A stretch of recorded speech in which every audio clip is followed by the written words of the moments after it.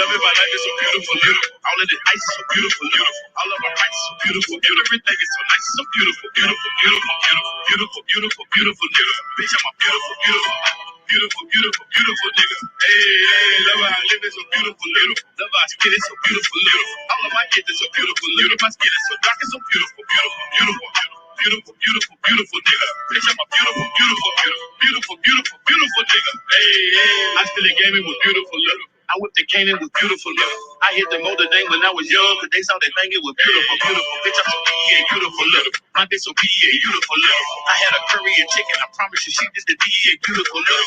White girl, irrefutable, little. Reputation, irrefutable, little. Lifestyle, very suitable, little. Street cred, very provable, beautiful. All that started, I'm recruitable. ODD, that you can Google them. Dump the top is so removable. Ain't no budget, ain't no moving them. It ain't nothing you can do with them. Beautiful bitch and I'm beautiful. Watch how many tricks are beautiful. Titty nipples looking chewable. Heads turning, looking screwable. Selling coochie in a can, counting can and rolling in my cubicle. Ain't no telling what I do to you. Know that I do this around and round and round and round like a hula hoop. Trying I'm banging on beats, ain't no fruity little bitch. Love it, my life is so beautiful, beautiful. All of this ice is so beautiful, beautiful. All of my rights is so beautiful, beautiful. Everything is so nice, so beautiful, beautiful, beautiful, beautiful, beautiful, beautiful, beautiful nigga. Bitch, I'm a beautiful, beautiful, beautiful, beautiful, beautiful nigga. Hey, love how I live is so beautiful, little. Love how I spit is so beautiful, little. All of my kids is so beautiful, little. My skin is so dark and so beautiful, beautiful, beautiful, beautiful, beautiful, beautiful nigga. Bitch, I'm a beautiful, beautiful, beautiful, beautiful, beautiful nigga. Hey, get on the track and watch me get your body like they throwing people.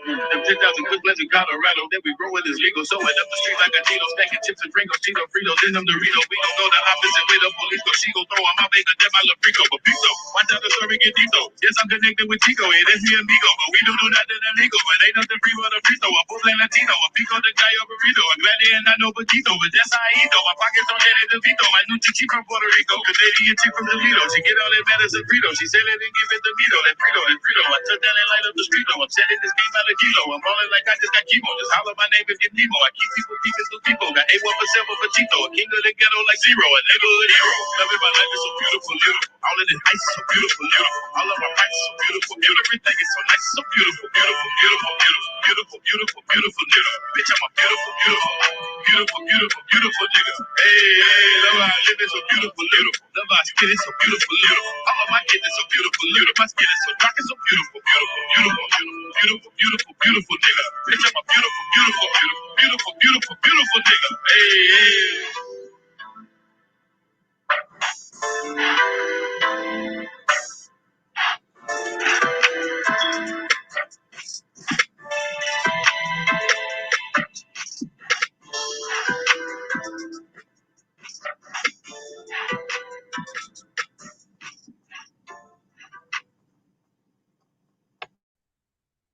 Yeah, that was my OG.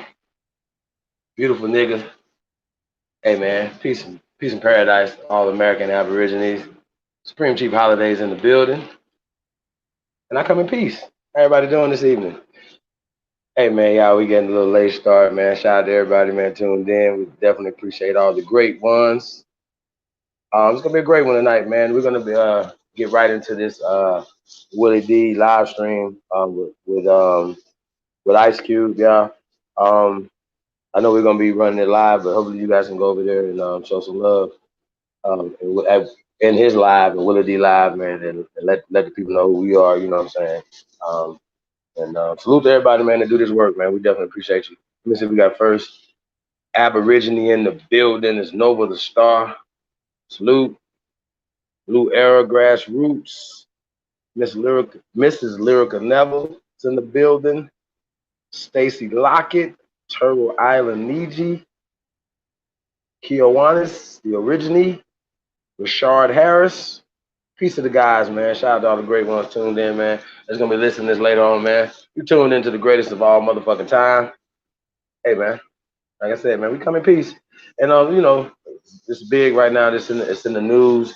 Ice Cube's all over the place, man, with this contract for Black America. So, like I said, we're going to get into this live stream real soon, y'all. So, it's supposed to kick off in the next minute or so.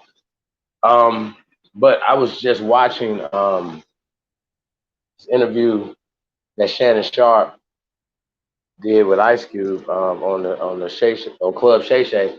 That's Shannon Sharp's new show. If you haven't checked that out, man, go check out Shannon Sharp's YouTube channel. Telling you Sahab sent you. Hey, but shout out to the great Shannon Sharp. You know what I'm saying? Guy Shannon Sharp. You know, yo, I just wanted to. My first observation of the interview, right, with Ice Cube, right.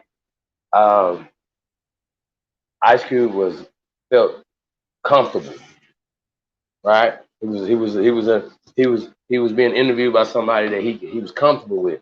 So his body language, his facial expression, how he talked to him was jovial. So him and Shannon had a great conversation. You know what I'm saying? There's love and respect there. You know what I'm saying? And he know he's not gonna give him no bullshit ass conversation. So Shannon was getting down to it, man. So that's definitely I would have definitely loved to have watched that live to y'all. So shout out to them for that, man. So I don't know. Let's share the screen and see what we got. Willie D's live yet. Takeoff is in the building. See you times 6'7". Dion, Boo Feather. What else we got, man? I miss somebody. Peace to the tribe, man. Peace to all the great ones, man. Definitely appreciate y'all, man. Let's get right into this thing. I just haven't started yet. Hey, Willie D on CPT time. Color people time. Hey, I stay on color people time too. Nah, it's all good, y'all. But yeah, we're just gonna keep building, y'all. Somebody come till we get this thing started. Everybody doing this? Okay. Timbuktu, son of Papoose, has entered the building. Peace, King. We got Pony Locks. Peace, Empress. Definitely appreciate all y'all, man. Hey, man, there's a lot going on right now, man. I don't know. Y'all think we've been distracted, or is this something that needs to be talked about in our community? And like I said, I feel like we got to have every angle at this thing. So I'm really interested, you know what I'm saying, to see this interview. Because, like I said, Willie D, I would feel like Ice Cube would be in a great location and would be comfortable again.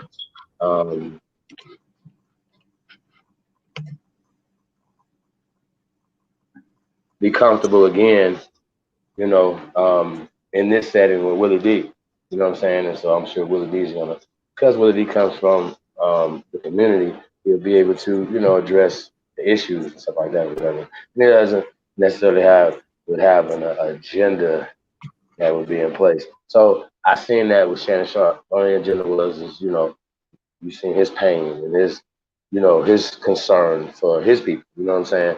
So and it was getting into a good conversation because he was asking about one of his teammates, Bill Romanowski, who's just an open like this. You know, when you look at it would be a definition of a hillbilly. You know what I'm saying? Like somebody that you would consider to be a racist. You know what I'm saying? Bill Romanowski, right, would fit that picture. You know what I mean? And just a big country fed linebacker. You know what I'm saying?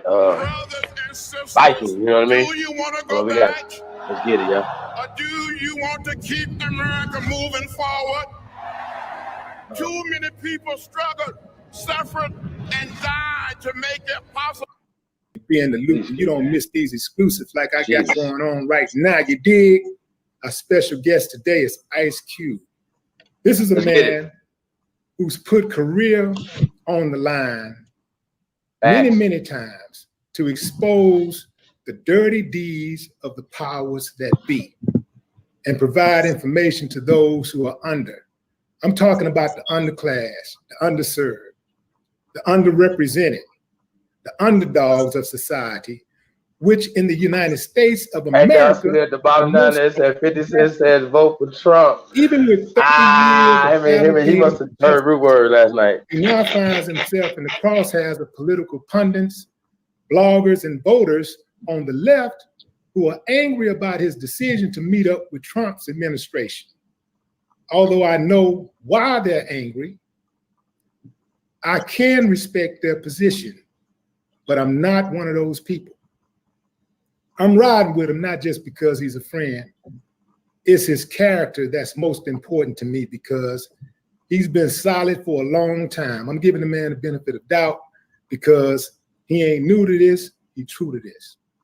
Ladies and gentlemen, without further ado, this is a father, a husband, a brother, an activist, an actor, a rapper, 10 toes down, real dude. Ice Cube is in the building. What's up, King? Yeah, what's happening with you, man? How you feeling? Hey, man, I'm good, man. I'm good, you know. Yeah. Once I wake up, anything else can be negotiated. That's right. So I'm going to ask you straight out the gate, man.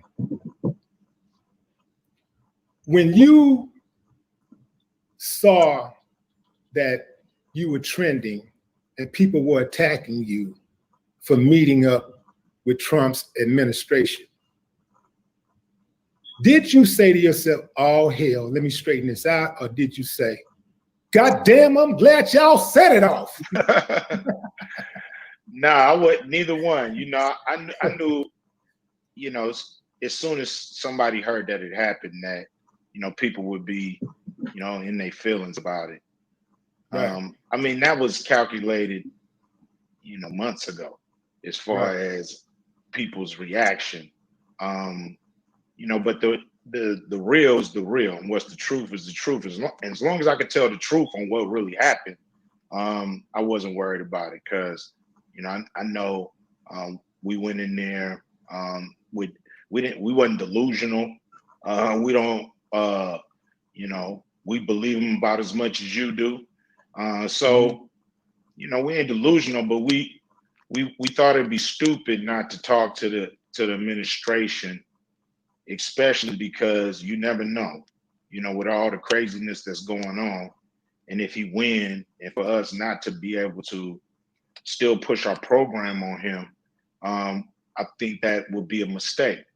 You know, and so that was the calculation of, you know, this ain't about party. It's not about blue or red. This is about black. And we're going to go full steam ahead, no matter who's in power. And with that posture, we're able to talk to anybody and everybody.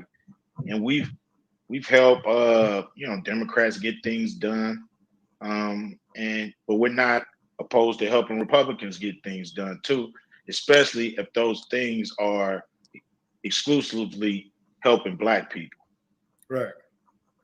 You're a smart guy. So you had to know that both sides was going to put the spin on this thing, you know, like you had to know that they were going to be like, yo, Cube is working with us. Yo, no, Cube is working with us.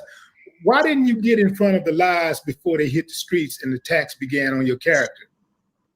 Because there was no lies out there to get in front of. You know, to me, this was they lied about you they lied about you helping them, like actually working with the Trump administration in terms of like you were supporting Trump. They made it seem like you were actually supporting Trump. Yeah, that's the lie that came out. But before that came out, there was nothing to get in front of.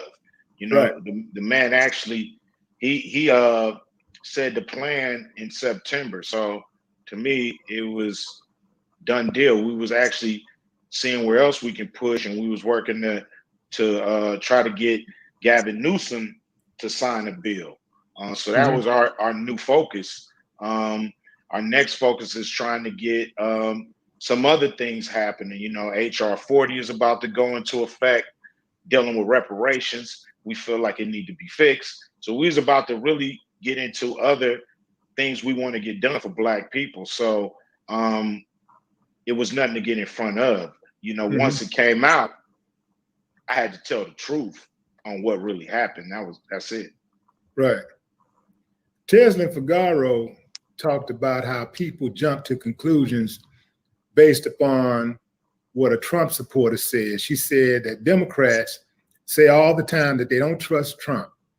But when his former press secretary, Katrina Pearson, created that tweet that thank you for working with Trump, they believed it without hesitation and without giving you an opportunity to explain they went in on you.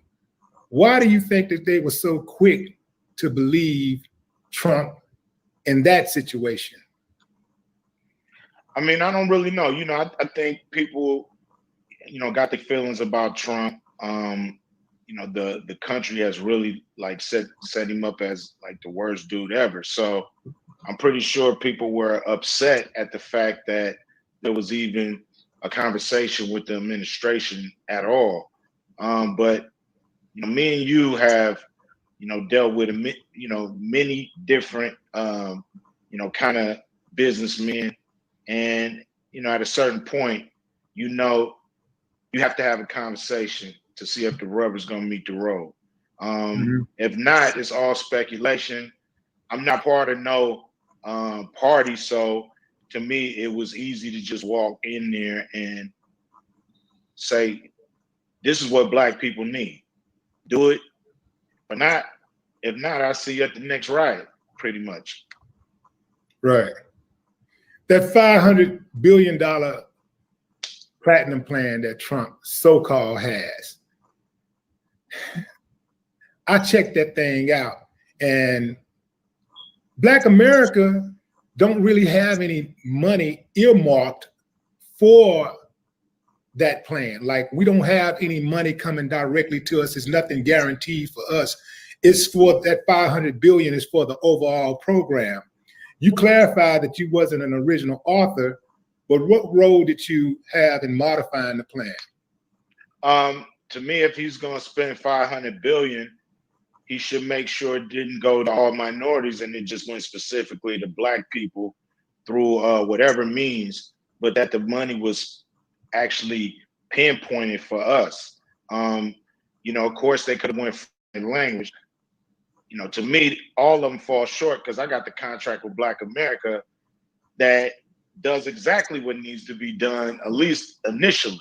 You know, of course, it could be better in some areas, but for the most part, you know, I've gotten people to agree from all walks of life that this is a great start. So to me, if you're not hitting these earmarks or hitting these benchmarks, so to speak, then you're falling short anyway. So, you know, to me, it's not up to me believing him. It's up to the people. You know, the people, he didn't lie to me. He lied. If he lied to everybody when he made his campaign speech. So I think people just still gotta see who they want to vote for. They gotta look at the facts. They gotta go with their heart, go with their gut, and then go for it. Yeah. I think that a lot of people were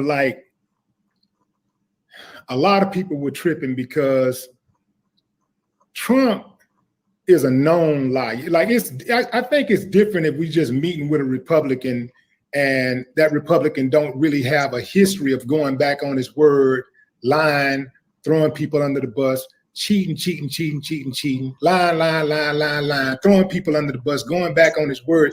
The dude went back on a damn international treaty. So in my mind, I'm thinking, I don't meet with a dude like him because, you know, this guy, I mean, it'd be different if I thought the needle would move, but I just don't think the needle would. I think Trump is all about photo ops and props. And that's how I believe that he used Black people. But I respect your decision to at least try. You know, like, you're a better man than me, because I wouldn't even try because I don't believe him. I would have thought I was wasting my time. So, you know, you have more patience than I do in that regard. And you mentioned the contract with Black America. Let's talk about that. That representation, I love it, bro. And I'm going to read it to the audience right now. Adopt a plan of neo-reconstruction to redress past wrongs systematically imposed on Black Americans economically throughout many generations that has resulted in a wealth gap where the average white family has 10 times the wealth of a Black family. In addition to some of the economic initiatives listed below, also formally apologize to Black Americans for past discrimination and slavery. Additionally, Black opportunity and representation will include affirmative action in schools, public and private, per student funding in states on an equal basis instead of paid by local property taxes. That's big. Black representation on all government civil rights bodies, civil rights classes mandatory in elementary schools, gerrymandering reform, additional polling places in Black and minority neighborhoods, Juneteenth to become a federal holiday. That's good stuff, man. Who helped you write this thing? You know, like I know you took the lead on it, but who are some of the notable people, or maybe people that we don't really even know that helped you, assisted you with this plan? You know, Rob Johnson and Chris Broussard, who's the sports yeah, I know Chris. Chris, yeah. He was working on something called neo reconstruction. Okay. Reconstruction for those people. Quick history lesson. You know, after the Civil War, Reconstruction was the reason we had some wealth. We had people in office. We were starting to build things, and then they came in with the compromise of 1877. We built things before that. We had wealth before that. Knocked that out, and so we need to redo that. Where we were, the government did things to make sure Black people could catch up economically in this country. So they wrote a section called Neo Reconstruction. So we adopted their section. They help us get in contact with people like Derek Hamilton, Dr. Claude Anderson. My partner, Jeff Quantnitz, has helped corral different kind of organizations to really help us get this thing going and get people behind it. We're now getting help from the ADOS, American Descendants of Slaves. They're helping with a section.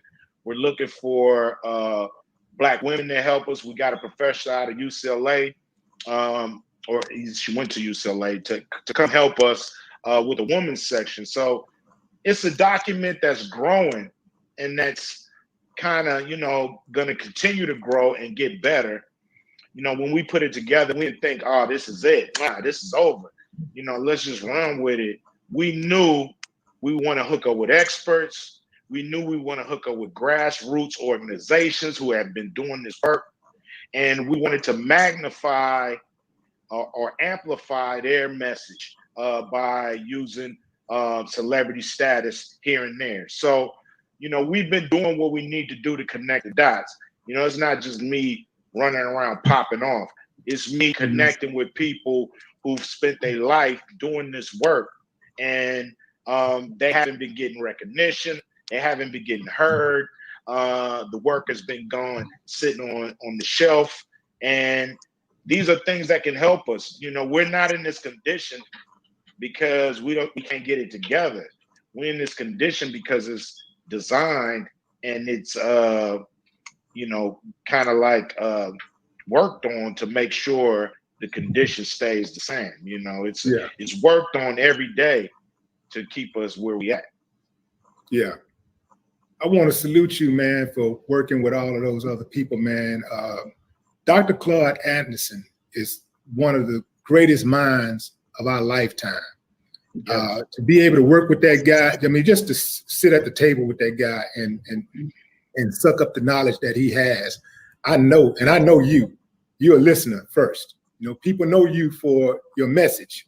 They know you for the movies and stuff, but they don't know that before you can put a message out, you have to first listen and gather information, and you do that well.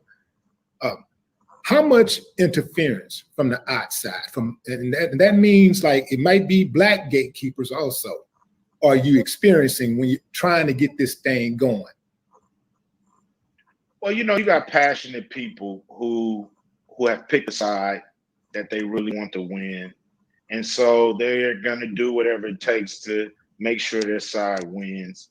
And that's oppose anything that's outside the norm. Anybody who so-called steps out of line or doesn't stay in their lane, as they say, you know, of course they're going to attack. You know, this is their job to really, you know, make sure that their candidate gets in.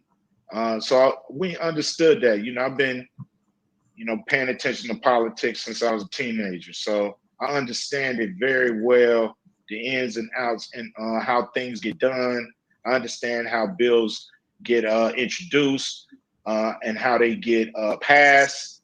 And, what people don't really focus on is the implication of that bill, how they put it in place, how they implement it. And so that's really what it's all about. It's taking it in the stage that it's in. Right now, we got demands. People say they're going to do a lot when they get elected. Now it's up to holding them to them demands and then try to get a bill passed. And after you get a bill passed, you push and see what are they doing in government to make sure the money gets in the hands of the people that it's promised to, and it doesn't get siphoned off by private businesses who partner with the government so they can siphon off this money. So it's a lot of work to be done. I'm not naive, and we're prepared to go to mile. So what do we do? Let's say it works. Let's say that some candidate decides that, you know what, I really do respect that black vote and I want it. So I want to give you guys some of the things that you're saying, that you're asking for. Let's say we get them elected and then you turn around and once they get in, they don't do what they say they're going to do. What's the plan to get them out? Well, I think it depends on who gets in there. But, of course, you have to hit them with daily reminders, criticism on what they're not getting done, even if they're your candidate.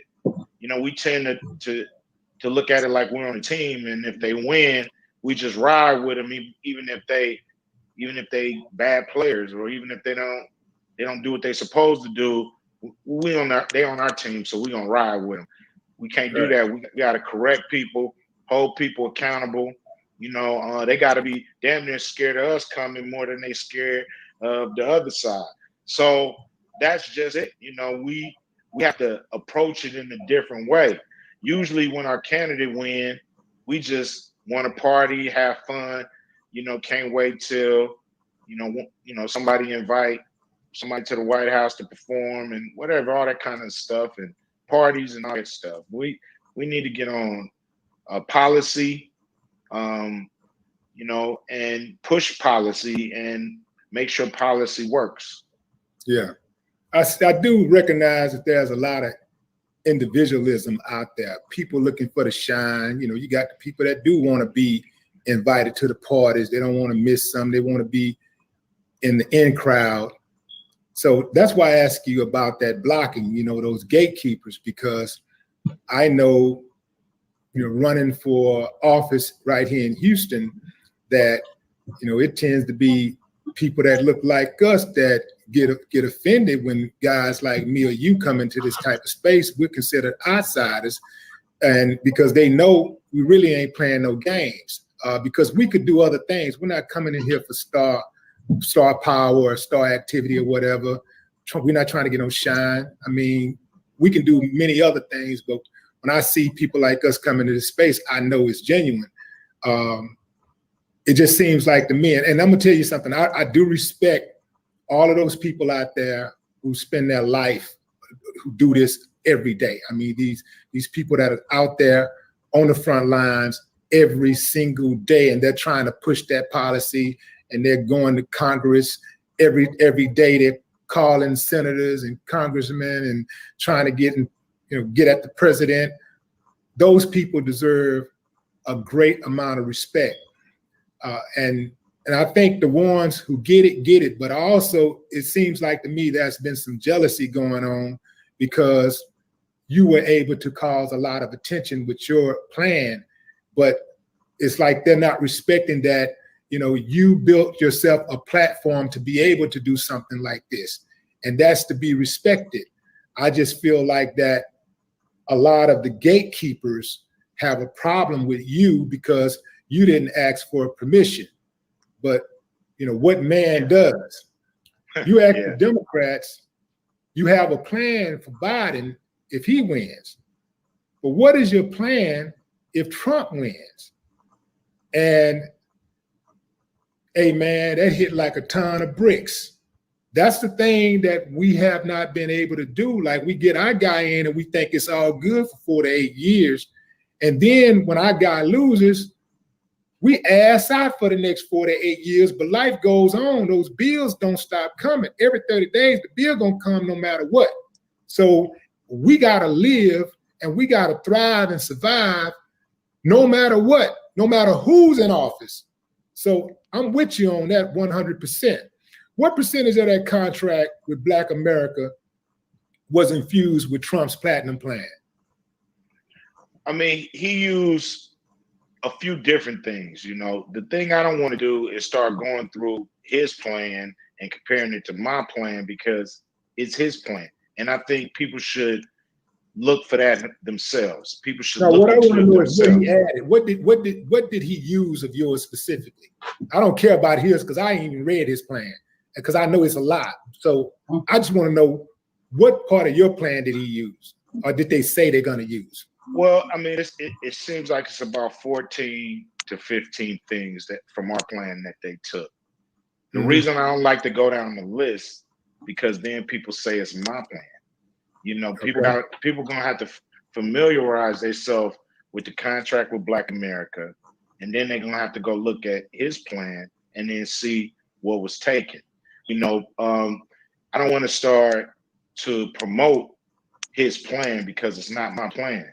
Just like I wouldn't go promote Lift Every Voice and Sing, because that's Joe Biden's plan. So I'm promoting the contract with Black America. Want to see what he took? Familiarize yourself with the contract with Black America. Then you could take a look. You know, it's important to do it that way. And here's why. A lot of people say that I stuck my nose into something and I went in there and I shouldn't have. It's so close to an election. I didn't come out and I didn't promote anything. I didn't say, look what I did. Look what I got done. Didn't do any of that. What happened and what really people really need to realize is that people have promoted Trump's plan all weekend trying to diss me. People have went on TV and really put his plan down and told the world his plan, trying to come at me. And they're actually being played by Trump way more than me. I didn't say anything about his plan at all. But once it became news, people start breaking his plan down line by line, basically introducing it to the American people. And I think that's not my job, that's his job. So I don't want to fall into that and start doing that. You know, my plan is the contract with Black America, and that's all I'm really promoting. Yeah, I respect that, because I personally believe the platinum plan is going to do a Cinderella at midnight on election day, and it's going to turn to wood because it's no good. What's in that contract with Black America? Like, explain to us exactly what is the contract with Black America. I mean, in simple terms, we're 13% of the country. We just want 13% of the wealth. Right now, we're living off 0.5%. And if I can make it plain, you're doing a cookout. You got 100 people there, 13 of them Black. You got to send out 13 plates. You send out half a plate, and you'll see why people fight. This is what's happening. We're eating off half a plate. 13 of us. In just simple terms, that's what it is. 13 people eating off half a plate and wondering why we fighting in the street. Right. We need 13 plates, man. We need 13% of the wealth of this country. Straight up, no way, no shape, no form. Nothing else will really fix this problem. And that's racism too, as far as when you got a little more money, they treat you a little better. That's just it. Right. You actually answered the question that I had about the timing of this whole blowout that's going on right now. You said that you met with both camps, and as far as you knew, it was a meeting that was to take place or that took place. And did you think that that was supposed to be, was that supposed to be a meet?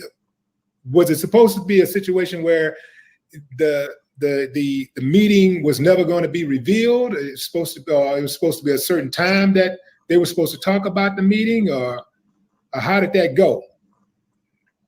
Well, I mean, after they put out their plan, we felt like nobody's going to believe him unless he does some executive orders and really push to show people this is what I'm really going to do this. I'm doing this before election. We told them no one will believe you unless you did that. So to me, it doesn't seem like he has the appetite to do that. So I felt like he just put out a plan that, people gonna say, hey, we can't believe him, and they're gonna take it on face value like that. So I was off to really start to think about pushing the contract with Black America, because there's private sector things that we want to go after. There's lawsuits. We think there's a great case for us if we open up the 13th, 14th, and 15th Amendment for us, where we can bring lawsuits to a lot of companies and even the government on how they implemented these plans and how they're being implemented throughout the nation. So, we were off to really fight other fights because, like I said, no matter who the president is, we're going to be still pushing the contract with Black America down their throat, and we're going to be pushing it on the private sector. So I'm not just in this for the short haul. And what makes me different from everybody else is we have a document that most people agree is fair and necessary. And so we have a leg to stand on. And look, I didn't go to anybody with my plan. They all came to me. I wasn't running around saying, look what I got, y'all. I was saying we got a plan that's great. We want help. We think people should really get into this. And they start contacting us as I did more and more publicity. So I wasn't running around saying, look what I got. And if y'all don't meet with me, I'm going to be mad and go meet with somebody else. I'm saying, look, I'm meeting with anybody in power. I'm not playing no more political games. You talked about getting some money out of these organizations, these entities, these establishments. Police Reform Act, that's one of your initiatives.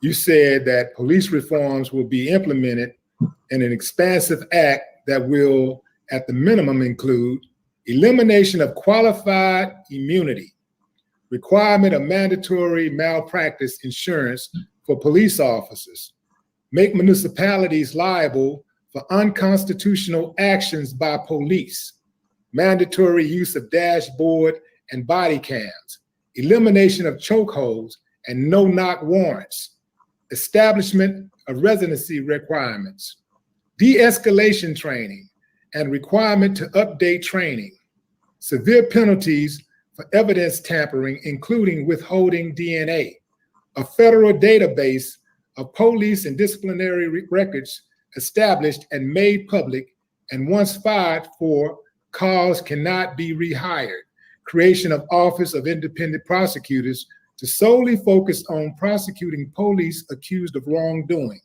Other reforms as listed in greater detail in the contract with Black America. I love it, I love it, I love it, especially suing the police. Their ass has got to go. Hey, the whole malpractice insurance. Just think about it. If you go to the doctor and he hurt you, you can sue him. He has to have insurance. So instead of cops violating our rights, we go to court and the city has to pay. what if the officers had to have insurance? So you, do you want to be a racist and hurting me, or do you want to feed your family? Because if you hurt me, you might lose your license, because Right. now you got insurance coming at him saying, we can't have this dude on the force. He hurting too many people, causing us too much money. You got to fire him. So I think it's a way to not only put checks and balances in place, it will relieve the unions. It will relieve some of the DAs who, it's hard to prosecute the cops when you need the cops on the stand to testify against, what's so-called bad guys in the community. They in a catch-22 sometimes. So this would take all that out their hands. So, you would have to have a license to carry, and too many incidents, you lose your license. Can't be cop, can't carry. Right. This dude who killed George Floyd wouldn't have never got to 17 incidents.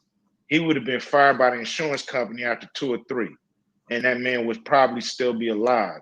So that to me is a good one. If you can't get rid of qualified immunity, make the police get insurance.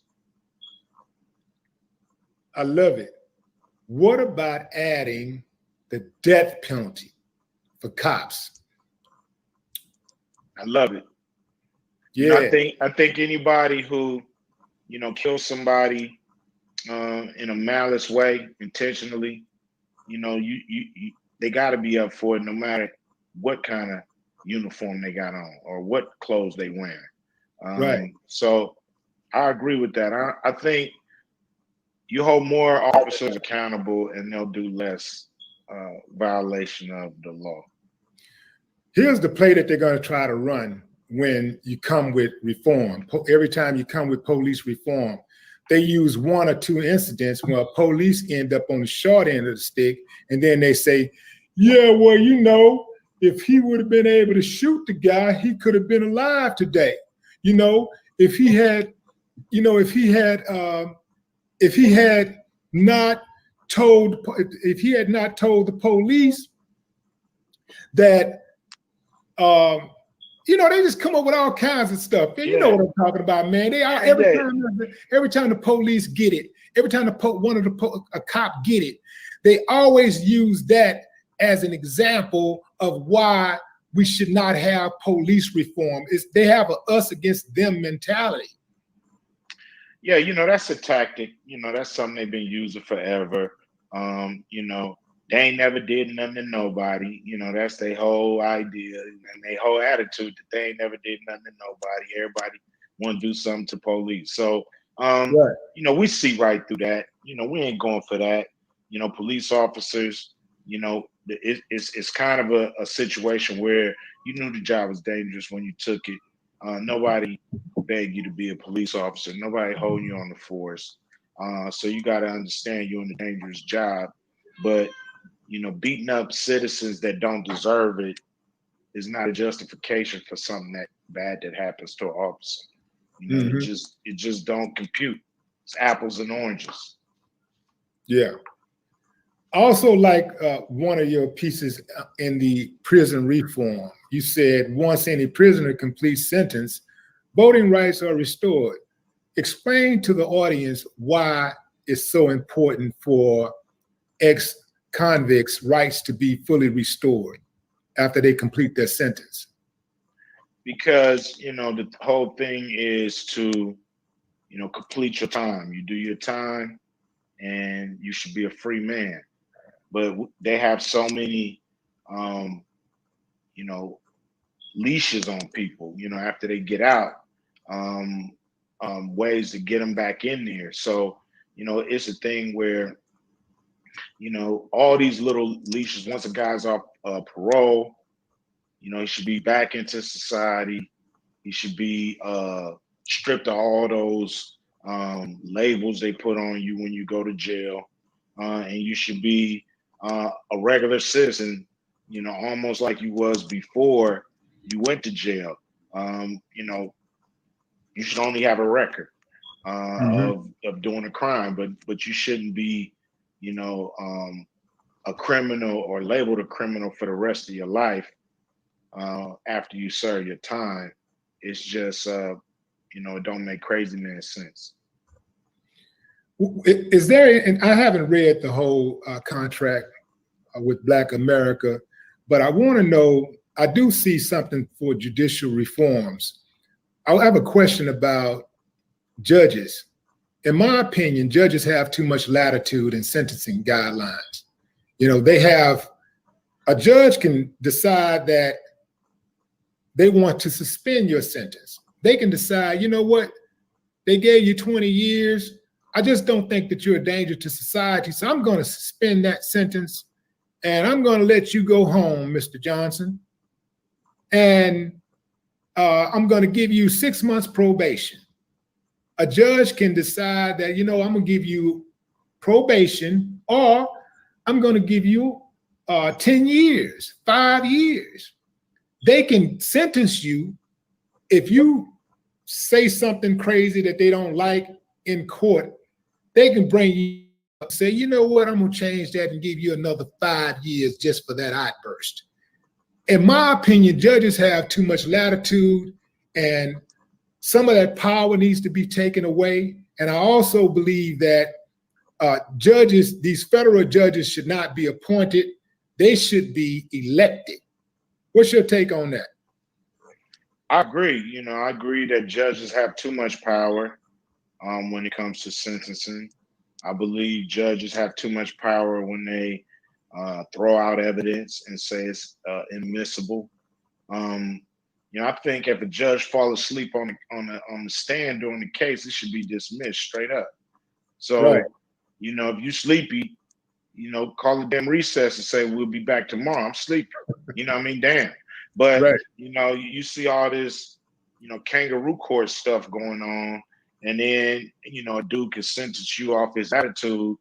Hell yeah, that's just not cool. We get the short end of the stick anytime, most of the time. So I agree with you. Judges should be elected, but that would eliminate some of their power. The hardest thing we're gonna have to get out of these people is power. A lot of people give you money before they give you power. So, and so right now we'll take the money. At the end of the day, people need it, man. People, are paycheck to paycheck, and then those paychecks aren't coming in. Over 45% of our businesses have closed that we need to try to get back.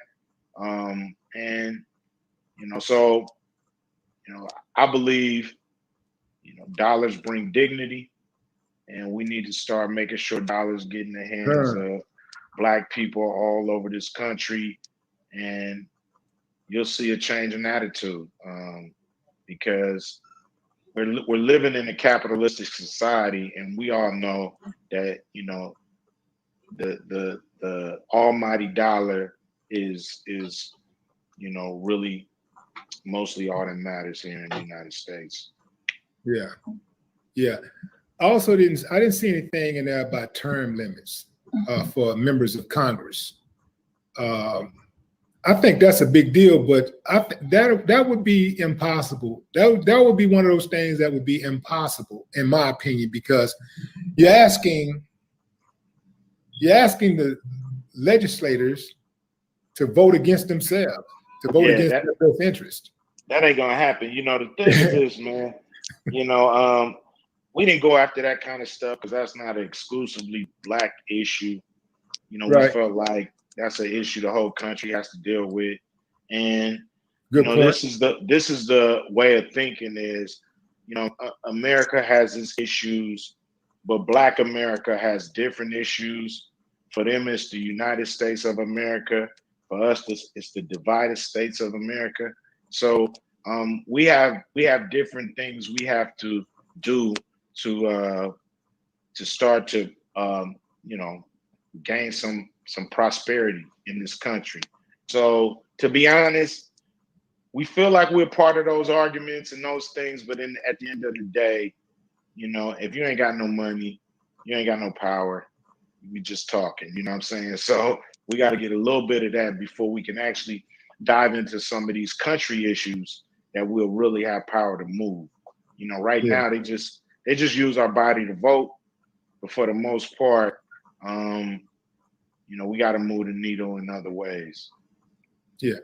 Why do you think it's so hard for people to believe that Black people are being targeted in this country? Because a lot of the stuff that's in your contract with Black America is systemic reform. Why is it so hard for people to believe, with all of the evidence that you see? Are people in denial, or they just don't give a fuck? I think they probably just don't give a fuck at the end of the day. You know, it's too much evidence out there to know that there's not a problem. You know, they talk about they don't teach history in school. These people, trust me, they're very good at records. They're very good at keeping a record of what happened. And so, trust me, they know what happened to us in this country. And they're very knowledgeable on it.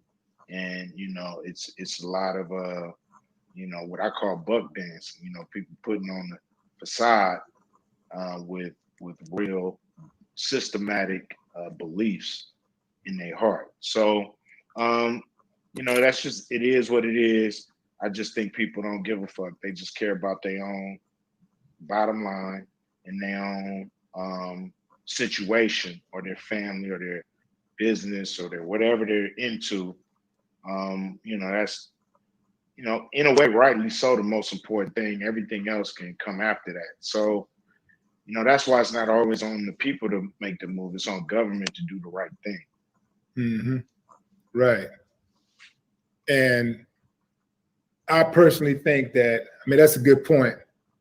I think that the biggest thing for us is accountability. We gotta make sure that we hold these elected officials accountable. People like to say, well, you know, they're gonna do whatever they want to do anyway. And I say, no, they're not. They're gonna do what we tell them to do. They're gonna do what we allow them to do. They're gonna do what we let them get away with. You remember when the Charlottesville thing happened and the guy ran over the protester, the white supremacist ran over the protester, and Trump initially said that it was a bad thing that happened, and you know, he condemned the neo-Nazis and the Klan and all of these white nationalist people. But then about 24 hours later, he came right back and he said there were good people on both sides. Now, I suspect that somebody gave him a phone call and say, boy, don't you forget who got you in office. Don't you forget who elected you. Now you get your ass on back out there and you apologize to us. And you say something that make me smile while I'm sitting here eating this damn chewing tobacco and talking to the missus. Now you got out your damn mind. Boy, get on out there.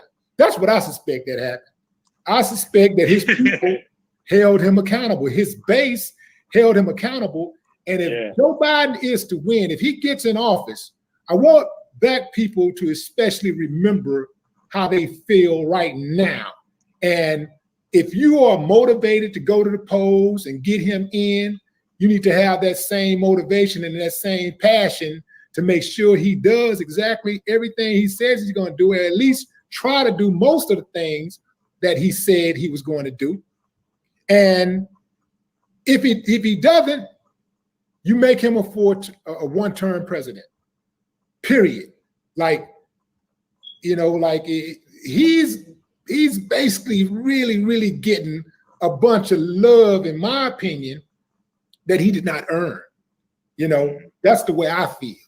But when I look at both of these guys, end of the day, man, I know both of them, you know, man, you know, but this damn dude, this other dude, this little this tangerine tornado dude, I'm telling you, man, this dude is the devil personified. I mean, the devil actually holler at him daily, like, hey, what you doing? Hey, yeah, man, I ain't doing nothing. What you sitting on the toilet, eating some Kentucky Fried Chicken and some drinking some Coca-Cola. That's all. Man, hey man, do you have any regrets that you got up in this thing? Did you think this thing was going to be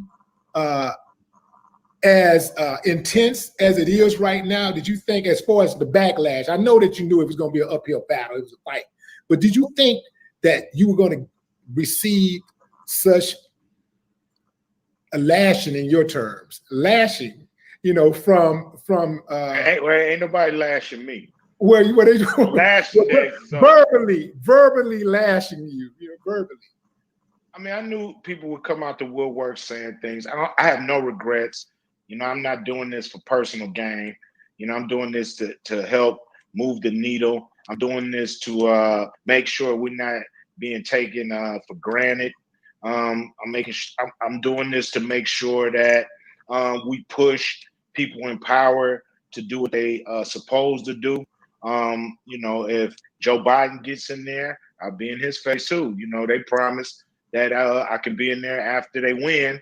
So I'm not gonna not take them up on that. So, I'm just pushing anybody to get in there. I have no regrets. I knew that it would be a backlash, so to speak, about doing this, but I wasn't worried about that to the point where it would stop me from doing it. I knew I could just tell what I did and articulate my position. And I think people that's sharp enough can understand the nuances on what I'm doing and what I did. And at the end of the day, everybody gonna be in that booth by themselves. They're gonna fill out that ballot, and they're gonna have to do what they conscience tell them to do. It ain't on who I tell you to vote for, or 50 Cent, or Ludacris, or anybody else telling people to vote. I don't even know if he's telling people to vote, but I just pulled a name. It don't matter.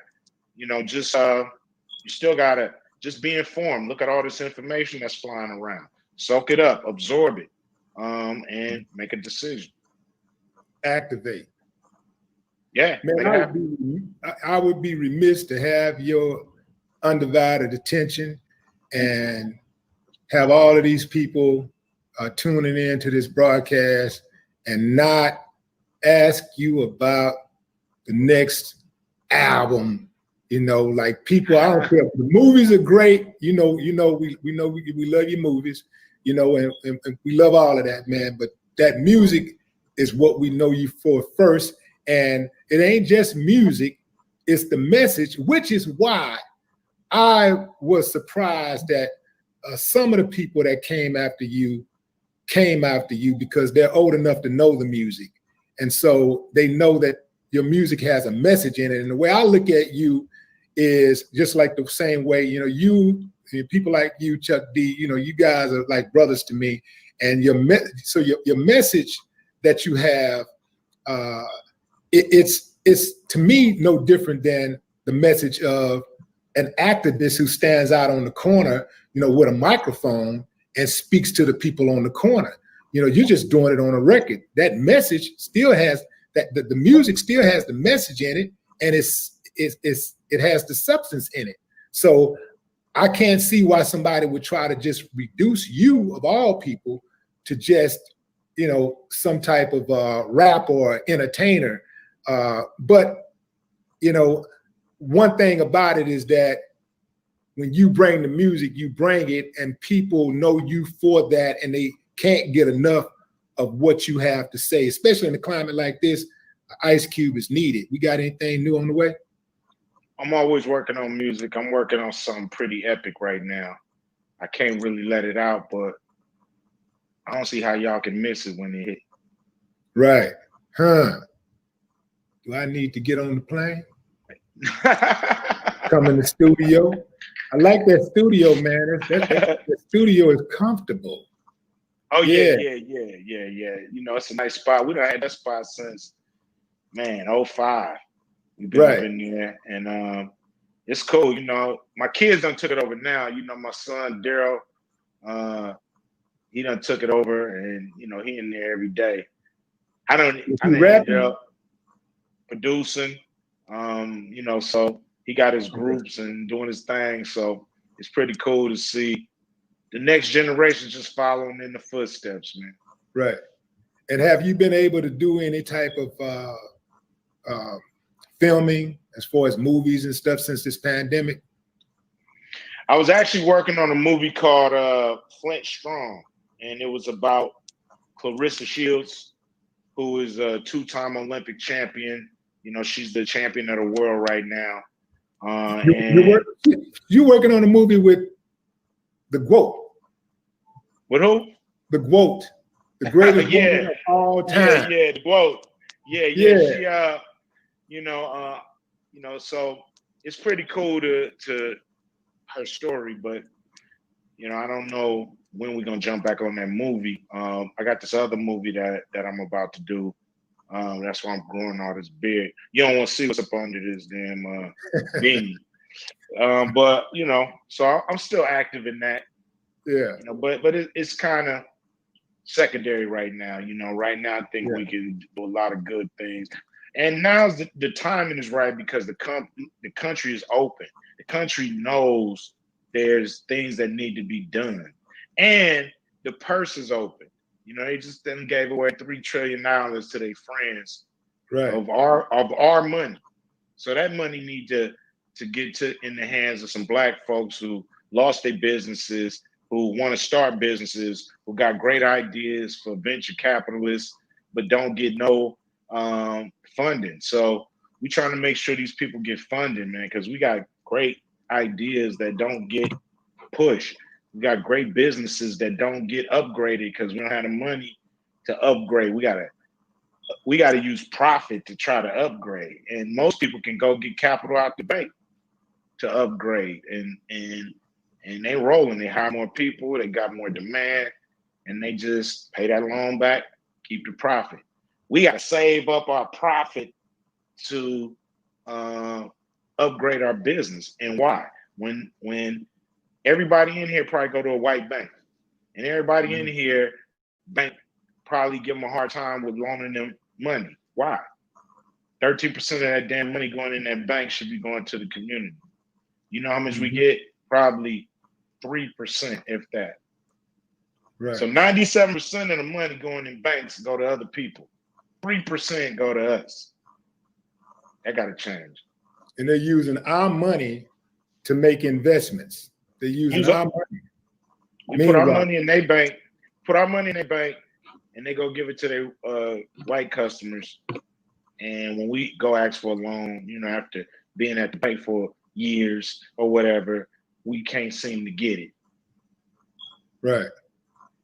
Yeah, you gotta cut that shit out. Yeah. Yeah. So or we come back and rob the bank. One or the other. Right. Right. One or the other.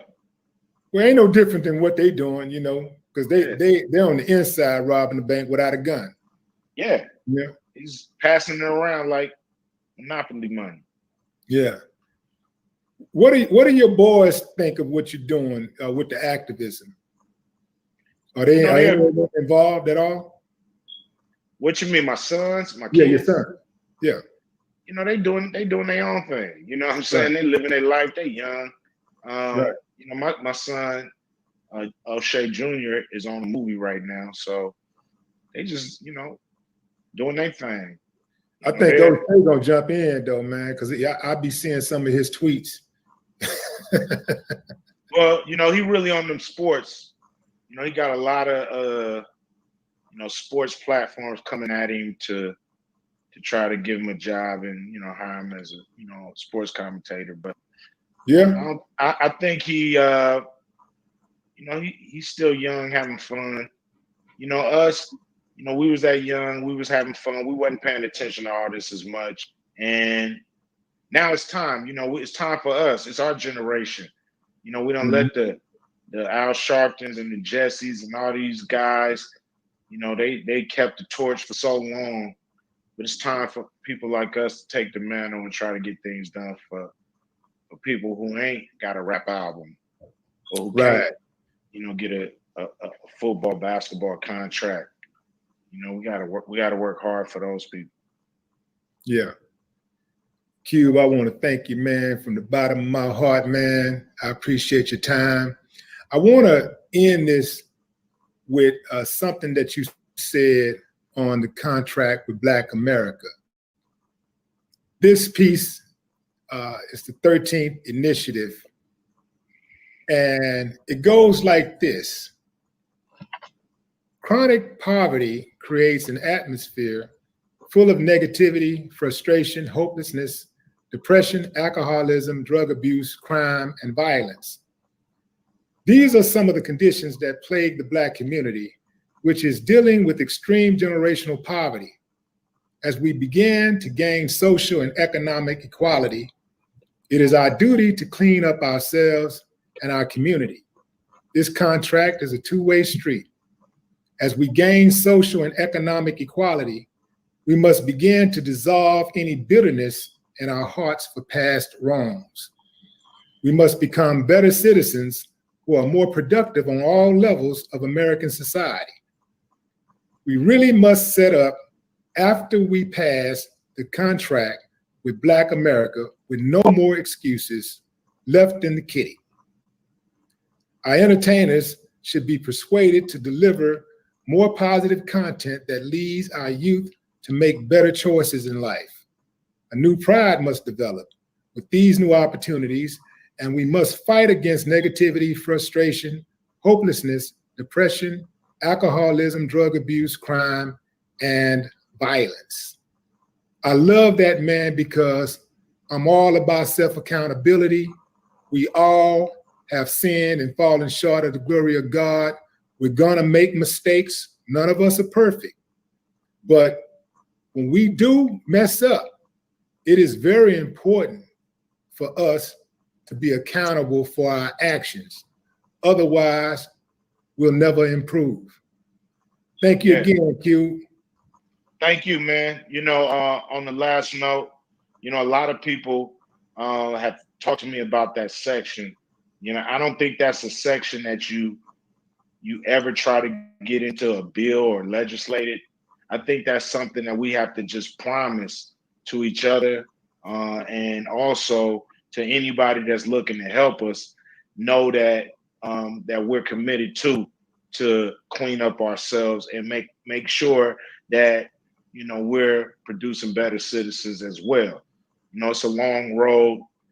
Some people want me to take that out of the contract with Black America, but I think we need it. Just like, you know, we needed atonement, you know, from things like the Million Man March. Atonement is the key to our success. God is watching. God is watching on who we acting like and who we're not acting like. And we need to act like ourselves and not act like our captors. And that's just it. Love it, man. Love it. Absolutely. Ladies and gentlemen, the one and only, the incomparable. Don't say I didn't warn you. America's most wanted. Literally right now, Ice Cube. Yeah, yeah. Hey, no more talk. Willie D, love you like a brother, man. No more Absolutely. talk. Don Mega. Yeah. That's what's up, y'all. Y'all heard it here first, man. Sheesh. What y'all think about that, man? It was a pretty good build, y'all. I didn't expect nothing less, y'all, to be honest with you. We'll put the link in the chat room, man. We'll see what y'all think about this. We're gonna get into we're gonna talk about this interview, you know, and then we're gonna get into FBA, Foundation of Black Americans, as well as the ADOS, and that's American Descendants of Slavs, right? That's interesting when I say Slavs too, right? And it's interesting that we're gonna talk about that. But I just want to say, hey, peace to all the great ones tuned in, man. I'm truly honored that you guys are here today, and definitely appreciate it and all the love and support that we get.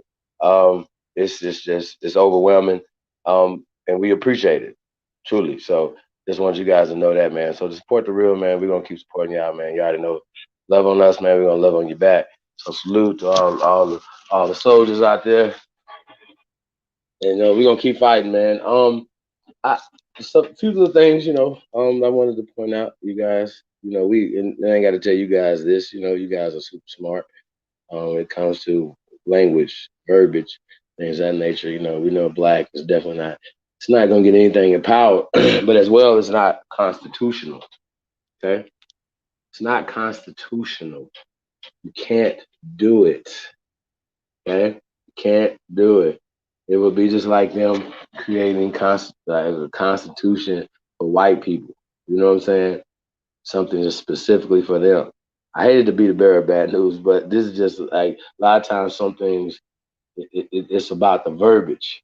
You know what I'm saying? So when we say a contract for Black America, it's just like they had a contract for white America, niggas would be their lips out and be suing. It's not constitutional. It's social engineering. Okay, so we have to re-engineer this social thing. You know, and it starts in your brain. You can't allow it to happen to you. You know what I'm saying? Everybody, like I say, you know, everybody's is in their own lane, but everybody's not as far down in information as well as you know, as well as you know, mentality, spirituality, things of that nature, whatever. I think it's very interesting. Once again, you can see two brothers have a open conversation, intelligent conversation. You know, um, and there was some key things that were talked about. Like I said, I definitely want to talk rapper taste with the tribe, man. You know, when you think about it, like I'm saying, um, the alpha male and Cube had talked about this before. You know what I'm saying? They had mentioned like the Oprahs and these different people, whatever, right? He wouldn't be these Willie D and Cube wouldn't be the guys that they would invite to the different events or even to their shows or giving them a platform. So want to salute them, you know, for always standing in there showing us somebody that would stand on principle and don't sell their soul, you know what I'm saying, to keep fighting for the people. You know what I'm saying? So Q said a lot of great stuff, man. I mean, we can go back and forth on it. We talk about atoning. Yeah, I mean, even if we could just go back to the Million Man March. It's the next day. Let's act like it's the next day. You feel me? Just the absolute next day. Monday. You know what I mean? They'll be like, okay, what are we gonna do? Y'all gonna go to work for these people? Because you know how that worked out from this time to this time. See what I'm saying? So atoning is atoning to our community first. You know, men, we gotta gain our respect back across the board. You know what I'm saying? And that comes in a lot of different ways, man. You know, you have to build something to be respected. That's just what it is, yo. I don't know what else y'all. You know, we came up seeing that. You know, a lot of us came up seeing our fathers and our grandfathers building something. You know what I'm saying, on two goddamn hands. So, and having honor in that, and be respected. You know what I mean? So, yeah, that's what I'm talking about. You know, from that level, it's a lot of people hurting out here, y'all. It's a lot of people hurting. A lot of people living check to check. A lot of people not even getting a check. You know what I'm saying? They just surviving by any means necessary. And so, pain, suffering does not have a color. Okay, just like slavery don't have a color. Okay, just like being a citizen of this state, of this country, does not have a color. You cannot put black on anything. Okay, now what's legal, Q, right? What's legal, y'all, is being an American Aborigine, which is protected under the UNDRIP, the United Nations Declaration on the Rights of Indigenous People, as well as that's international, as well as the ADRIP, the American Declaration of the Rights of Indigenous People. We're not in our right social, political, economic standing. Okay. When we're talking about, we don't need no loans, Q. We do not need no loans. We do not need to be taxed. We need to be able to keep all our revenue, keep our dollars in that to build our communities, build America, right? This is what it's about. It's about America, having a plan for America, being able to get as much of the platinum dollars, because they're going to happen anyway. Somebody's going to put up monies and things to refurbish America, right? So I don't like the 13% shit. I don't like that either. You know, yo, you know, like, you know, the analogy he made about half the plate, 13 of us eating off half the plate. I like that analogy, right? You know what I'm saying? We got to ask for a whole plate. We got to ask for more of the plate. You don't ask for You don't ask for half the plate and expect to get half the plate. Where would you negotiate from? You know what I'm saying? I want all this shit. Then y'all decide, do you get a small percentage of what the fuck it is? Nothing is fair no more. We're not gonna play fair. You know what I'm saying? We have to make them stand on, oh, Black Lives Matter. Okay, well, you guys only have X amount of percentage of these people working in these positions. Not no motherfucking handouts like something that we need. Now, I don't agree with going and building their infrastructure. That's slavery. We have to get back to building our own shit. Period. Not, oh, we didn't have anything after Reconstruction. Nah, bro. What they tore down what we built. So we reconstructed our own shit.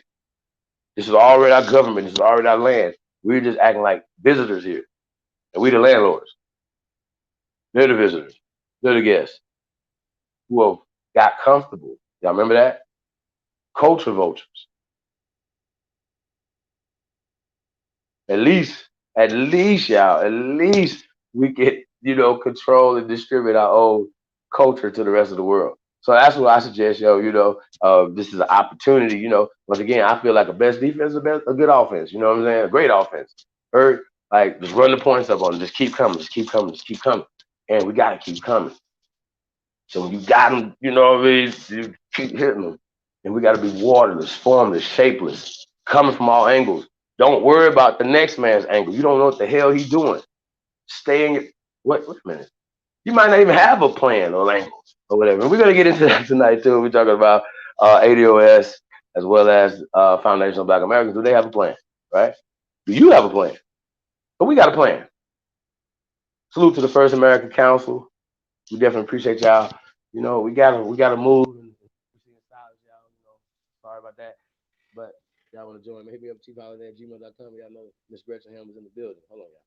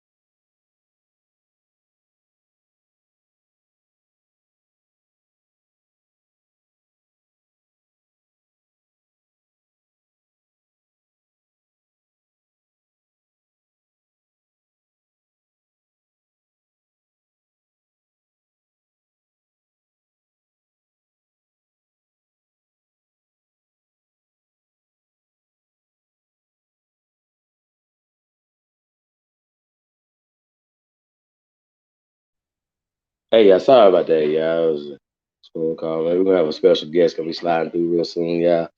Um. Yeah, man. Peace to the tribe, man. We definitely appreciate it, man.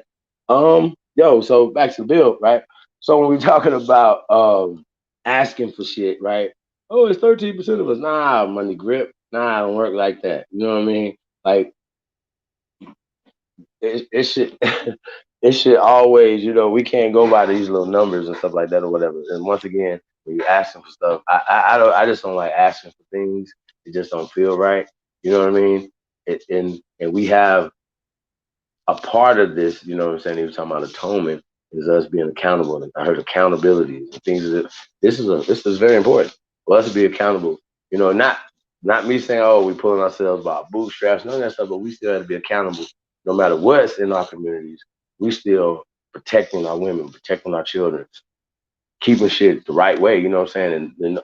And being accountable for it instead of making excuses. You know what I'm saying? And I think that's the thing.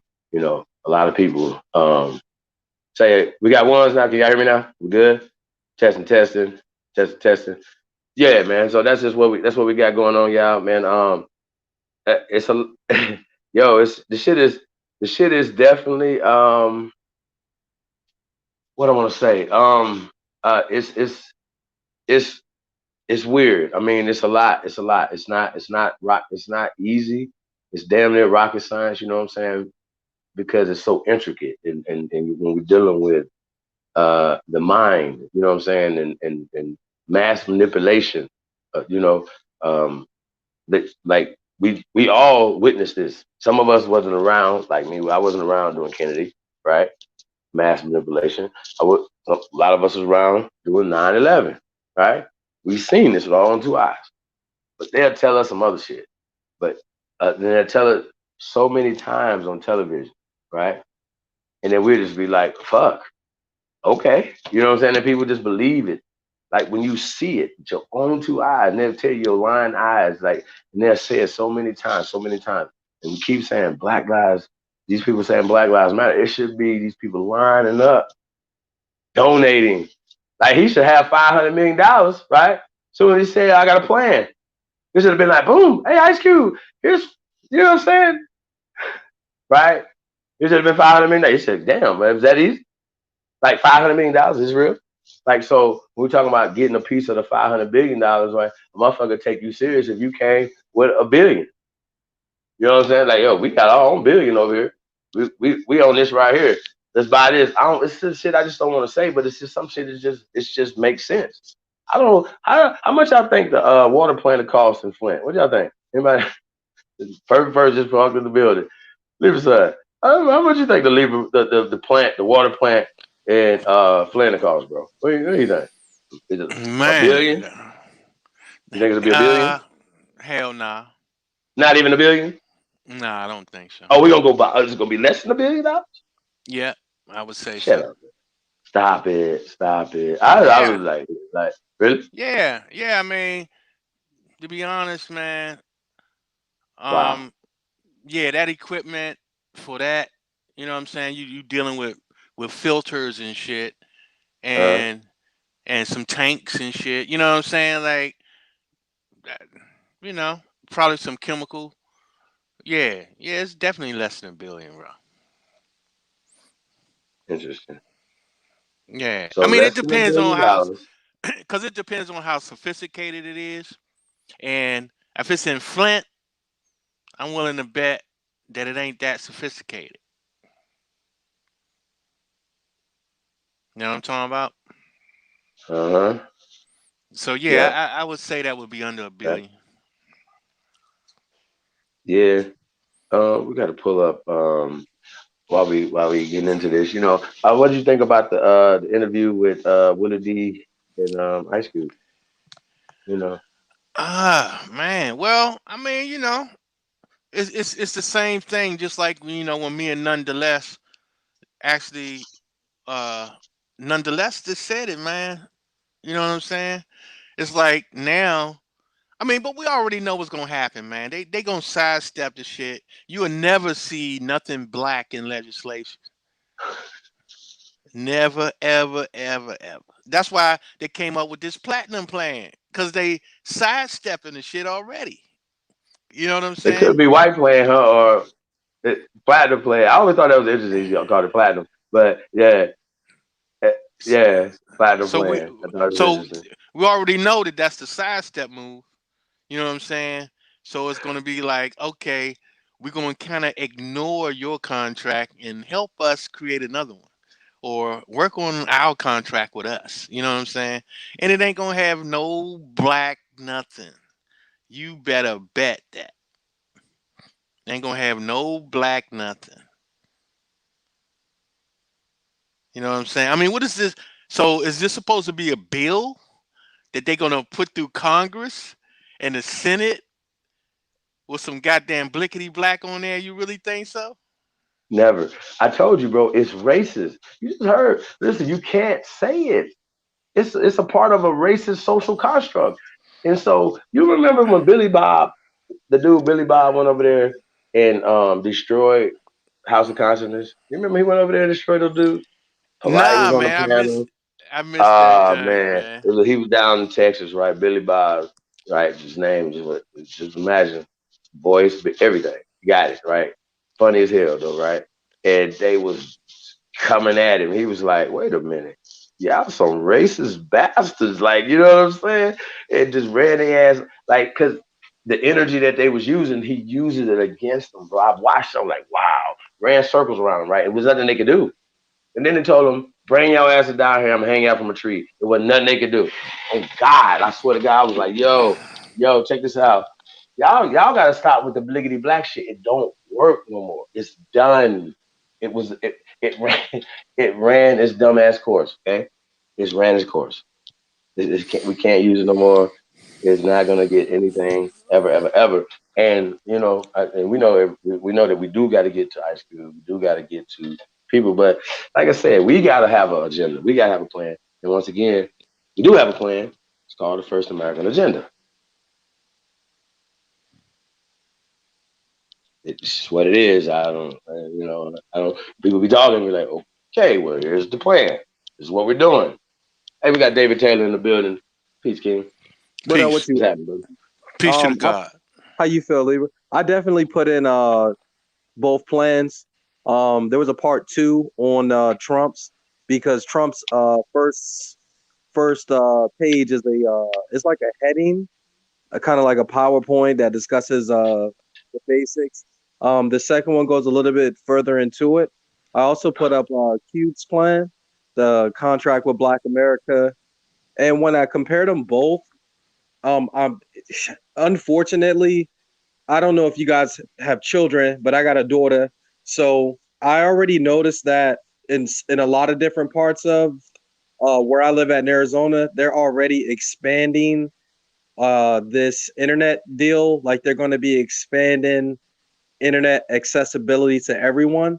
I'm not for sure how long this, COVID thing is supposed to be going on, but right now I'm not really seeing any new introductions as far as children going back to school. So I think in some states they have it to where you go to school for 2 or 3 days, and then you do the rest at home online. So I think that was the big push, was to get internet more accessible. That's in Trump's plan. That's also in Cube's plan, but that was the way they were going to move anyway. So there's no real, no progression there or anything like that. Second of all was in Cube's plan, it has something to do with like the KKK. It's a little small point. And Cube's plan is about 4 pages long, but it definitely discusses the KKK and condemning that, and making that a hate crime and all this. In my opinion, I don't really know what that's supposed to do. Trump actually copied that as well and threw in Antifa. I'm not really sure how you can track either one of those two things. So those two are just a big waste. One thing that Trump's plan has that he also did, that he borrowed from Cube, was making sure that felons, when they come home, there should be some type of expungement plan to get that off of their records. I thought that was a good thing. And you heard Willie D when he asked, he was like, well, why is this so important? And Cube kind of answered it correctly by saying, once you serve your time, you've served your time. Now it's more important that you get back into society after serving your time. So I would recommend or champion also gun rights as well. Restore all the rights to someone who's already finished their time. And again, Trump also did this switch of words. Again, just like you said, it's unconstitutional. There's not going to be a law that says black on it, so you can just hang that up. But what Trump did do was he used African American. My question is, how does that word just get interchangeable with all other minorities? Because that was also in Trump's plan too. It was African Americans, and then it switched to minorities when it came to I think it was opportunity zones.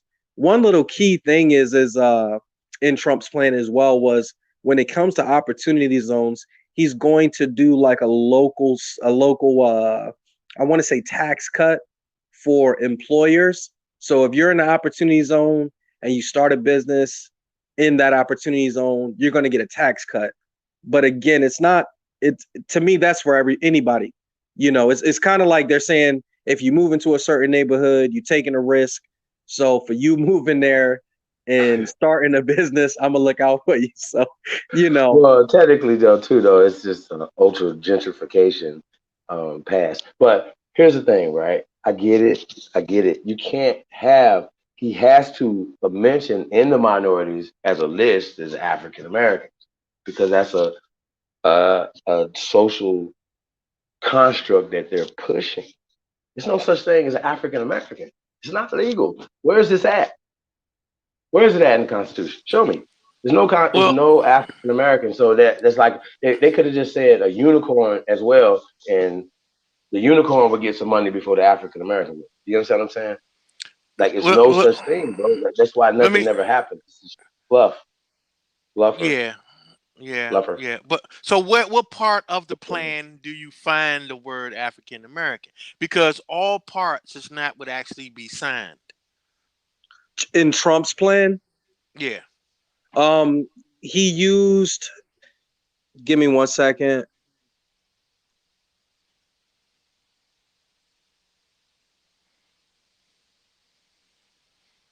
My fault.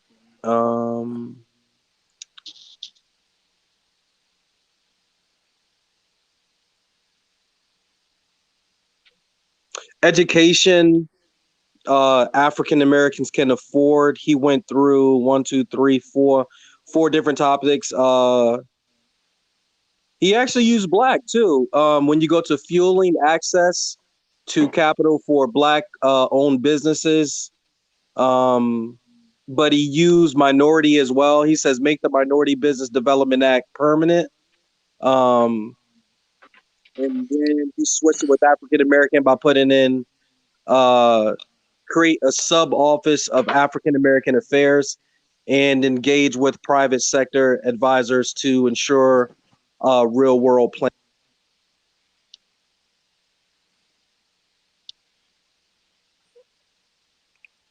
Did your sound go out? David, damn it. Can you hear me? I can hear you now. Sound like it went out for a minute. Yeah, if you look at the plan, I posted them both up. These aren't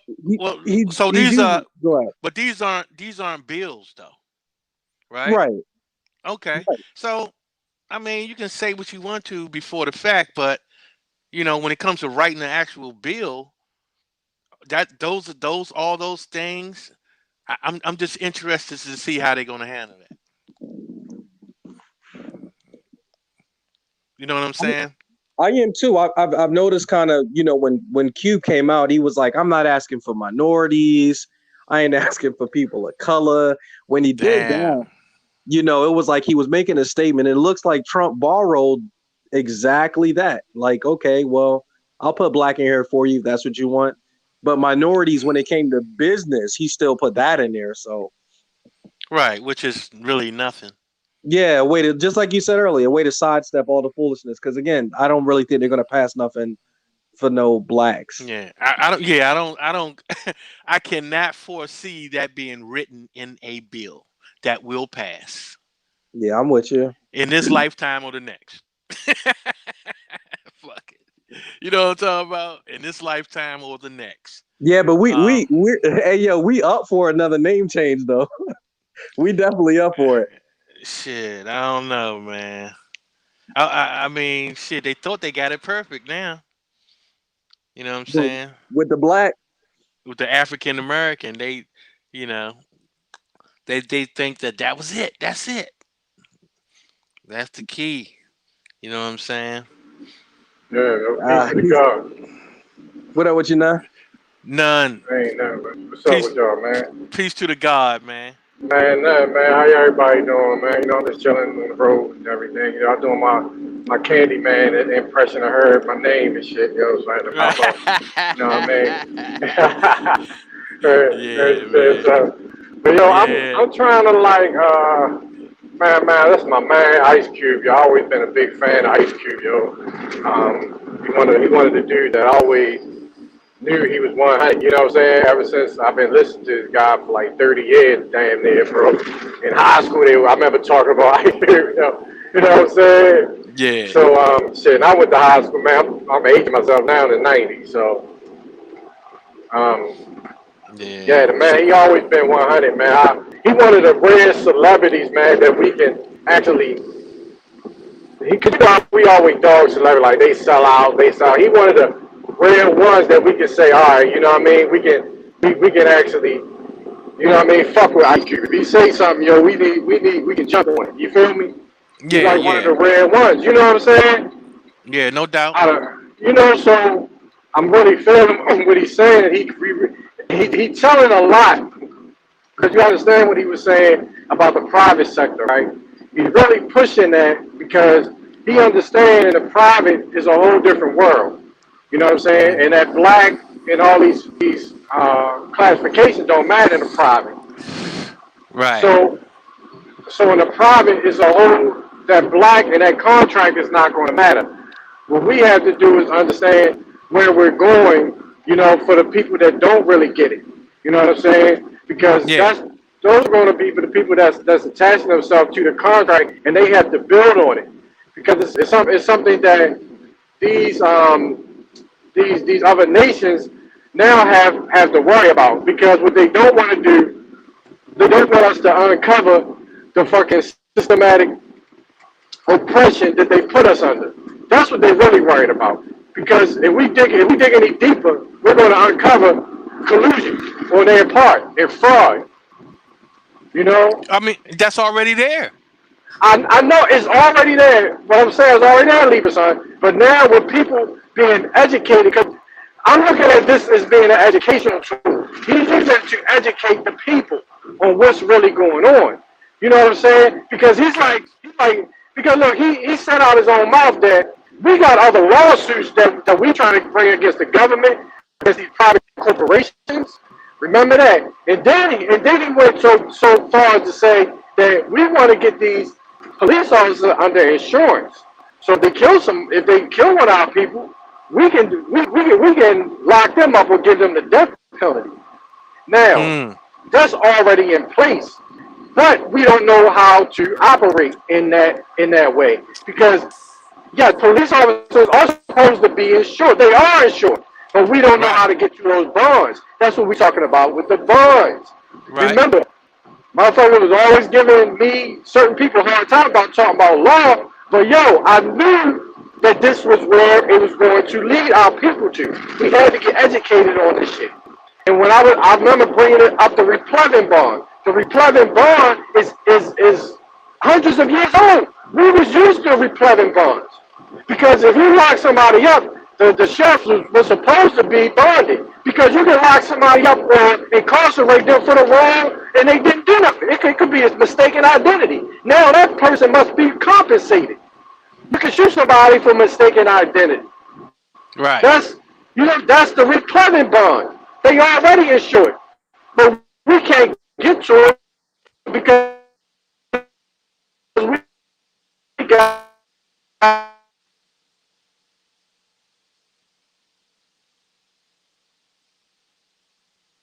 we're not under the organic constitution that we're operating under right now.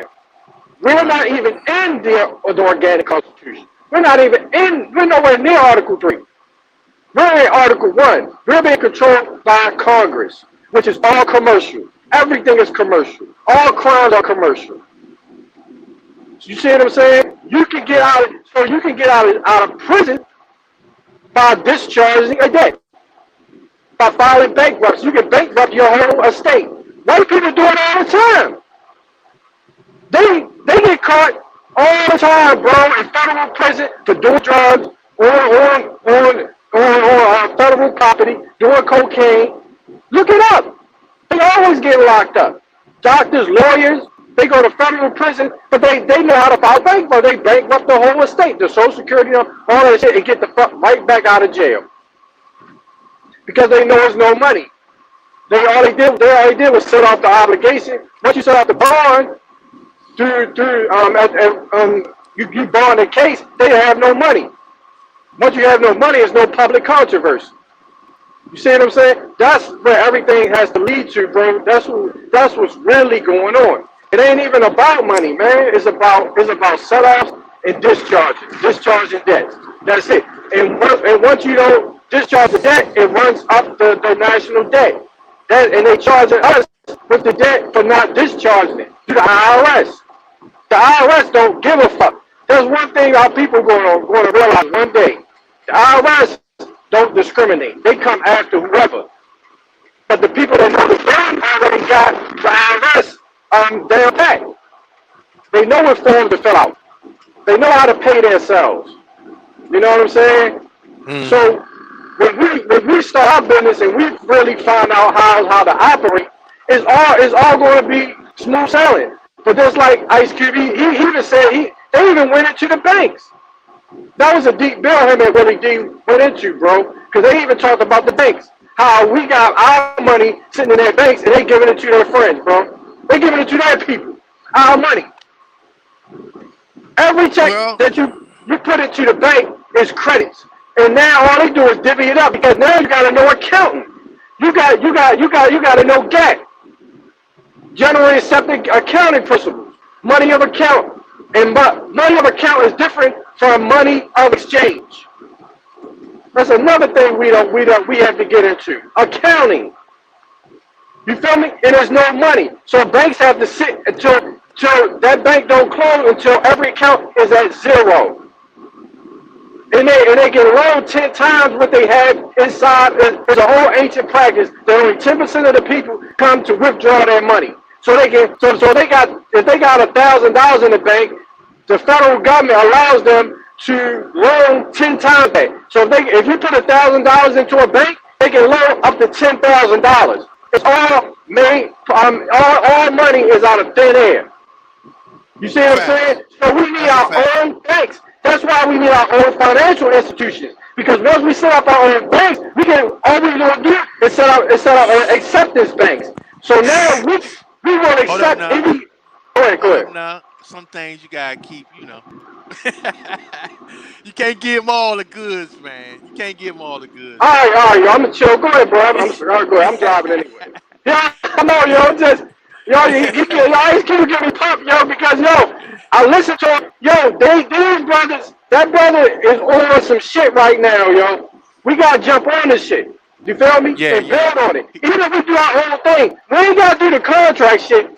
That shit right there is a chess move. We can use it as one of our major chess move, and then we're moving pieces somewhere on another realm. You see what I'm saying? Right now. That's all I'm Right, saying, man.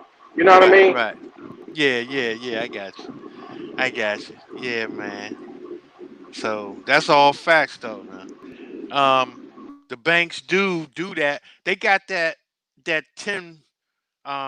They got that percent rule because when the goldsmiths, right, like people used to put their goals in these companies that were acting like vaults for them, right? So they would keep their gold for them and they would give them a receipt for it, right? So what happened was they realized that only a certain percentage, 10%, came back for their gold, and the rest of them they was chilling. So they got the big idea to say, you know what? Shit, since they ain't coming back no time soon, we'll go ahead and lend their shit out. And we'll make money hand over fist until they come back, for their goal. This is how that started. And they just carried it on when they, created the paper currency.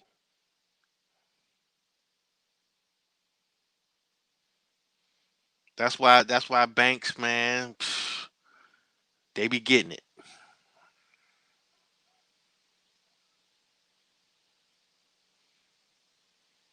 That's a damn fact now. Yeah, but that's why they were saying that they up there robbing without no gun. You know what I'm saying?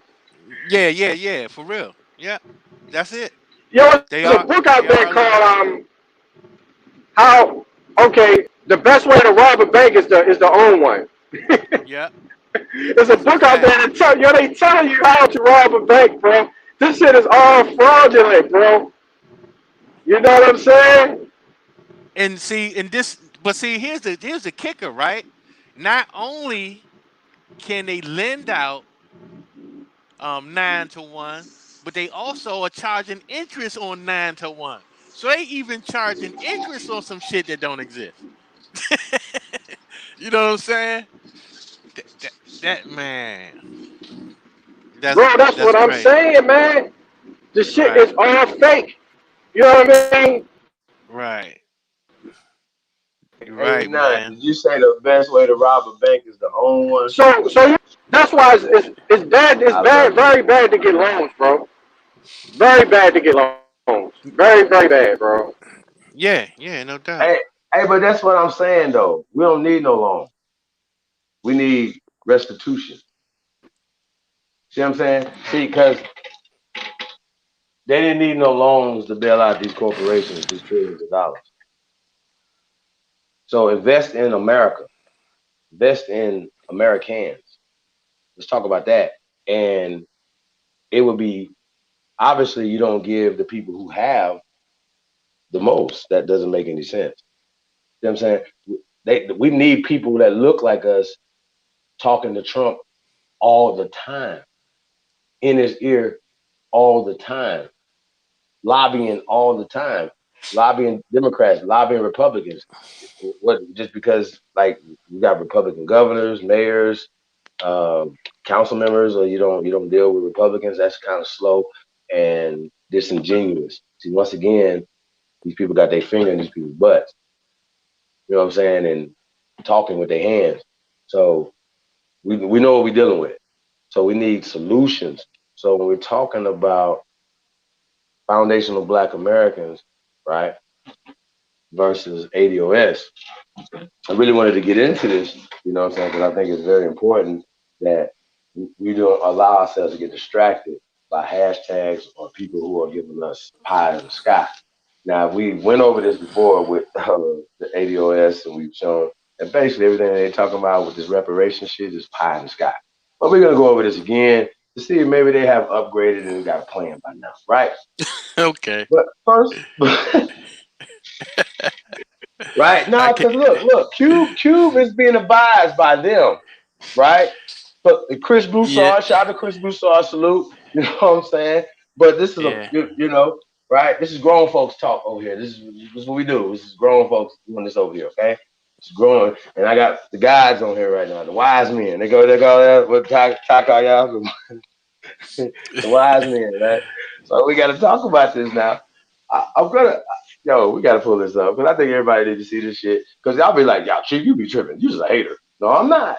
I'm just smart, and I'm not a sheep. I'm a free thinking motherfucker. Shout out to Todd Data. We free thinking motherfuckers, man. Like, so when we see something, we can say, hey, I don't have to see it the way CNN told me to see it, or MSNBC, or even Fox. I can say, you know what? There's a whole nother station that we can look that says, you know what? You can look at this as how you fucking want to look at it, right? So when we talk about foundational Black Americans, y'all gotta see this shit. So I just think it's really crazy. Have anybody ever seen a plan? Did anybody ever? Yeah, he got a plan. He got a plan to make a new documentary. That's his plan. Yeah, that's his only plan. But I'm gonna tell you, you want to know what my plan is? I'm gonna let y'all know what my plan is, yo. All right, and it's very simple. Here's my plan right here, bro. And everybody gonna agree with this shit too. Watch, everybody gonna agree with it. We can already all agree that the United States foreign corporation owes us money, right? Everybody knows that they owe us. You know what I mean? Because they never paid us since 1933. Actually, when they took the gold and they gave us promises they gonna one day pay us back, they never paid us. You understand? So therefore, they owe us more than what the national debt is. My whole plan is like, okay, since you owe us $35 trillion, we will loan you $70 trillion. You not loan, so because you know why? Because you all been borrowing money from us. So how about we just loan you to pay off the debt, the national debt? So now all we gotta do is borrow, create the bond, whatever number we want to put into, pay off the national debt, give the United States government the loan because they've been borrowing money from it. So let's make it official. And we just loaning the money, pay off the debt, and everybody's happy. You feel what I'm saying? Now we can move. Anybody that want to come here and work, they all slaves. Because all I know is that y'all motherfuckers want to come in and keep working. You know what I mean? This is going to go back to y'all motherfuckers working for us. That's how I look at it. Period, point blank, end of story, bro. Loan them the money. That's what I've been saying. Don't borrow money from them. You give them a loan because all they doing, they're too proud to ask you, the people, for the money. They know they need your labor. They know they need to borrow money for you, but they not gonna ask you. They gonna do dumb shit like lock you up and then take money out your account secretly. You see what I'm saying? Get you to work Right. and then take money out your account. Start a bank and get 25, $250,000 insurance on your bank account that you got secretly. That's why you go in any bank and says insured up to $250,000 because they went into your account and took your money out. The bank account that you owe on the private side, in the private sector. That's what I keep trying to tell. So, okay, all we got to do is make it official, send the Treasury Department our loans. Now, we are the creditors. We're back into our right status as the creditors and not debtors. Game over. It's simple. Wowzer. Yeah, man. Loan them the Hey, money. so I want to do this, right? You know, because I got it pulled up, but I want everybody to see it. You know what I'm saying? I want to pull up um, Foundational Black Americans website, right? And we want to go through and just see what the brother got going on. See if he got a plan or something over there, right? Then we're gonna get into the ADOS and see if they got a plan. You know, I just think this is very interesting, y'all, and I want to share it with the tribe, right? Share it with the world because I feel like I don't know if we've been like, is Ashton Kutcher about to jump out and be like, I was just playing with y'all, punk, y'all got punked. This ain't real.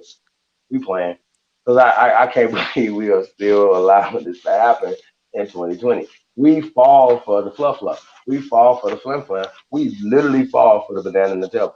And don't say I ain't warn you, right? Don't say we didn't warn you. Don't say that we didn't come out and tell everybody when this came out. Like we've been telling people, this is what people are doing. This is what these people are doing, and people are not listening. This is the real thing. These people are not playing with us. You're playing, but if people believe in COINTELPRO, people believe in all these things, then you would have to believe that they're on YouTube, Facebook, Instagram. You have to believe that. Like, you just cannot believe that in this chat room, right? You remember they be like, yo, we would like to greet everybody. They be like, we'd also like to greet all the agencies up in here and say salute. We're American. And all we asking y'all, watch your step when you're dealing with us. Do not violate us. So we know our goddamn rights. And that's all I'll be saying. Like, I'm not here to harm nothing in America. We're here for the betterment of America and Americans. Y'all see how this works? Y'all understand? This is America. We got to start moving like real America, aka the first American, aka American Aborigine. This is how this works. This is not rocket science. You can whatever else, but join that social, political, economic program. Please. That's what we asking y'all to do. Just join the social, political, economic program that we laying out. And we're not asking nothing else. We're not saying nothing else. But there's thousands of our people invested in FBA and ADOS. So we're gonna break this shit down tonight, okay? We're gonna do this shit because like I said, motherfuckers, y'all play too much. That's why I'm like, y'all play too goddamn.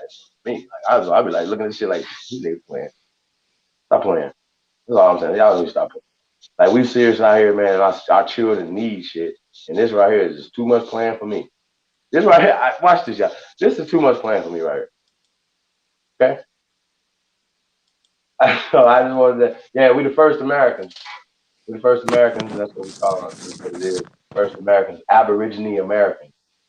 The definition of Americans would be the Aborigines or copper colored races that they found when they came in, aka us, which goes on with the scientific evidence, archaeology, geology, craniology, everything else, ology that you can find that puts us here thousands of years. So I just want to salute the ancestors, man, that woke up in us, man, that put this latest program down. You know what I'm saying? So that's what we got going on here. I want to pull up the FBA website, yeah. So I don't want y'all to think I'm just over here talking. My lips speak. You know what I mean? I feel like That's what everybody else is doing. And it's a goddamn shame that people follow shit like this. It's just fucking retarded. I'm serious. I really need y'all to understand what we got going on right here. Let's get it.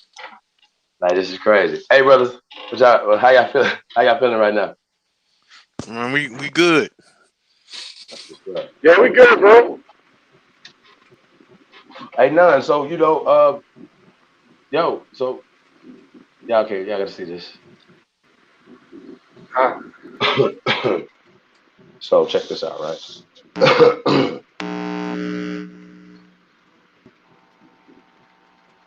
Yo, is this that joint where they try to gang up on Ice Cube, yo?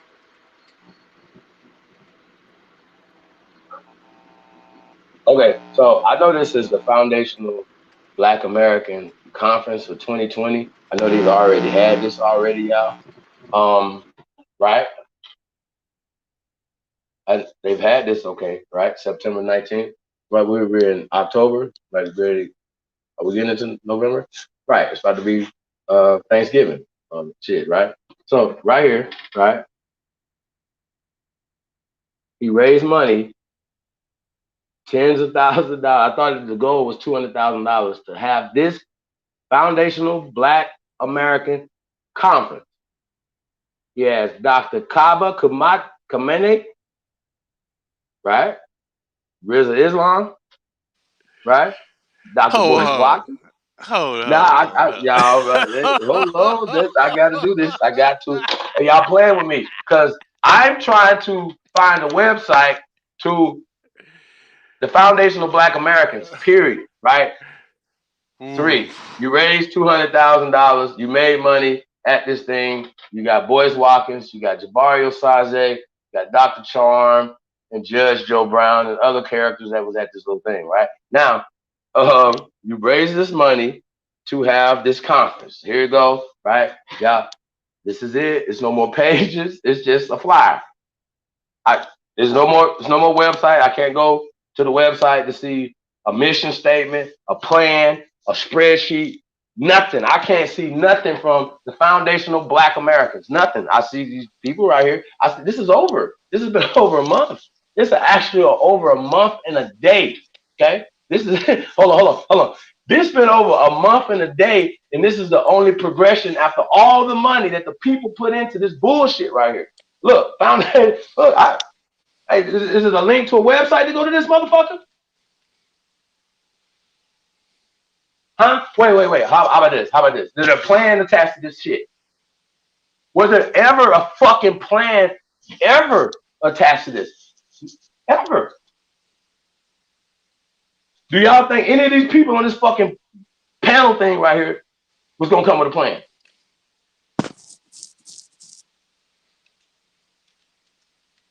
They haven't came with one. We haven't seen one. The fuck? Yo, bro, like y'all can't be serious, bro. This is GoDaddy guy. Yo, he paid. Yo, dog. This ain't real. Y'all playing games. Y'all play too much. Y'all play too goddamn much. This is it. If I had raised thousands of dollars, wouldn't I have a website? Shit. That's home. No. Hold on, that's home. Go back. That's home. This is home. Wait, can we click on something to go to another page or something? This is it. This is the Foundational Black American, nigga. That's their official website. That's their official website. Ain't no official, brother. It's no official website. We're looking. Hey, Chief, I thought that when we was watching that video on AP channel, he showed a website. He showed a real website. It is? Yeah. Can we find it? Please, I want to find it. Can we find it? I'm looking. That's it right there. Is that it down there? Nah, man. He had a real website, man. I don't know where. where. Okay, let's keep searching. As we want to be fair. We want to be fair. It might be on page 90. I don't know. No. Could he have been to Facebook? Because I've seen Facebook stuff. I've seen stuff on Facebook. I'm not sure. I know that I saw a website, though. I didn't get a chance to catch it. I was moving around. Yeah, Chief, I know he ain't that stupid. No, hell nah. I know he gotta have something better than that garbage. No, Man, pimping do what pimping does. Y'all tripping. Pimping do what pimping does. I gotta give him the benefit of the doubt, yo, because if that's his website, nigga, this one we investigative journalists. This embarrassing, yo. That'll be embarrassing, bro. If that's his only website, that's the main website. Whoa. That was embarrassing anyway, even for the conference. Stop it. That was embarrassing.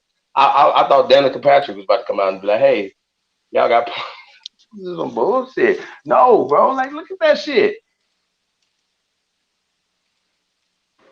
No, we are not no motherfucking FBA, and we're not no motherfucking ADOS. And I'm gonna prove, like, dog, those government agencies were created to stop the Aborigines from rising. Okay, and we're gonna keep saying this. I'm not gonna keep fucking with y'all. This shit right here is retarded. Okay, and I'm gonna show y'all some more retarded shit in a minute. But back to, we're not gonna get off this nigga ass, and I ain't gonna say no homo because that ain't even in my thing. So, right. We're gonna keep staying on this guy until we find this goddamn website, because I need to know what the fuck is going on. Cause I'm looking for the website. I've been looking for the past half hour. I can't find, well, a couple hours, but really for the past half hour, and I can't find the website. Which shouldn't be too hard to find a website to show me your plan, Tariq.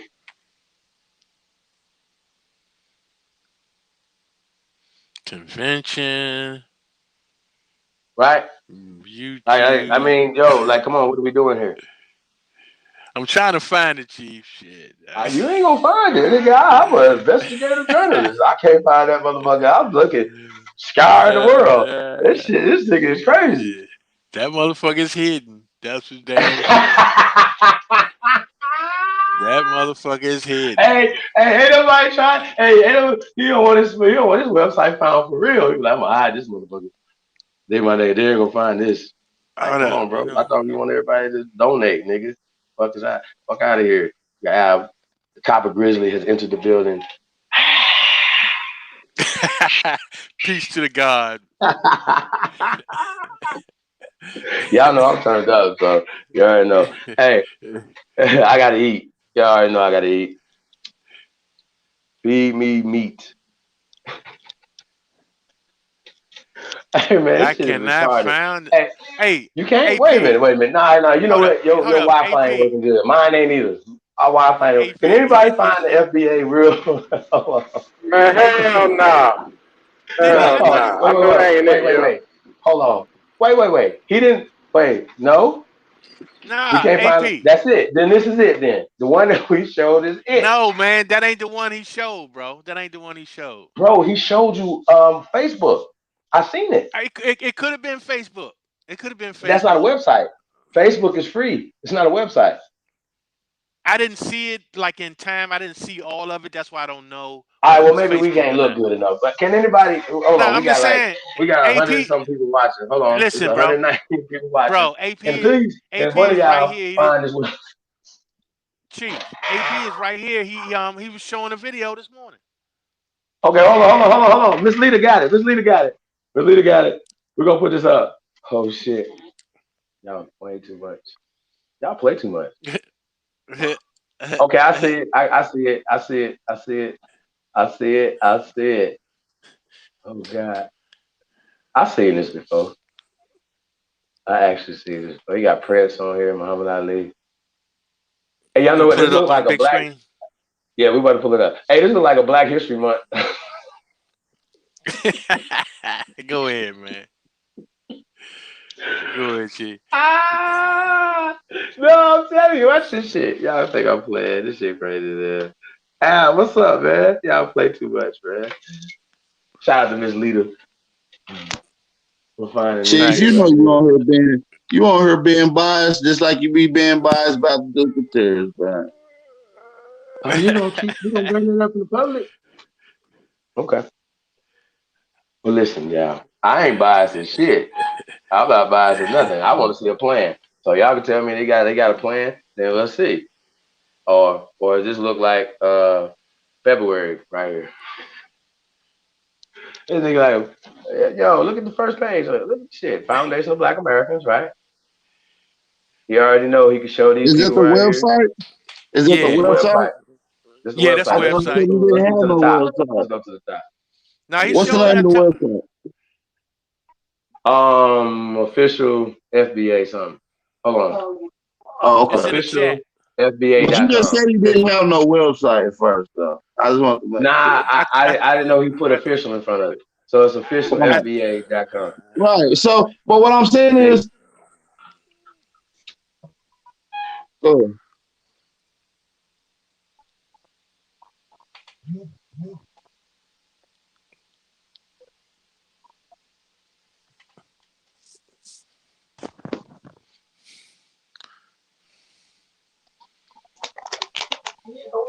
I don't think nobody's one plan is no better than the next. You see what I'm saying? I believe that we Yeah. gotta come together on code, man.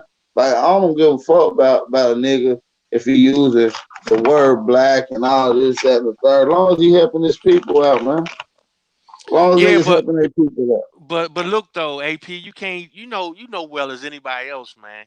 You can't deal with no legal situation through no goddamn fantasy Right. shit. No, but what I'm saying is when we out speaking like this, we're not dealing legally. We're not even in that in that position. We're not on that That's a court fact. to do that. We're not on That's a that fact. court to do that. So when we're dealing legally, it's a time for that and it's an issue for that. But right now we gotta come together and get on code. We cannot be picking semantics and picking through the gumbo, picking out all the peas because you don't like peas. You see what I'm saying? Gotcha. We just gotta take this shit in, man. And niggas really helping, man. I give credit to what credit due, man. Whether they call themselves black, whether they call a nigga Foundation of Black America, I know what he means. You see what I'm saying? And the nigga means well. I don't see too many people out there that's getting niggas out of jail, man. He That's is. So getting charges dropped for people, all types of things. You know what I'm saying? So, he's really showing that he's for Black Americans, man. And that's one thing I stand up on.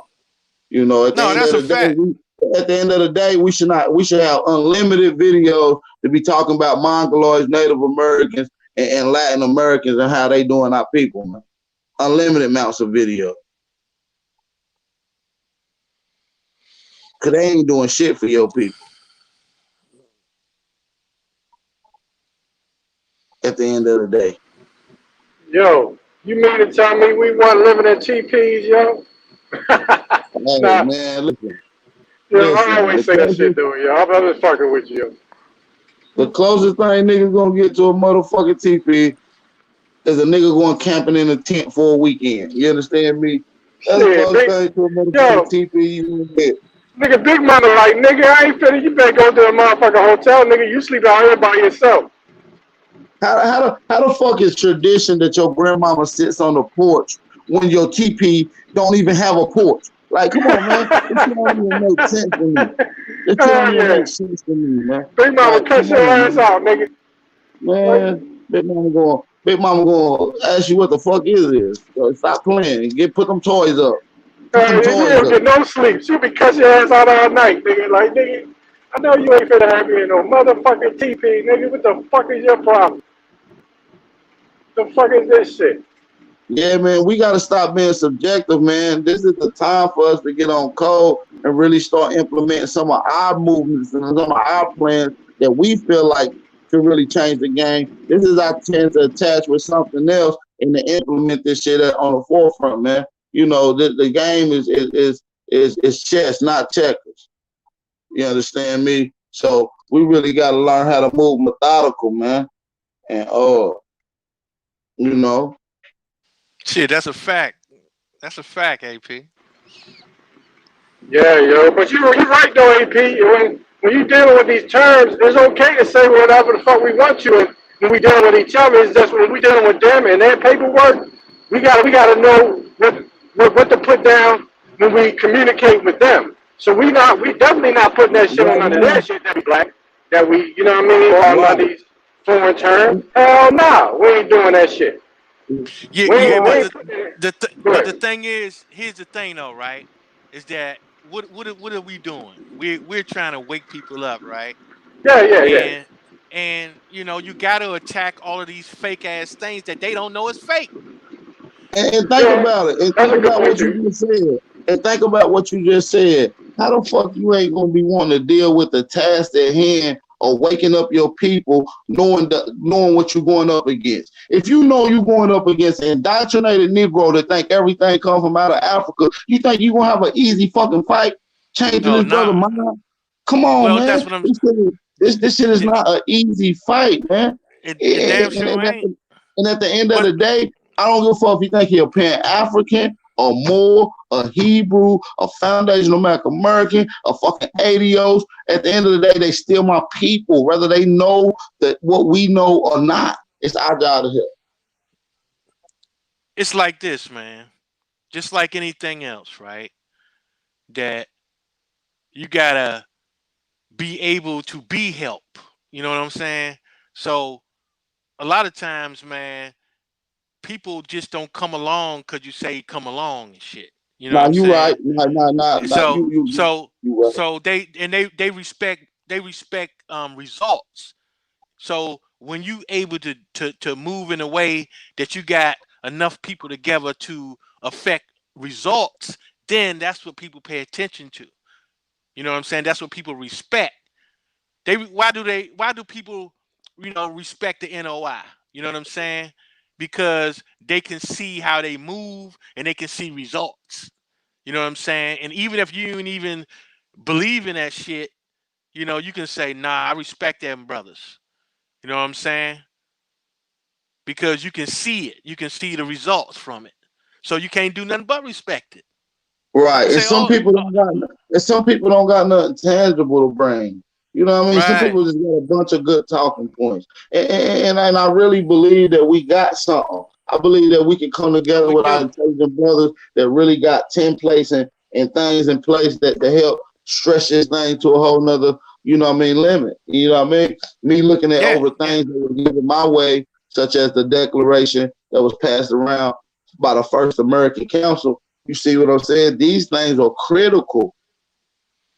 These are the yeah, things that we need to be discussing lawfully. This is when it gets into the private. He brought that up in the conversation, the brother Ice Cube did, uh, yeah.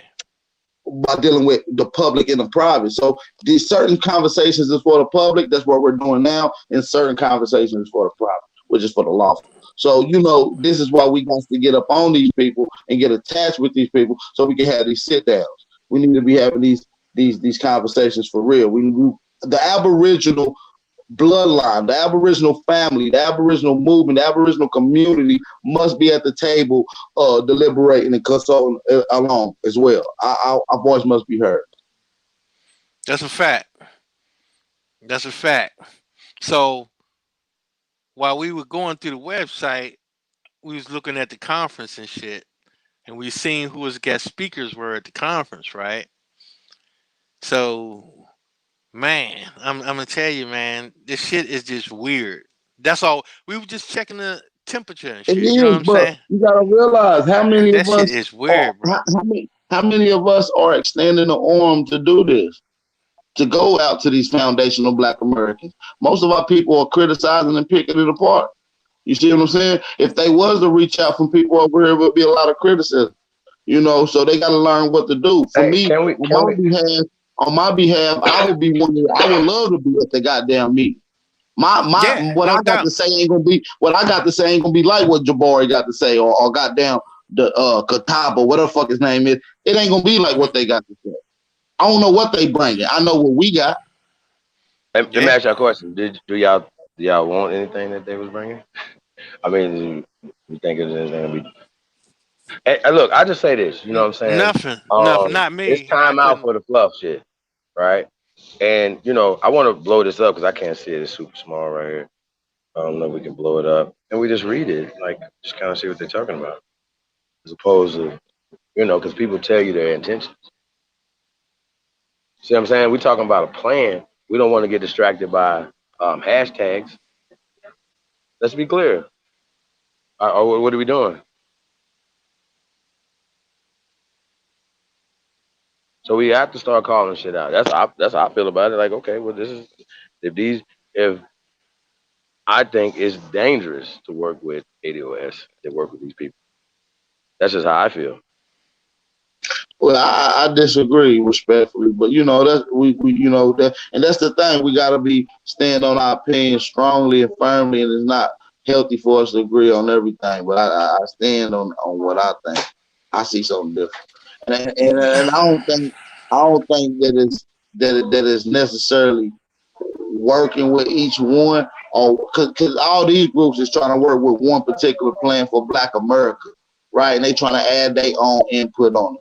So if we trying to add our own put in on it and working with that one system, then in reality, he's not just gonna pick one group to deal with. That means we'll be working with these people as well. So we will have to learn how to strategize and move our shit into position. Because I think what we got is going to outweigh, it's going to outshine, it's going to outperform what they got. That's just me personally. So I'm willing to display that in front of everybody. That's a fact. So if that's the case, then we know what we gotta do. You know what I'm saying? But at the I same couldn't hear you. time, man, it's like this, right? It's not really because the thing is, man, these people got people following them, right? And it's not so much as the so-called leaders of these organizations that we're interested in. We're interested in the people that's in those organizations. You know what I'm saying? We need those people. We need them to really stop following these dummies. We need Right, all because our it's not people to the get their goddamn head right, bro. But it's a problem because these people be leading people on, and at some particular point, you ain't even gonna be able to lead them no fucking where or help them out no type of way because they're gonna be worn out from this shit. Because you just got clown after clown after clown after clown. People get tired, and it's like, man, I don't want to hear none of this shit. You know what I'm saying? After a while, that's how the shit get. And we gotta be able to say, you know what? We recognize this clown shit. So you know, we gotta call it for what it is. You know what I'm saying? And I understand where you coming from. I guess it just matter at what point it's gonna get that bottleneck. You know what I'm saying? well, what I'm saying, and I agree with what you're saying too. We must call it out. Yeah. But what I'm saying is that in any game, right, or any type of sport, any type of competition, any type of race, when adjusting or switching to different options, you're not calling out the exact thing. You do that in a huddle. Right. Y'all talked about this beforehand. This ain't nothing that's displayed in front of everybody else. Mm-hmm. Critiquing should be done behind the scenes.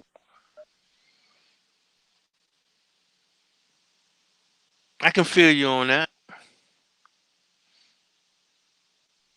Especially when we're dealing with politics and legally and lawfully. Yeah, but this ain't even politics, man. For real. This is basically this is a socialization part. You know what I'm saying? We actually dealing with the socialization part at this point. So Well, if we're dealing with the social systemics of it, then socially everybody knows who's a Black American. Everybody knows who's an ADOS systematically. So when we start picking at that and changing it, we're dealing with that in a lawful matter. well, you can, I mean, not necessarily, but at the same time, it's more awareness. because well, put it this way. We do want the awareness to everybody to stop using this term Black, stop using these other terms, and put it Aboriginal. I stand on that 1,000%. You Well, see it's what I'm not saying? just that. It's not just that though. It's like this, right? These people out here, they don't. It's not just a name. You know what I'm saying? It's like they don't have a clue of who they are. Not only do they not know, that they from this land, they don't have a clue of nothing, like zero. Only thing they really understand is that garbage that's being fed to them on a daily basis. You know what I'm saying? And it's just a mind screw, man. It's like we gotta, fight on all levels. You know what I'm saying? It's like, it's not to say that we're not going to work with our people, but it's like you got to draw the line somewhere where you can't let certain motherfuckers in the door, because everybody is not going to make it beneficial. You know Absolutely, what I'm saying? absolutely. Absolutely, So my absolutely, and I'm willing to shut the door, and I'm willing to, to filter out who's coming in and out. You see what I'm saying? So, you know, it's layers to it, and I agree with what you're saying, 100%. But, Leland, absolutely, yeah, I agree. and that's really all it is, man. Because and I understand where you're coming from too. Because, like you say, see, it's no easy way to do it. You know what I'm saying? So And it ain't no one way to do it. You know what I'm right, saying? and then that's a So, fact. That's a fact. It ain't no one way, and it ain't no easy way. You know what I'm right, either saying? way is So gonna be difficult. right, Yeah, right. So yeah, that's what I'm saying. It's like they all got consequences. You know what I'm saying? So either way you go with it, it's gonna have some consequences. It's gonna have some fallout. You know what I'm saying? But we gotta look at it in terms of how do you manage your risk? You know what I'm saying? And it's like, when you're in the social arena, you know what I'm saying? You got more to play with. Now, when it gets down to some of the political and legal aspects of it, then yeah, you're gonna have to run it a lot more tighter. You know what I'm saying?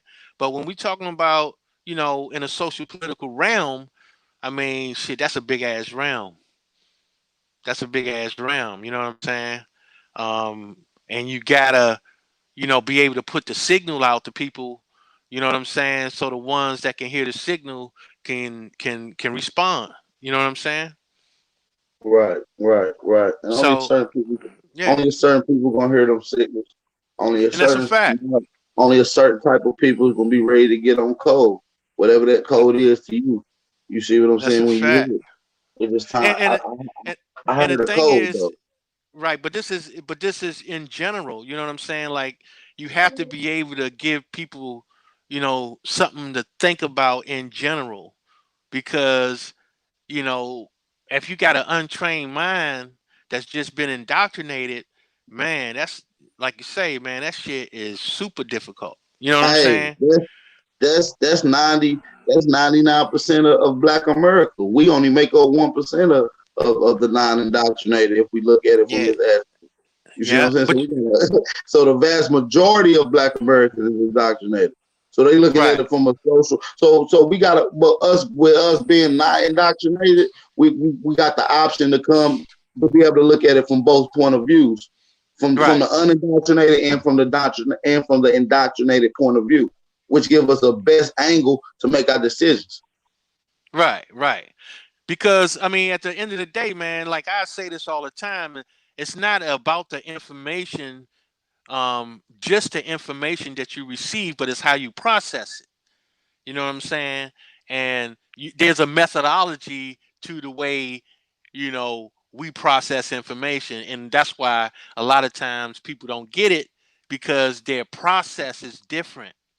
It's incompatible. You know what I'm saying? And we're just trying to bridge that gap to make it compatible so we can bring them in, one step at a time. And sometimes that's what it requires. Right. So it's like this, man. I, you know, I, I don't I don't really try to get in the way of anybody doing anything. You know what I'm saying? But at the same time, I can't let their particular mission, you know what I'm saying, like stop another mission. You know what I mean?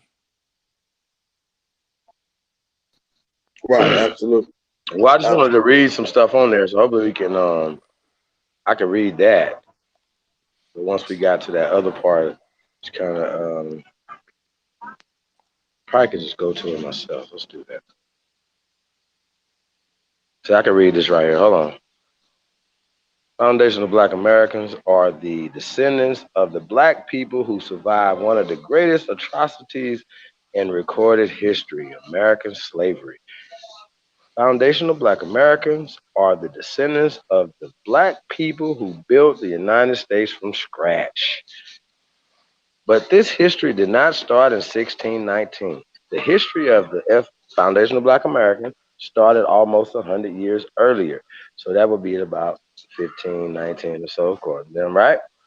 The Mm-hmm. first documented foreign settlers in the New World of North America were the enslaved people who were brought over by Spanish colonizers Lucas Valquez de Alieno, whatever, in 1526. Okay. Oh my Shortly God. after Alion and the 600 other Spaniards, um, hold on, where we at? I lost it. I got Okay, I got a okay, the question, Spaniards man. arrived. Go ahead, bro.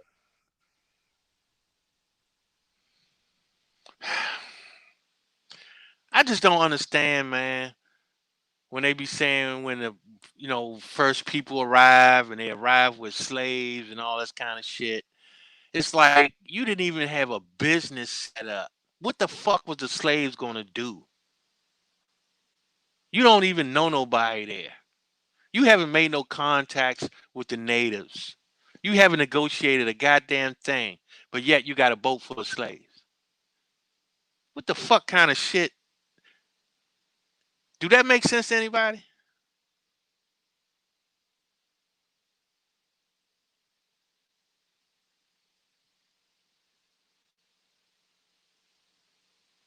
Yo, yo, check 1 2.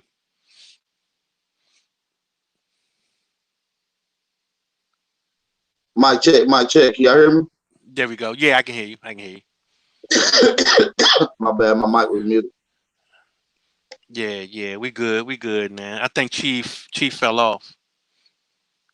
You know what I'm I'm saying? still here. I'm trying to wait till I get to a clear area before I start talking and shit. All right, none. That's what's up. Yeah, but uh, I mean, yo, it's just our people just gotta be educated, yo. That's the way I'm looking at it. They gotta get educated, yo, on the truth. You know what I'm saying? Come to the real conclusion. Because a lot of this stuff that they're saying, for real, is a moot point. There are a bunch of moot points going around. It's not even up for debate whether or not the United States, because the United States is younger than all these arguments that we're making. You know what I'm saying? Right. That's a fact. So I'm just That I'm is a just fact. playing devil advocate, and I'm looking at it through the viewpoint of all people's arguments. Okay, the one thing that they're not seeing is that okay, for the sake of arguing, for the sake of not arguing, we know that the United States didn't really get its charter until 1776. Everybody else, when it comes to Facts. our people, was here way before then. You see what I'm saying? So they should Yeah. not have this much power. You see what I'm saying? No matter what your ideology is, they should not have this much power, bro. You know. So anybody that's giving them this power, we're gonna charge you with treason. I mean, pretty much, yo. Because I'm getting tired of this bullshit, man. Because you're either helping them out, you know what I'm saying, or you trying to help out the people of this land. Because otherwise than that, why are you here? You know what I'm saying? Right. And one thing I can see, man, me being a real life is I don't gotta agree with everything that a motherfucker say, but I can see the point. If I see you helping my people and trying to do something for my people, I'm with that. You feel what I'm saying? At the end of the day. Yeah. I mean, Okay. Especially if it's you my not, people. and it's not right. Well, But I here's the mean, just thing, though, like right? Martin thought he was helping his people, bro. You know what I'm saying? But he was leading them into a burning house. So the thing is that, it's not just about a person's intentions when you can see what's going on up the road. You know what I'm saying? So, you know, we got to make sure that we at least don't run Well, all it's into a goddamn burning house. what fucked up with Martin is that he had the best interest, just like most of the other people, just like yourself and myself. What it is, he committed to something that they didn't lead up on the other end, and once he figured that out, he tried to tell you. You see what I'm saying? Right. Like just to be Yeah. bland, he did it one way, but we got to look at what he was saying on the back end. Oh Once no, he figured I'm out. not saying. What I'm saying is that So what I'm it's saying just is like his you intentions can was commit good, to you can but commit to something that somebody promised and then be fucked off in the end. So you learn from that. You don't commit to shit. We ain't in this shit to commit. We ain't in this shit to be on both sides. We ain't in this shit to play a game. We ain't playing none of this shit. Get what the fuck we demanding or else. You see what I'm saying? And that's all it is. We ain't yeah, committing to shit. That means we ain't that means none of our guards go down. It's always up. And so we learn from the mistakes of Malcolm. We learn from the mistakes of Brother Martin. You see what I'm saying? We don't right, shine them. exactly. We Yeah. don't down them. We don't down them for failing.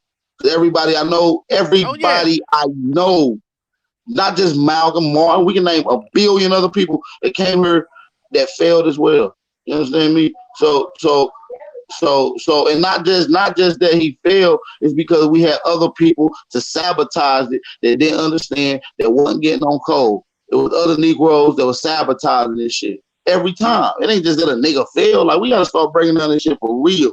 None of these people really never failed. They were sabotaged. Just like how niggas Yeah, sabotaging but I the wasn't. movie motherfucker now. Yeah, check this out. I wasn't saying it just to point out his failure. What I was saying it for is because he didn't see it coming. You know what I'm saying? So the thing is that That's facts. when That's you got fact. these, you got these clowns out here, you can see what's coming. You know what I'm saying? So the thing is that these people following them can't see what's coming.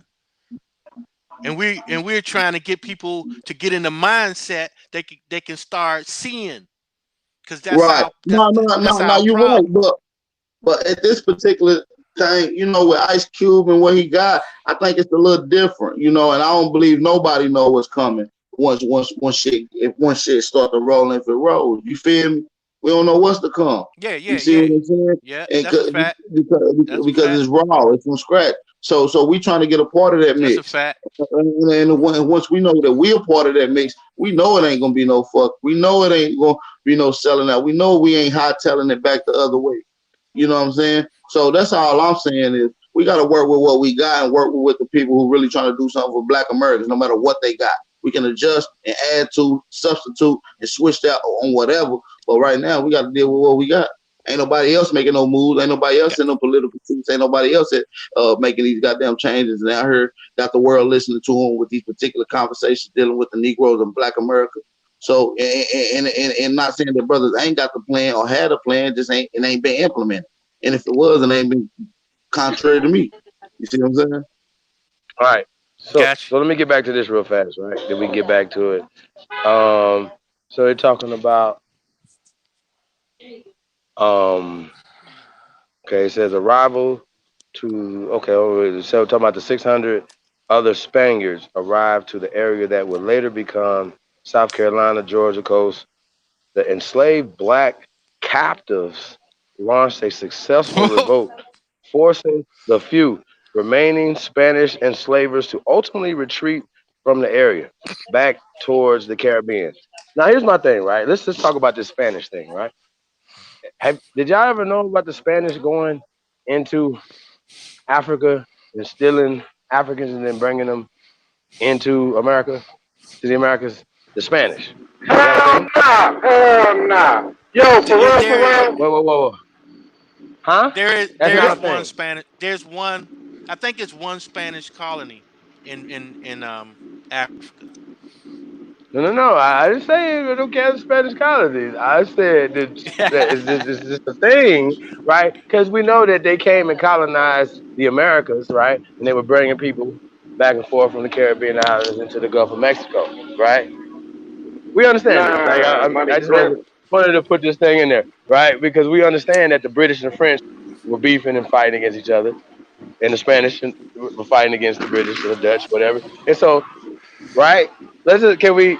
So when we talk about this time period, he's talking about in the 1500s, right? So, um, and I just also wanted to say, it's assumptions. And this is what we're talking about. This is everything is always assumptions. They're always assuming that these Yeah. Europeans, right, Spanish, oh, they would be pale people. You just you go ahead, brother. absolutely Yeah. right, man. They always make assumptions. Hey, we're And gonna be one thing, surgical tonight, y'all. We're gonna be surgical, y'all. and one thing, Surgical. Yeah. I'm gonna say is 9 times out of 10, it'll probably be 1 out of 20 persons that I meet that I agree with their point of history, because everybody got an indoctrinated form of history, including Tariq. So it's some things that he need to shift, that he need like we gotta have a sit down with. I've been saying this. You see what I'm saying? But I agree with some of his other points as well. Yeah. Nah, and I mean, like, we object to the slave narrative, slave babies, descendants of slaves. We reject that 100%, and that's the whole thing. That was my whole thing with ADOS in the first place. I was like, you didn't find any other adjectives to describe your ancestors, and then stop putting that on everybody, because all that's not everybody's story. You see what I'm saying? So they like to assume and project their story on us, and this is what we're saying. Why this is dangerous. Okay, we're gonna get surgical with this, y'all. Okay, so it said liberated, right? See, it's always slave, liberty, blah blah blah, right? Okay, so the liberated people, black people, right? Black, there you go again, amalgamated into local Native American society. And this was a new historic chapter in what will be ultimately become the culture of foundational Black Americans. I gotta stop right there, y'all. I gotta stop right So there. Hold whose were on, the hold people on. that Go ahead. they I just want to know who was the people that the Indians that the natives that they that they hooked up with. You know what I'm saying? Like, oh man, we on the run. You know what I'm saying? Oh yeah, we can hook up with them. Like, yeah, y'all come on in. You know what I'm saying? What the fuck, man? Yeah, yo. Hey, yo. Hold on, yo. Hold on, yo. So you mean to tell me they came and kidnapped some niggas from over in Africa, but when they get to America, they all of a sudden get superpowers and shit, and fuck them up and shit, and leave, nigga, and kick them. You know what I mean? Yo. So you sail on the boat from over Africa, ain't no beef pop off on the boat though. Then you get over here in America, you get superpower, whip the Spaniards' ass and shit, and send them back to motherfucking Caribbean and shit, nigga. You feel me? The shit that's dumb, yo. Man. Shit don't make no damn sense, yo. Yo, yeah, it really does. I mean, look, man, we all know, man, is way too overdue, man. This fuck shit is way too overdue, man. It almost every day that this shit goes on, you know what I'm saying? This shit is just crazy, but I do agree that we should be getting on the platform or getting on the train. I do agree with that shit, 100%, AP. Yeah, I yeah, agree yeah, with yeah. that shit, 100%, bro. I mean, You know yeah, what I'm I saying? agree. And what you saying? Like I said, I don't agree with a lot of shit that nobody on this panel say. I don't agree with everything nobody say. So that's just a given. But there's some things I agree that we got to stick behind, which is getting tangibles for Black Americans, aka Aboriginal Americans, and not including no other fucking group, nobody else. That's it. I'm with all that shit. That's a I fact. seen with that 1,000 Yeah, goddamn. yeah, yeah. Okay, so let's get back to it. Um, Okay. Says since 1526, the culture of foundational Black Americans has been that of building, resisting, perseverance, and fighting for justice. Foundational Black Americans are exceptional people, and we recognize, celebrate, and give honor to that lineage. Okay, some more pictures. Yeah, it's just gonna be a bunch of apples and oranges together, Close man. down a little bit. Yeah, some brothers about to come in. Let's see y'all back there. He got a flag with fringes Um, and everything. Let me find out that he building a nation over there. Let me find out he's trying to nationalize and shit. Let me find out, man. nah, he got the This FBA flag, nigga. nigga. You ain't got no flag, Lever. You ain't got no flag, though. since I look bet you ain't got since no flag. You got the three 1526. stars, nigga. Since 1526. Ah, Since FBA 1526. What the 1526. Still got the fringes up God on that damn, motherfucker man. too. get? I know, right? What that mean? Hold on. What that mean? Military. Man, Hold on, that's a we real can't get flag. past the fringes now. Y'all better stop doing this. Yeah. Huh? Hell, hold on. Hold on. What you That going? bitch Let me like see. that's like an apron, nigga, to me. Like an apron. Go ahead, man. Hold on. Yo, no cap, no cap. Yo, that's an apron, nigga. Hold An on. Let's see. apron. Now it say Oh. mini flag, man. It says mini Hey, but Nah, that flag. ain't bad though. For nah, nine ninety money, nine Greg. though, y'all. Hey, That's a Al, let me motherfucking find out if the Masonic. Goddamn. That hey might be Al a gonna have one of these Masonic shirts apron, on. yo. For real, for real. Oh man. Yo, nigga, Oh, that's a yo, mini flag, yo. Hey, it must be a big flag. 'Cause if it's a mini flag, it gotta be a big flag. nah, Oh, I yo, can't wait to see the big that's one. one of the ones you hang on your rear view mirror and shit. That shit's so small, you gotta hang it on your rear view mirror, nigga, in your car. Oh no! That nigga got an Put it air next to your freshener and shit. bobblehead, niggas be like, I think his head be bobbling right next to that financial flag. Hold Oh on, my no, bad, y'all. man. It's just jokes. He Jokes. be It's just jokes. It's just jokes. he Oh god. he put a Oh, little he hold on. put a Y'all ain't little shit. work in Hey, it y'all though, ain't man. shit. He put a little work Oh, into it though, you can bro. buy, yo, you can buy the video of the conference. Well, we shan't Holy be doing shit. that this evening. Yeah, it's right here, right there. See? Right there.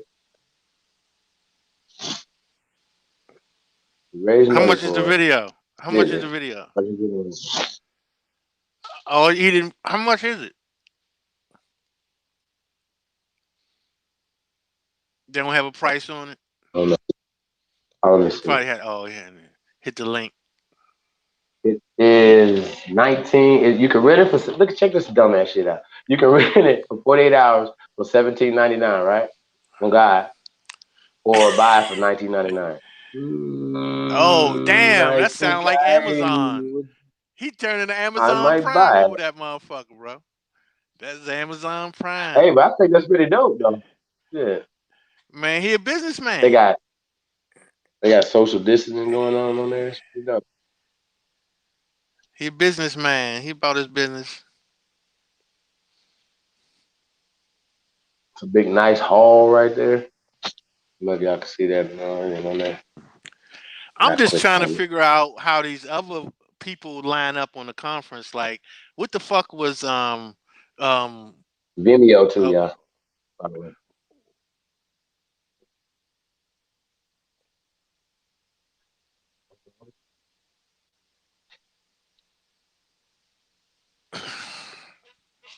Okay, I'm back over there. So I'm scrolling down. So it's a t-shirt, copper grizzly, blue, or foundational, official t-shirt.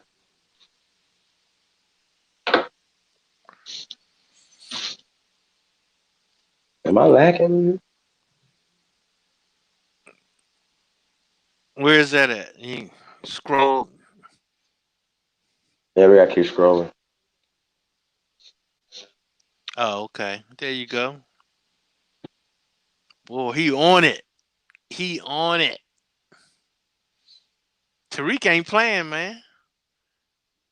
Make sure to put the goddamn gold fringes at the bottom of the shirt, nigga. Nigga.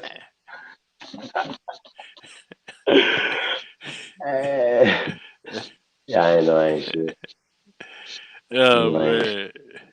Nah, but I'm saying, man, he putting a lot into it. He putting a lot into Man, it. this nigga, yo, all he trying to do is do everything. They doing everything not to call themselves Aboriginal, yo. Ooh, You y'all feel me? got to read this. Yeah, what? What'd you say? You know what I mean? They do everything Y'all to remember get when I asked closer for and those closer 3 to stars there, too? Aboriginal. Huh? Yeah. Yeah. He only got Hold a on, couple of bro. steps to go. Right. Yeah, he He almost there. But only. check this out, though. You know what I'm This saying? is They getting important right warm here. and shit. He Hey, getting warm nah, and man, Yeah. this nigga, is coke but no important. cigar, nigga. For real. Yo, check this shit out right here, though, y'all. Keep going. Y'all got to see this shit. This is. Yeah.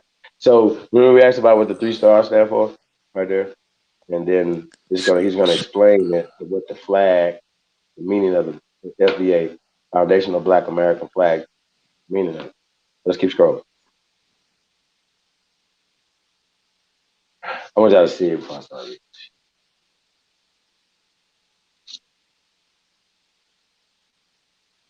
Hey, it's available in multicolors. Got Prince, Shout out to Prince, Muhammad. rest in paradise. Peace to the greatest. Cassius. His mama called him Cassius. I'm gonna call him Cassius. Oh, he said Clay. Hey, let's get it. Hey, so check this out, right? Okay, so I ain't gonna want to be like I said it, so just gonna see it right here. It says FBA flag meaning, right? It says the 3 stars represent the 3 groups who make up the ethnic, right? The ethnic group that will become foundational Black Americans.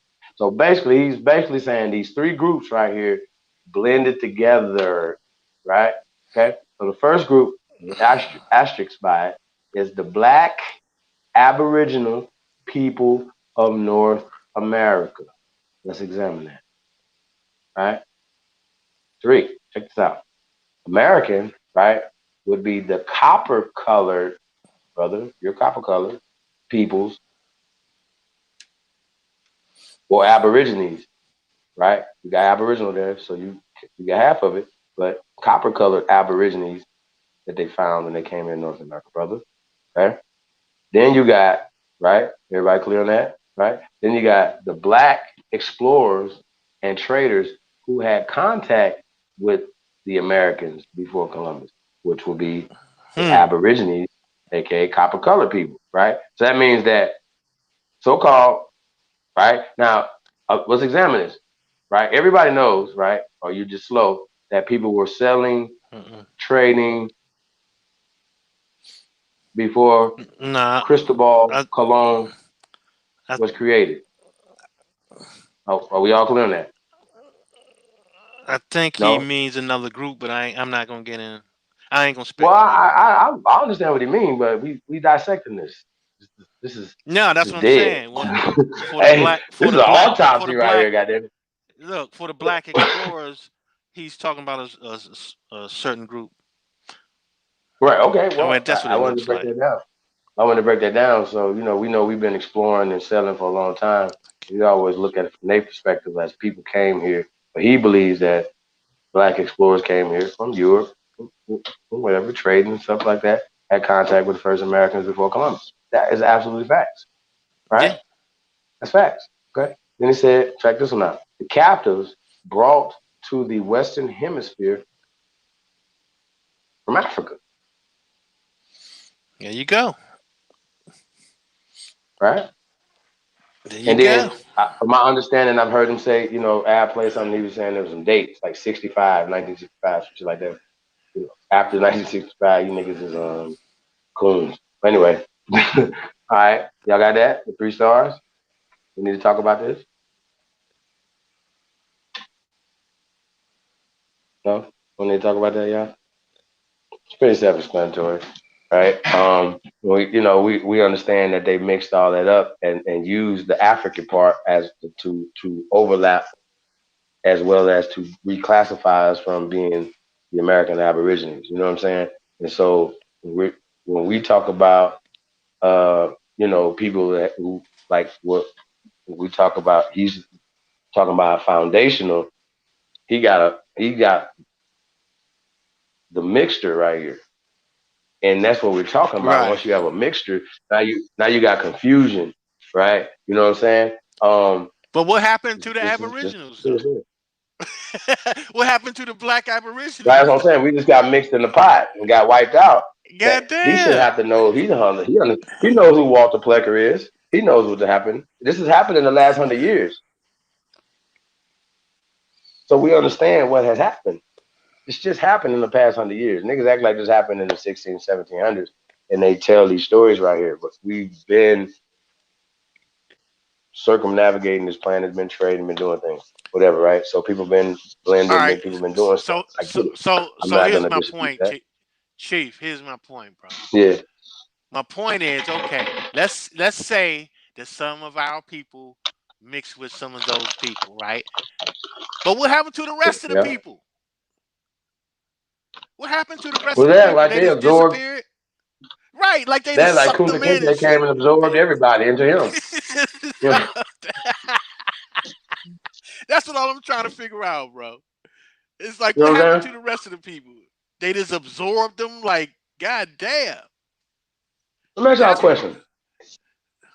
Can 600 niggas get off a boat and whoop millions of niggas? Thousands even. Like I just want come Nah, stop it, bro. nah, That just nah, sounds money. dumb. It's dumb. This Yeah, shit is dumb, nah, y'all. money. So I just wanted to Only point that five out. white boys. No, five Spanish white boys took like 600 niggas, yo. You know what I mean? I'm just Come on, saying, bro. bro. Five white Shit boys, crazy. yo. You feel me? Nigga, five white boys You can't know even this, take but five niggas, yo, let alone hundreds of them, yo, on a boat. come on, it's Yo, crazy. that shit So dumb, let's yo. get to the fish, right? Let's get to the fish, right? So he says the fish represents, right, and it's a white fish, by the way. There's a little black on there. So I don't know if this is a a mixed fish or something. I'll get back to that. He said it represents the non-stop fight that the foundational Black Americans have engaged in against white degeneracy. Y'all see, he has their supremacy, right? That's his favorite word. He should put it in capital letters right there, supremacy. But anyway, this battle began on this land in 1526. That's not true, right? He said the olive branch, right, represents the historic camaraderie and peace between the black-skinned Aboriginal and the black captives on this land. Yo, you know when I hear like terms like he says there's a lot of black Seminoles stuff like that, I think that's really interesting. We had broke down the video and they were trying to pass that off, as science to us, because it's somebody with a pale face and has a PhD, and they say, oh yeah, the black Seminoles welcome in. Well, the black Seminoles were welcomed in by the Seminoles, and I thought that was just really crazy when we know that Seminole is a descriptive term that they created a tribe and they create these things, whatever. We allow them to fool us with these terms, right? Nobody's black. They wasn't calling nobody black, right? So there's no such thing as a black Seminole, but they write that term and they put it back in time to fool you because they want you to believe that black and slave and African are all synonymous together. We all good on that? And that the fish right here is to fool your mind, right? It's to fool your mind. I know people don't understand that part, but it's okay. We're gonna get there. We're gonna get there. It's gonna be okay.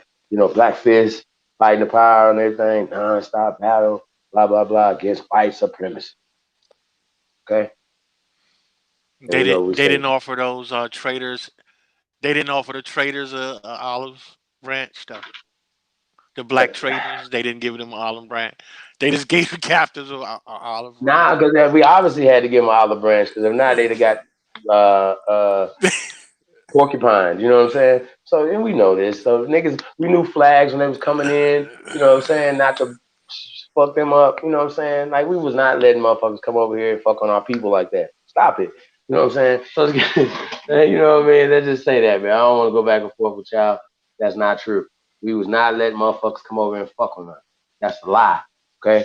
That's the bullshit they want to tell y'all. You know, say, oh, you guys are beautiful and you run faster than everybody else because you mix with the crackers. That's dumb. Like, dog. And we believe the dumb ass shit. We got smart because they plucked out the best Africans. It's dumb as fuck. None of us is Africans. Africans ain't even Africans.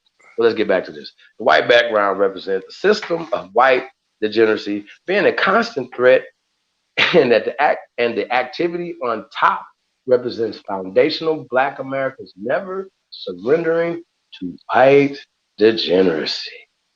Anybody want to tackle that? No. I'm just saying it's the second time. You got It's the like floor. the next line, yeah. I mean, Go ahead, bro. You got it. That's his flag, though. This his flag. The background of his flag is white degeneracy. Are we all clear? Everybody good? Nah, y'all ain't fucking me. Yeah, I'm fucked up. So that's just me. I see too much. I might be dissecting or just conducting this autopsy a little bit more. I know you might get squeamish. Okay, it's okay. Plug your nose up. Put some shit under it. Like, you know what I'm saying? When you're in the corpse, like we dissecting this dead shit right here. Okay, shit stink to me. I don't know about y'all. Okay, so I don't. This is the problem, right? This is the problem. There's no power in this conversation right here. But let's get to the red, white, and blue color scheme. Interesting use scheme. It says pays homage to the foundational Black American teen girl Grace Wisher, who helped craft the current United States flag. Hey, we're about to get back to Grace Wisher, y'all.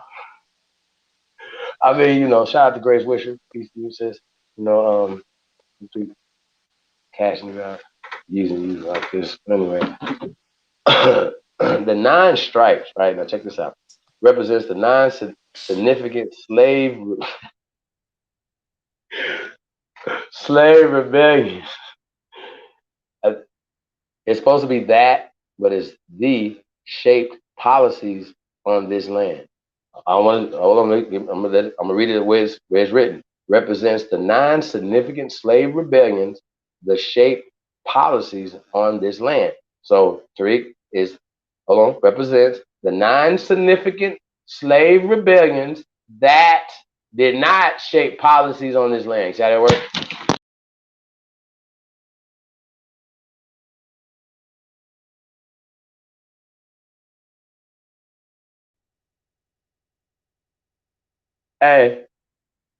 Hey, I would have redlined this whole goddamn paper, Tariq.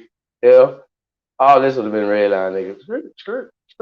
All right, so hold on. Oh, here we go, right here.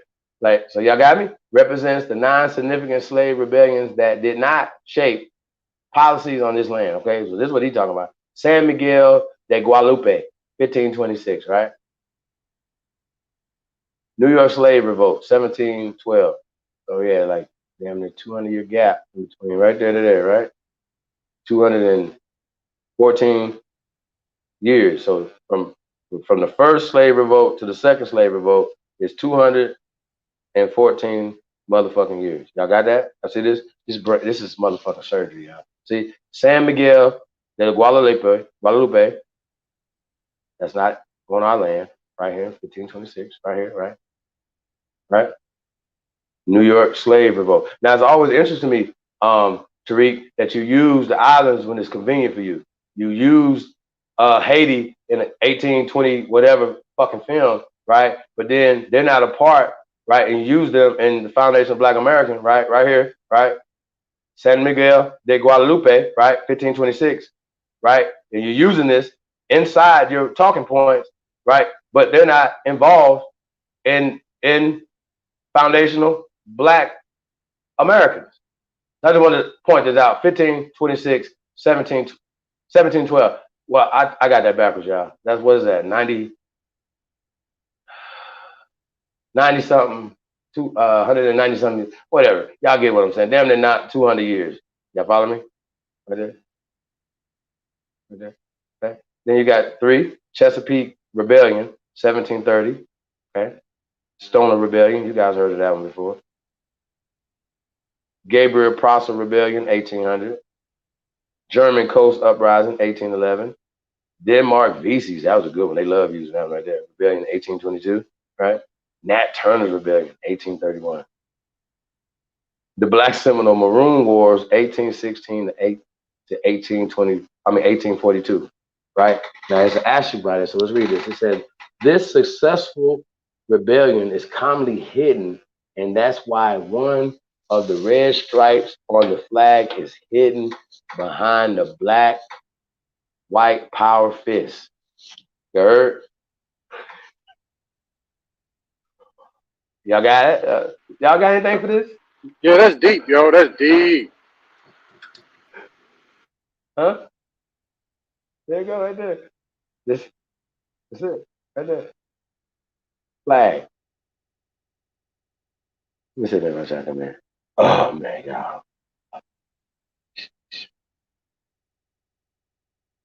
And there's my mama, Ida B. Wells. Who is foundational Black American and who is not? This is interesting, y'all. Let's see this. Let's check this out. Look at that family right there, though, y'all.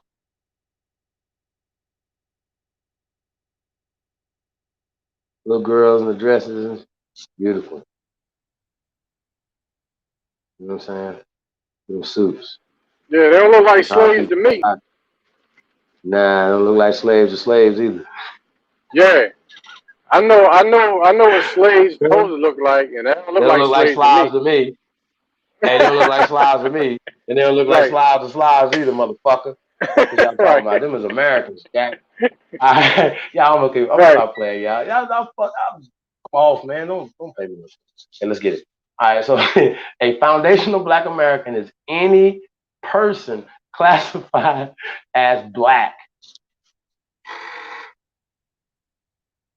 I had to stop right there. No, I had to stop right there. No, okay, I'm gonna start over. Okay, I almost laughed a little bit.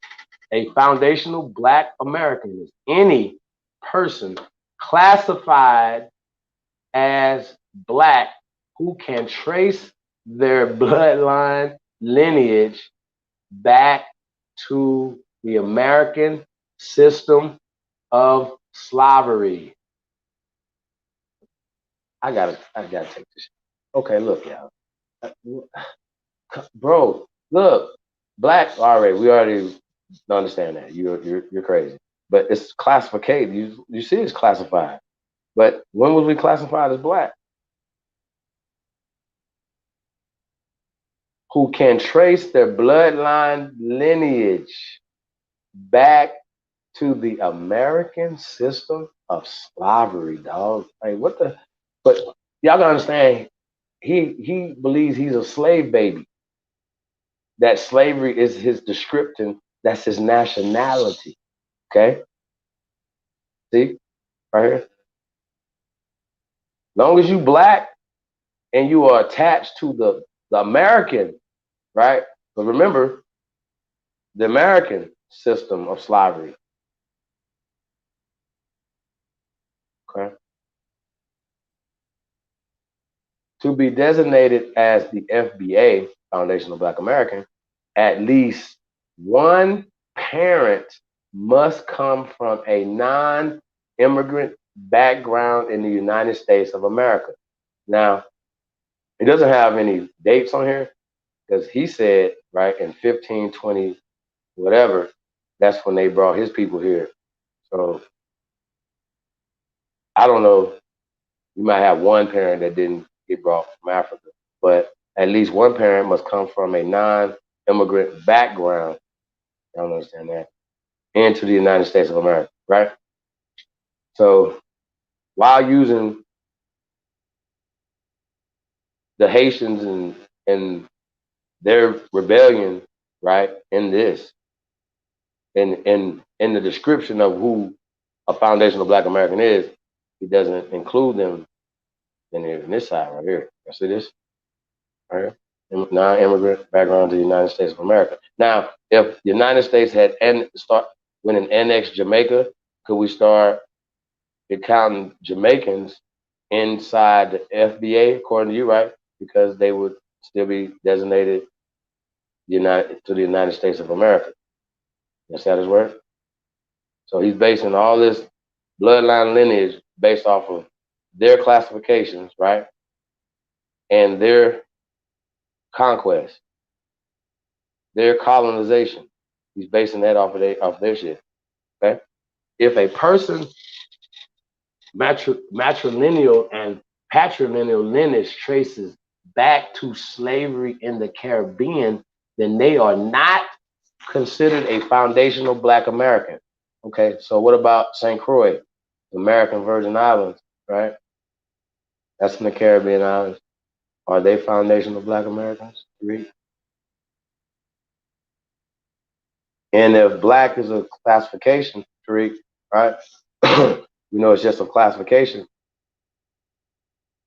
If we found some pale people who were classified as Black, would they be considered, because they were also slaves, Tariq, would they be considered, right, foundational Black American?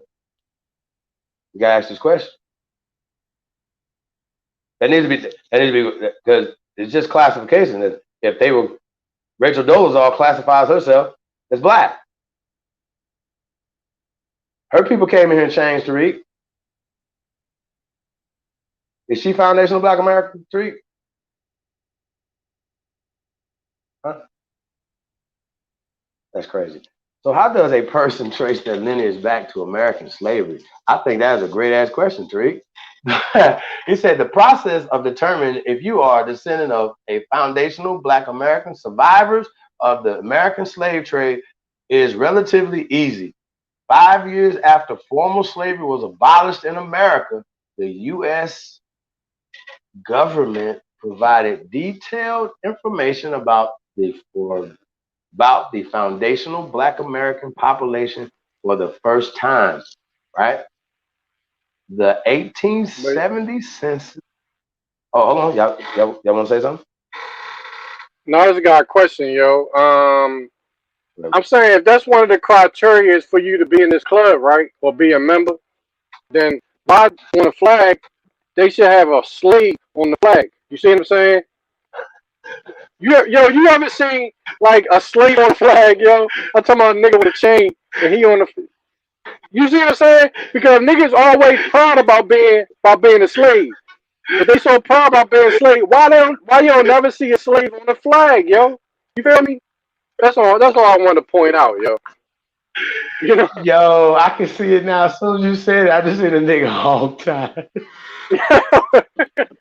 Yo, a nigga with a noose from the tree, yo. Ah, shit. Hey, yo, what happened? Yo, what happened? I'm saying, nigga. Shit. No, we still going there. Yeah. Why they can't have a slave? Yo, you ever seen a flag with a slave on it, yo? At least a slave boat, No. nigga. Some chains. A whip. Can I get a whip tree? Man, motherfuckers gotta get off that. Hey, Yeah, man, yo, y'all know how y'all was talking about? Y'all know how y'all was talking about the No, oh, I'm gonna let y'all get that out real quick. Oh, That shit is funny as hell though. Oh my god. Hey man, no. Yo, they always gotta put the fist up though. Whoa, yo. Oh shit, yo. God damn. Hey man, I can't make this up. This is it. This is what they're doing. But he said the process to determine if you are a descendant of a foundational Black American survivors of the American slave trade is relatively easy. Okay. 5 years after formal slavery was abolished in America, the U.S. government provided detailed information about foundational Black American population for the first time. Okay. The 1870 census provided the first detailed accounting of the Black population. And if a person can trace their lineage to the 1870 census, they are most likely a descendant of foundational Black Americans who were enslaved. Okay, now my other question is, Tariq, what if people who haven't traced their lineage, right, but wasn't enslaved at all? In fact, enslaved pale people as well as other people of color, right? Were enslaved, apprenticeship, employment, imprisonment, these things, all the things, servitude, paying taxes, um, sharecropping will be considered slavery. Okay, your family, Yo, your yo, family will be I was, considered and check it. unpaid laborers, right? Yo, I wasn't Hold on, real born in a quick, brother. I'm gonna hospital. get this out. I wasn't born in a hospital either, so I ain't on nobody's senses. So if my children them come around 10, 12, 20 years from now, grandchildren come around 20 years from now to find me, they ain't gonna find me. So how do I apply to that? Start making your own records, because that's not No, good no, no, if the no, descendants can't find you, bro. no. Listen, the man said if you on a census, everybody, people ain't on no census, you know. My grandmother wasn't born in no hospital, you know. My grandmother was born in the middle of the Facts. floor, in the middle of a cabin, and sitting inside of a basin, a bathtub basin, boy. Yeah, I feel you, but people used to write their document their births and Bibles and all that. That's still that's like authenticated. That's like they used to That's swear not on the Bible in court. So, that's not on a census though, bro. Listen to what this dude's saying. but dude is a clown though, bro. Wasn't dude talking about, ain't that the dude that was on Hidden Colors or whatever, bro? He's like a new age fucking L Well, Sharpton or something. yo, I mean, yo, we just dissecting this corpse here. That's all. That's But all we're doing, yeah. but So, I got a jewel for y'all if y'all want it. oh, what? I'm interested to ask you about the 1870 census, though, brother, because you know, I got an 1850. You want to talk about that?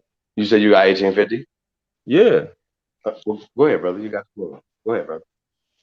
I mean, mine should say I'm Cherokee on it though. It's from 1850, Cherokee County, but mine say free inhabitants because we was free. We wasn't on no slave shit. But I mean, but I was So, gonna would you show join y'all. Foundational Black Americans? No, I don't fuck with none of that black shit or nothing like that. I only So, say so you that don't shit want when I'm on reparations? here.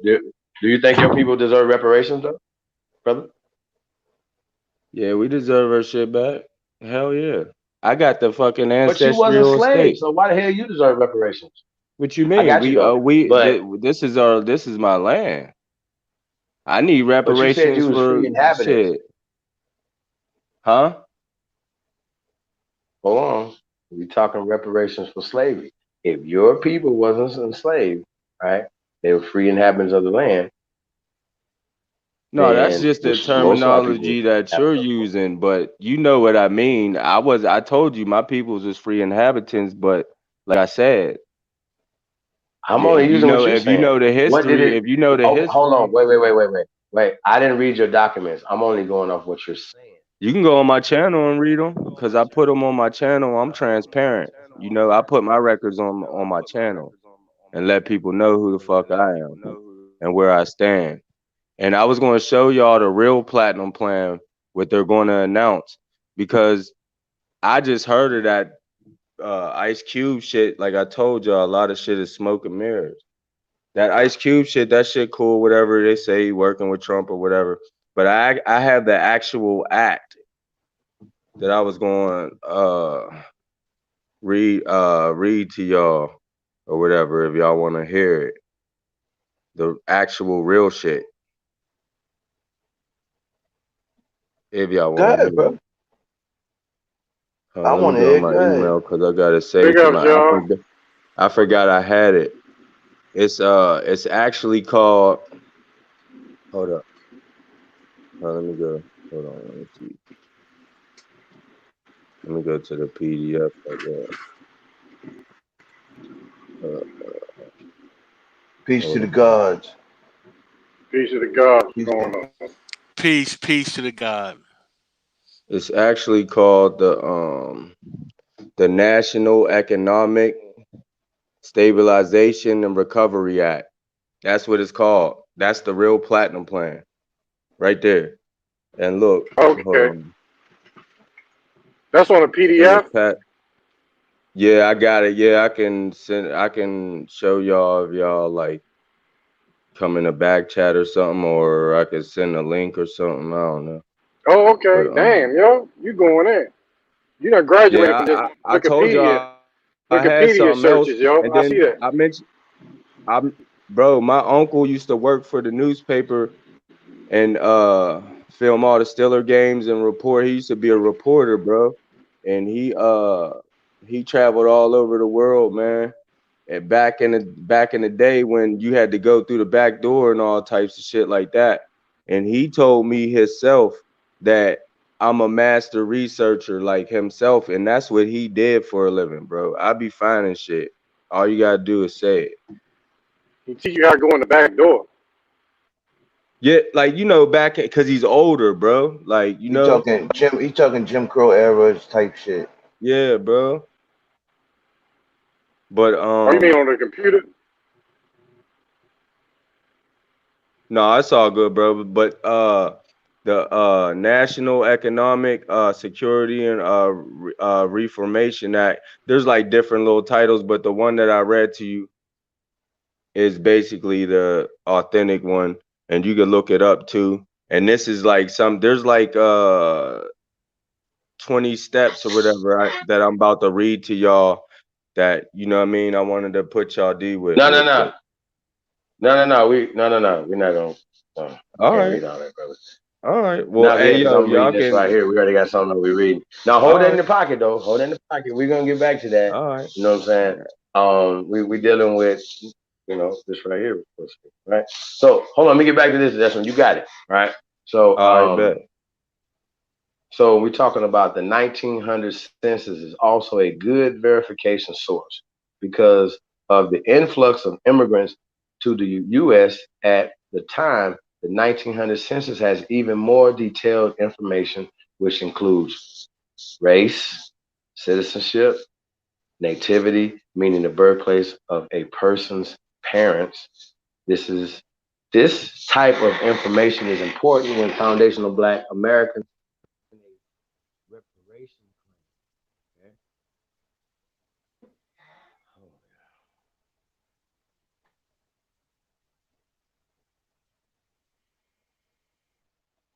Mic check.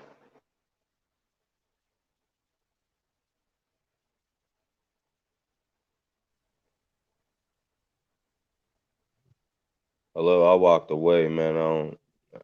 Did he ask a question?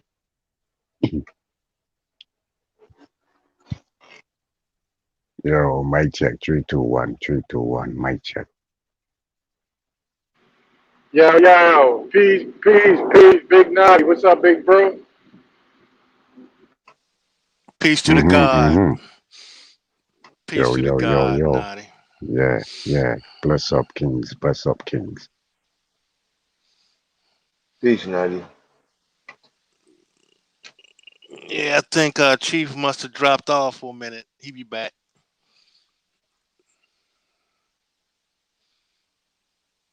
Yeah, he was right in the middle of reading.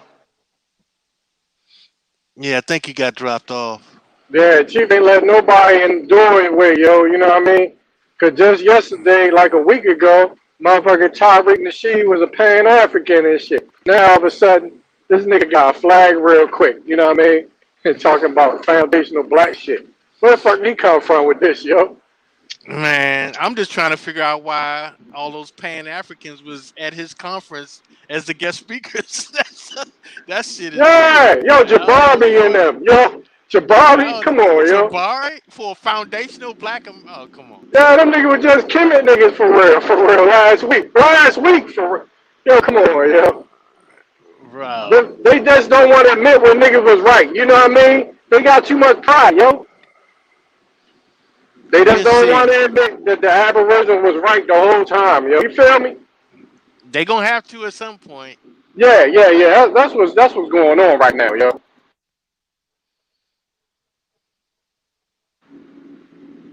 Niggas just don't want to admit it, yo. Yeah. Well, you know how that go, man. That's what I'm saying, Right, man. The only thing, cause you can kind of see where people be going, right. and he's about to crash and shit. And then when you dig deeper into it, you know, you see the foolery. You know what I'm saying? And it's man, at some point, you know, everything is going, you know, people just gonna be turned off of everything. You know what I'm saying? Like they ain't gonna want to hear Yo, shit about nothing. It's like, fuck yo, it. yo, yo, yo. Yo, what up? Facts. What up, Nadi? Yeah, let me say something really fast. So I feel in all of you, right? I feel in everything all of you right to a point. Our power right too. When our power come out, he was trying to explain something. No, look at the people he have on his platform, Tyreek, for this what they call it, FDA. The That what they conference. call It was it? a conference he had. Oh, all right. Look at the platform. Look at the people he had up there, like Jabari. Okay, look at the difference between Jabari and Chief. Chief, Chief gonna burn you up with fire. So them people scared to really come deal with us. You understand? Because we throwing so much fire all the time. So if you're throwing fire, the man don't really know how to come to you. You understand? He's seeking information. The man reaching, he's stretching, he putting his hand out. No, we need to kind of come in a different type of tactic now to accept the man and bring the man into the real info. You know what I'm saying? Not just some partiality info, some fire info we always join on it. We kind of bring him into the fullness so he can go and represent it in a right fullness of way. You understand what I'm That's a saying? fact, Natty. That's a fact. Because he's Man, stretching. He's Cause this stretching, some bro. this some No, fuckery right here. you right. Nadi, that's Copper Grizzly though. That's his lane. He always keep us together. You know what I mean? And he know how to communicate with those people. But us, we like Chiefs, and you know what I mean. And we spit fire. You know what I mean? But we know what people that can deal with them, and Ad Power can deal with them on that level. And Ad TV, they always yeah, had that's a that. fact. Yeah, they always dealt with those people that were on the crossover tip. People that had, that want to extend their hand. You know what I'm saying? Mm, But mhm, that mhm. that should have drive me crazy because I can't deal with somebody that, that's on that level. You know what I mean? That I But feel okay, is not okay. all the way. You So know what I mean? so all of you have the proper information to carry yourself forward, right? Right, As an individual. But now we have to look at it as a team. We have to right, look right, at it as a army. So when we approach right, these things, we have to use the tactics of war. What they call it? Sang Tzu. Art of war, right? Everyone has their place. So right, Tyreek, right. you already see he's like a bowl of ice cream. He can change up on you at any time. You know what he's saying? So yeah, you want to use him as a voice cord for you for when you want to say something. In case you got to write up his script, he got to read by platform. He got to read by a prompter or something like that. But he does have that face and that voice for something that people out there is gravitating to. No matter what he say, he can come with the truth today, a lie tomorrow, the lie today, the truth tomorrow. They're gonna fall for it.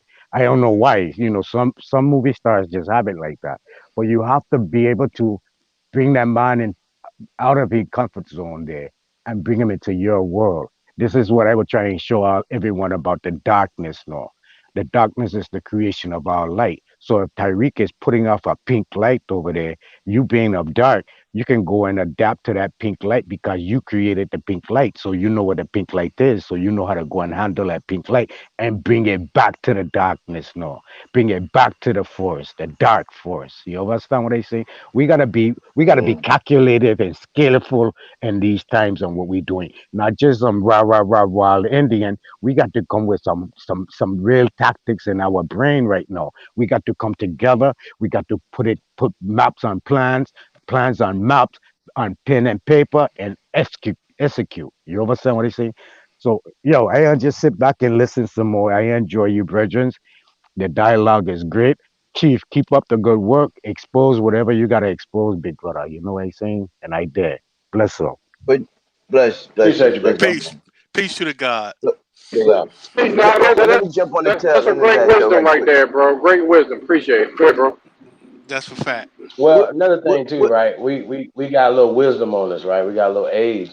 and a little experience. Okay, so we know we've been saying flim flam for a long time, and we fell for it as well when we was young. Okay, so I think that's that. Was somebody about to say something? Somebody get back into this right here. But I wanted to piggyback off on what something Nadi was saying. I mean, and I had just dropped something in the link, I mean, in the chat about producing a video on that on. But wouldn't it be great if we could get someone like Tyreek to and put out a video using that same format that he used to put out his first Hit in Color video, as far as with someone interviewing brothers from the Aboriginal community. That's already being done, bro. Oh, okay. I didn't know that. It works right now. It's called Culture Freedom. Shout out to 100. Yeah, but that Culture Free. All right, I'm not gonna speak on it because I don't know much about it. I know what you're saying though, bro. We need more movies too. I know what you're saying. Yeah, I mean we can actually. I mean that's easy work. Yeah, but according to even if you could get Tyreek to interview, but Tyreek info is garbage. When it comes to Aboriginal, Tyreek info is garbage, bro. No, I mean he might be trying to extend his hand, but his info, his history can't compare to niggas over here. That's what I'm saying. I'm not saying use his info. I'm saying if it was possible to get him to interview some of the brothers. Outside. We got the talent. We got this. Man, we can do that shit outside. We don't need that nigga. I'm just saying because he has a face recognition and he has an audience that's not necessarily aware of some of the things that we are aware of. So you know what I'm saying? It would then reach people that don't have that knowledge. Yeah, well, he can put it on his channel, some shit that, you know, like Culture Freedom. He can put that on his channel if he, you know, to negotiate with A1 on that tip. But some shit that he did, nah, he ain't gonna, nah, yo, he ain't got the info. But I understand where you're coming from, though. You know what I mean? Yeah, I do too. Yeah, it makes sense. Yeah. But for him to, nah, bro, it don't make sense because niggas already doing that. That's that, yeah, but nah. I wasn't saying for him personally to do anything. I was saying basically to use that type of a format to put out something in the format that he used in his first video. That's what I was saying. Look, he could do that now. He can promote somebody's channel over here if he wanted to. You feel me? But he's not doing that. See, yo, you gotta look at it from our eyes too. Niggas' eyes from over here. That we promote him right now. He not promoting nobody over here. You feel me? So we already doing him. Chief doing the favor right now by promoting this nigga.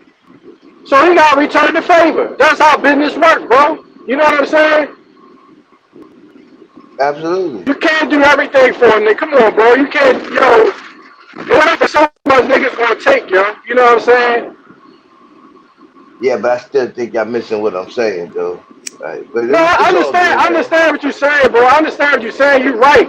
But what I'm saying is, we got niggas is doing him a favor. You know what I mean? Showing him love right now. Hey, but nobody clowning him. This is free promotion for his channel. Personally, I can give less than I'm clowning a little bit. Personally, you know what I'm saying? I'm clowning a little bit because this is crazy. Okay, hold on. Let me get back to this then, right? So you said this type of information is important when foundational Black Americans present a reparation claim. Okay, talking about the 1900 census, right? He said because every potential beneficiary, right, should be able to provide plausible and legitimate documentation about their lineage. Okay. Okay, and it said, what is the status of people with half FBA and half immigrant lineage? Okay, if you are a person classified as Black who has one parent from an immigrant background and another parent who can be traced to the American slave plantations, then you are considered a foundational Black American still.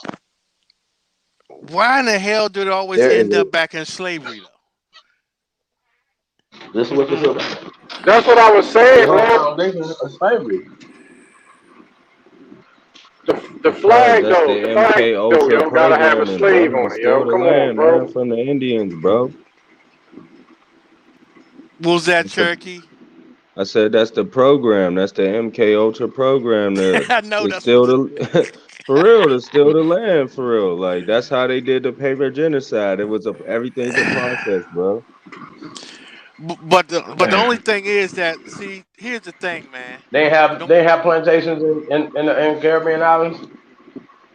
Yeah, they had sugar plantations They and have yeah, all they had. that. slavery in the Caribbean They islands. sent a lot of Irish That's there. No absolutely, man, They yeah. sent a lot that's of Irish bullshit. there, They have plantations over there.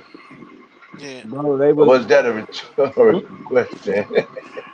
but from the they six, but man, look, bro, you they can look act up the like timeline. they had slaves on deck before they even had a business going. How the fuck, you know what I'm saying? Like But that's yo, crazy. a lot of the Slavic people from Europe can trace that they can be foundational black Americans then, yo. Hey, You feel me? Facts. refresh my memory, Cause, none. cause, When cause did the look, cause look, they would Slavics have come? brought their own people first, When did Exactly. bro. They would have brought their own people. Listen, the when nigga did the Slavics that's come? I don't rowing the remember. boat. Hear me out though, brother. The nigga Uh, that's washing the deck, the nigga that's rowing the boat, the nigga that's hoisting the sails and shit is a slave. Everybody's a slave on that motherfucker except for the captain of the ship. Or you a passenger and you either paid or you was a slave. Niggas paid to come to food in life, right? They was escaping death and they came here for life, so they had to work as slaves. They just superimposing. We're assuming that there's a slave they brought. Slavs, they brought them. Like, come on, bro, this is really crazy. It's super crazy when we're looking at it, right? But let's get back to this. It says there's a very important caveat with this designation. An FBA, Foundational Black American individual whose non-foundational Black American parental lineage comes from a person who immigrated to the United States after 1970 should not be considered or looked upon as a representative of or spokesperson whose serious political, social, economic, or judicial issues that affect foundational Black Americans collectively. Anybody want to tackle that? He says that, remember I was talking about the 1970, it says 65, he says 70. So if who's like he was talking about if you're mixed, right? And your parent came here after 1970, then you would not be considered a foundational Black American. Okay? Even if half your parent suffered in slavery, in his proposal here, you can't, if your people didn't came here after 1970, then you can't be considered foundational Black American. Okay? The only exception to this rule is if the half foundational Black American individual has a verified track record of loyalty and tangible contributions to the betterment of the foundational Black Americans on a grassroots level. Now, I'm gonna tell y'all what this means right here, right? I'm gonna tell you what this means. See, the only exception to this rule, right? That means that there's no rule. Is if the half foundational Black American individual has a verified track record of loyalty to him and tangible monies to contribute to the betterment of him on a grassroots level. I just broke it down in layman's terms. Okay, y'all got it? See that right there? The reason this rule applies to half FBA. This nigga let a whole African in this shit if he paying. You know what I'm saying? What's that, brother? Come on. They won't notice you're in Nigeria. Okay? So the only exception, hold on. I gotta go back. He said the reason this rule applies to half foundational Black American people whose immigrant lineage came to the U.S. after 1970 is because the African and the Caribbean immigrants before that time frame had a different collective disposition in relation to foundational Black Americans. Do y'all see how dumb this is right here? Huh?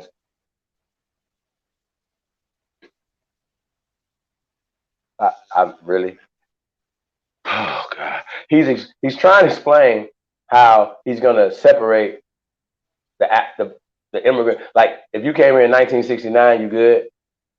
You good. You had a different mind frame in 1969, right? You didn't change your mind frame after 1969, Tariq, right? They didn't change their mind frame after they got here, huh? Stupid, bro. This is crazy as hell. So it says the Immigration Act of 1965 was a law that foundational Black Americans fought for in order to help Black people from Africa and the Caribbean islands come to the U.S. and assist foundational Black Americans as reinforcement against systematic white degeneracy. Huh? Hey, Chief, I don't know about all that because you got white people in the 70s. I mean, you got so-called Black people in the 70s coming from Africa and from some of the islands and being classified here in America as white. To this day, you have those so-called Arabs coming over here and they're classified as white. Mm-hmm. Exactly. So that's pseudo. Mm-hmm. Pseudo. But even the dark skinned North Africans can be considered white, long as they in North But Africa. that's what I'm talking about. That these are the people that I'm talking about. I'm talking about the so-called Black person. They were coming in the 70s when they were coming here.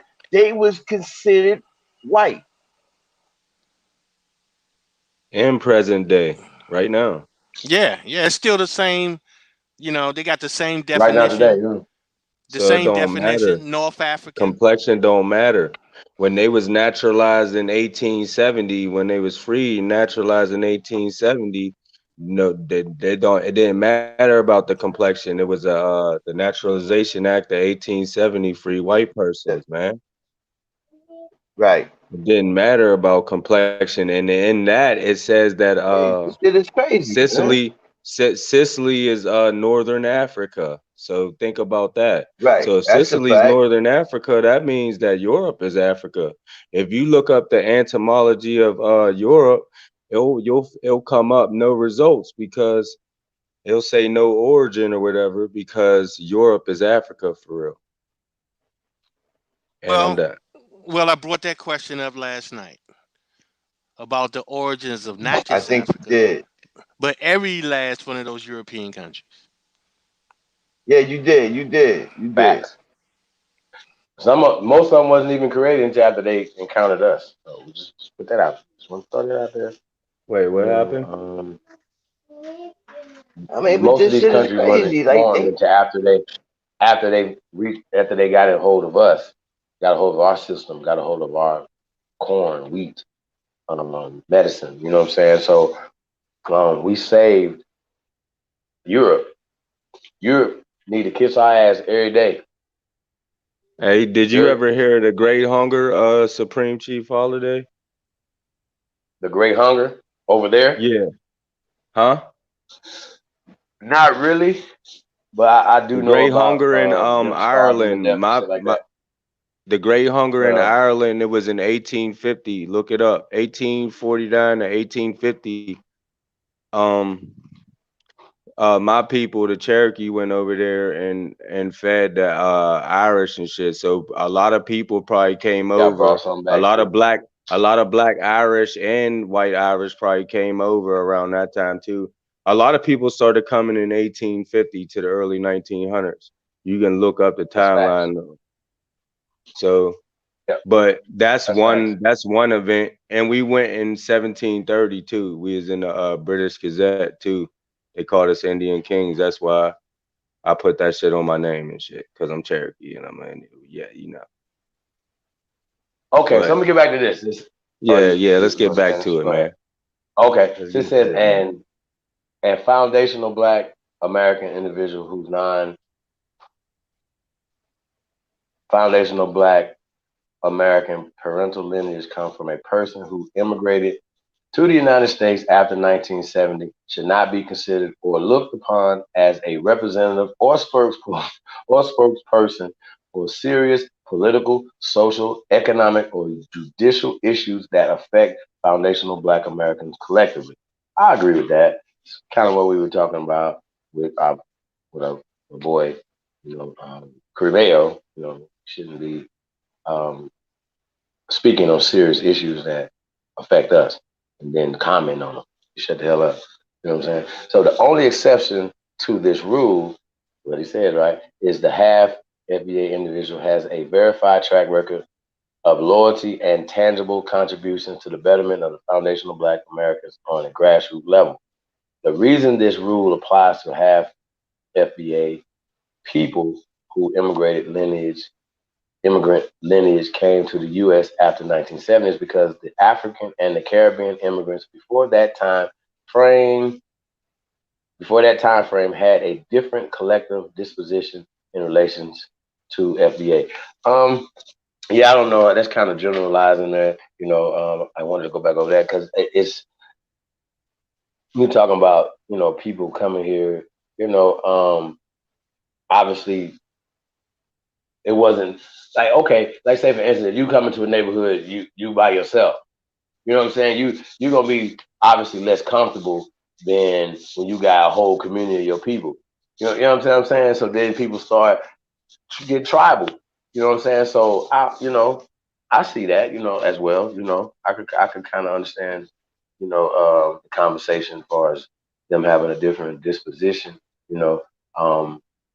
Yeah, everybody did.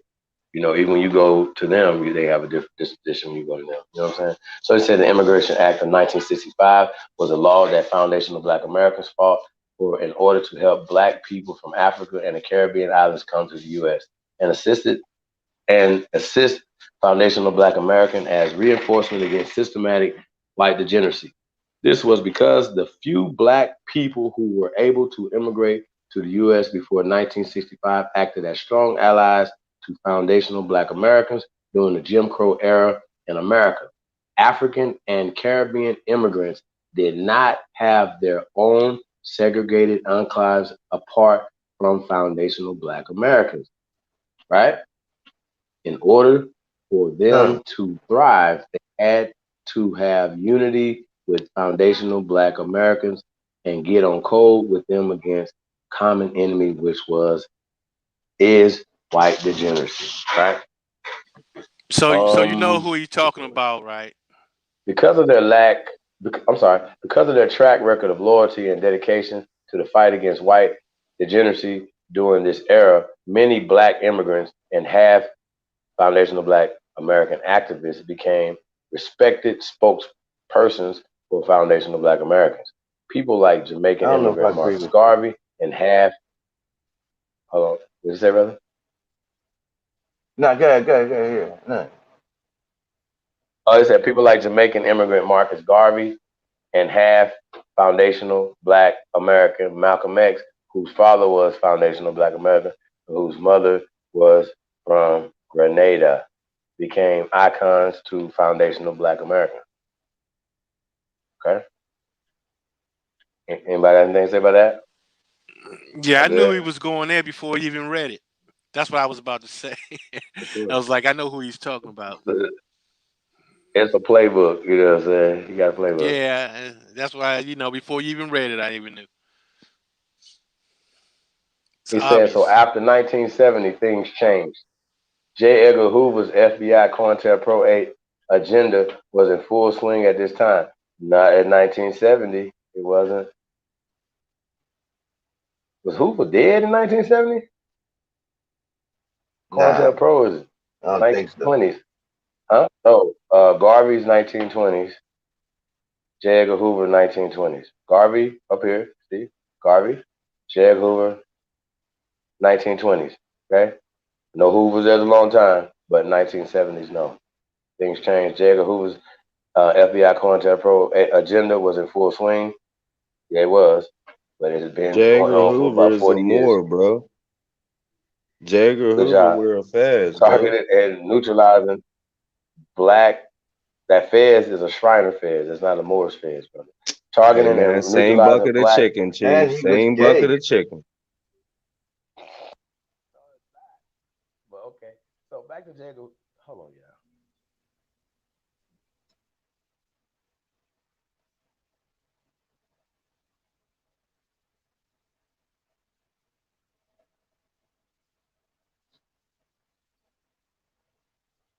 Like check.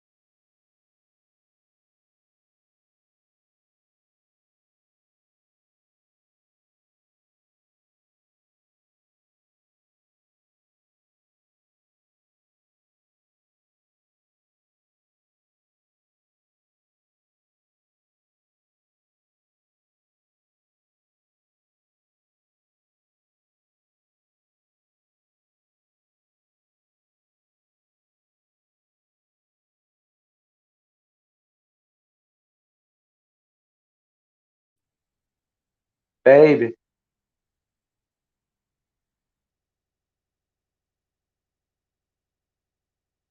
Testing, testing. Where y'all at?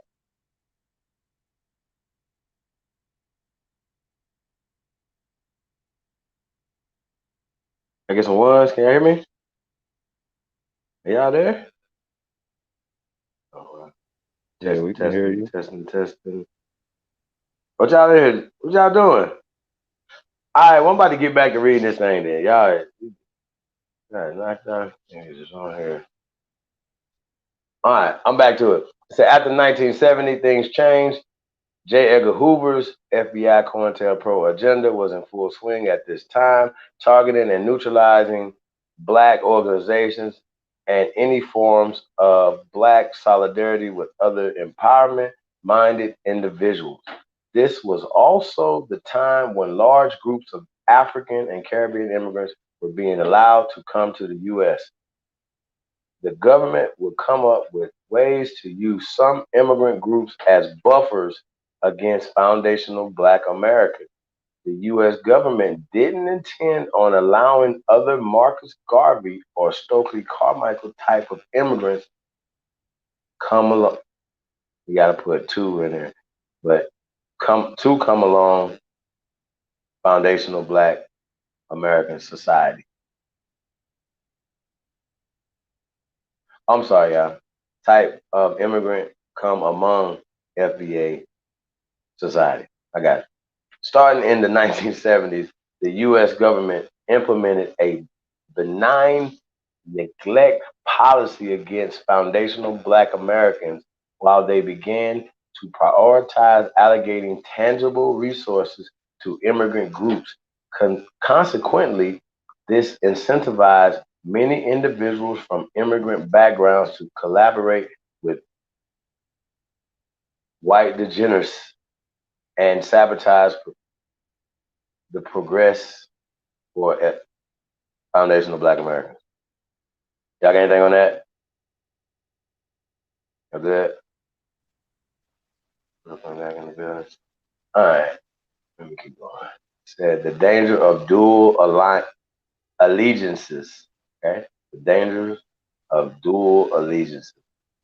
Historically, there have been two types of half foundational Black American individuals. In general sense, one, loyalists to their foundational Black lineage and heritage. That's us. Two, anchored tethers who view foundational Black American society as a group to exploit and ultimately replace. That would be all the European nations and everybody else. So we gotta we can't it's like we talk about this degenerate system, but excluding them in the conversation. Y'all understand what I'm saying? Y'all kind of get that out of dudes' conversations a lot. Like never you're addressing this system, but you're not addressing a people. You know what I'm saying? I just always look at that. It's weird. It's just me. Foundational Black Americans has to currently be skeptical about certain half foundational Black American people who want to act as spokespersons for foundational Black Americans collectively. If a person has dual allegiances to different ethnic groups and cultures, it's difficult to determine if they will look out for best interests of foundational Black Americans. Even full foundational Black Americans who has a history of prioritizing other groups, religions, and sexual intersectionality over the best interests of foundational Black Americans must be viewed with reservation. I agree with that. In almost all Native and Aboriginal societies, when the people allowed outsiders with dual allegiances to other nations or ethnic groups to act as their representatives, this ultimately caused the decline of their societies. Go ahead, Lever. No, go ahead. Go ahead. Okay, go on. Is somebody in the background? Mr. Brooklyn in the background or somebody? No, I don't see somebody in the background? I don't see him. Yeah, I am. Oh, okay. Oh, okay. No, I don't think everybody did that. Okay. This happened in the 16th century when Portuguese colonizers called Lecados. Oh my God. Where am I at? Lecados married into Royal West African families, right? The mixed race offsprings from these unions who were elevated to powerful positions often sided with the Europeans' side of their lineage to ultimately undermine African society and help facilitate The transatlantic slave trade. Got anything for that? Hey, notice they didn't give you a damn date. Well, he said 15th or 16th century or the 1500s. Yeah, I mean, but that's like, come on, man. They didn't give you, come on, man. Right, broad. I got you. Well, you know, it's just a broad statement, anyways. Anytime 1600s, 1500s, it don't matter. The same thing happened to many Native American tribes who allowed. So keep in mind, Native American was not created until 1975. You understand? So same thing happened to many Native American, right? Many Aborigines. No such thing as Native Americans. Native Americans, remember in FBA, it wasn't how can you have Aborigines, right, and Native Americans? How is this possible? It doesn't make sense. Just like you can't have Aborigines and fucking African Americans. It does not make sense. Okay, so the same thing did not happen to many Native American tribes who allowed European colonizers to intermarry into their groups and become representatives for them. This was the beginning of the decline of their societies. Okay, in modern times, the pale establishment deliberately elevated non-foundational Black Americans or anchored tethers to act as spokespersons and leaders for foundational Black Americans, and the result of this practice have been devastating for foundational Black Americans. For this reason, foundational Black Americans should only consider other qualified full foundational Black American representatives to act as spokespersons for collective interests of the ethnic group. Whew. God damn. What y'all got for that? But Chief, it's not an ethnic group. I know that. Black is not a ethnic group. You know what I'm saying? Are y'all asleep? What is going on? Let me see what's on here. What it do, Chief? I had to leave for a second. What's up? Okay, yes, we'll leave some. Okay. Yeah, What man. was What up? do y'all What you think about saying? that, bro? What do y'all think about this website? I kind of broke it down. I don't. I think it's MK Ultra the fuck out, and Oh yeah. yeah, all this shit is witchcraft for real. They say bliggity black too much. It's Man. all twisted, man. They just being destroyed for a lack of knowledge for a lot of shit. Cause like they even use Aborigine. They're like that's like Australia. I mean, we are. I don't even like Whoa, using whoa, the whoa. What are you ab talking thing. about? I just call myself Time out. original and shit. Wait. But they do use Wait. Time out. Wait. Brother, Aboriginal Indian hold race in the on. Black's Law. Hold on a second. Time out. When you said Aborigine goes to Australia, what are you talking about? Like that Aborigine, like Aboriginal, like that'd be like here if you wanna, but like Brother, Aborigine is like Australia, bro. no, Aborigine would be a noun, and that would be the first But like, inhabitant anywhere. That but look, my point in hold on, that, brother. no, Hold on, brother. I'm hold on. breaking it down for you real fast. No. All right, No, you're you're breaking it, but you wrong. just So you need to listen, okay. sir. You're dead All right, wrong right now. sir, It's going back sir. super fast for you. Listen, it's a simple search. You're a master researcher. Look in your phone. Aborigine, Oh, we right? got. Did you go Aborigine. far, Luca? Aborigine is a noun. Aboriginal is an adjective, right? So Aborigine would be the first inhabitant anywhere that somebody found, right? But they found us here first in the 1500s before they found the Australians in the 1800s, brother. Wait, they found who here? Who found who here in the They 1500s? found us in America and they called us Aborigines and Aborigines, Okay, right? well, Before they who? found them in Australia, brother. Them the Okay, Trinity, man. so where did they? Who came here in the 1500s? Supreme Chief. But we were just talking about them, the different explorers. in different places.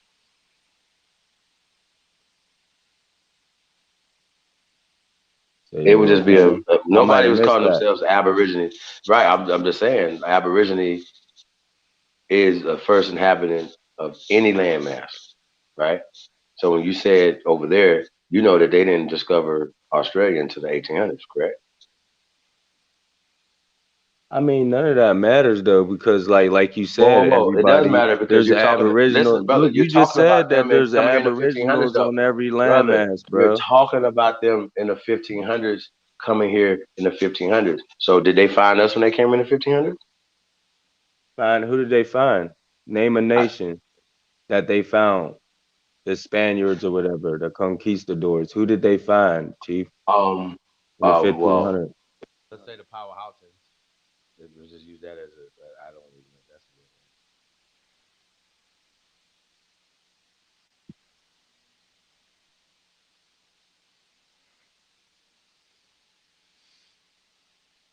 a Yeah, I think Chief fell off again.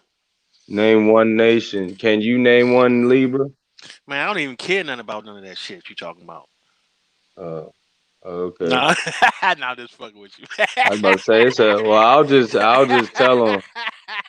tell him just in case he went to go Google that. Nah, man, he just fell off the air, Hey, man. He be right hey, back. I know I'm just fucking around. Hey, it's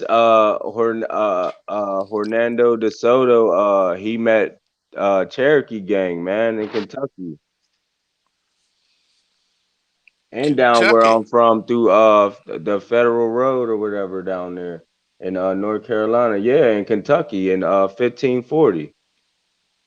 How the fuck you get DeSoto. way in Kentucky? Bro, what you mean?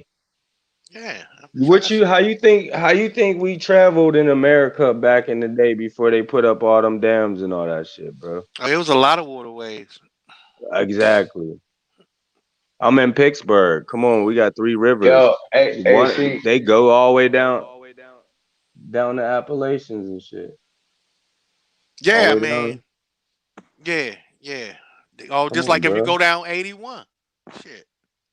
yo, see, this would be the confusion all the time, right? This is what we're saying, okay? I made it simple. And I could just anybody that have any problem with the word Aborigine. Oh, Your mic went low, Chief. yeah. Anybody that have any problem with the word Aborigine, you should just look it up in your phone instead of arguing about it, right? They found it would be the first inhabitants of any place, right? Would be Aborigine, right? The noun.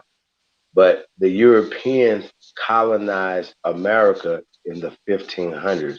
They did not go into Australia into the mid 1800s. It's not rocket science. That means that they encountered Aborigines in other places like America first, huh?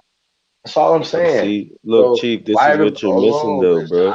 I'm not missing anything. Trust me. Look, yes, I'm not you are, missing nothing. because the Spaniards Okay, didn't go ahead. colonize the 13 colonies, bro.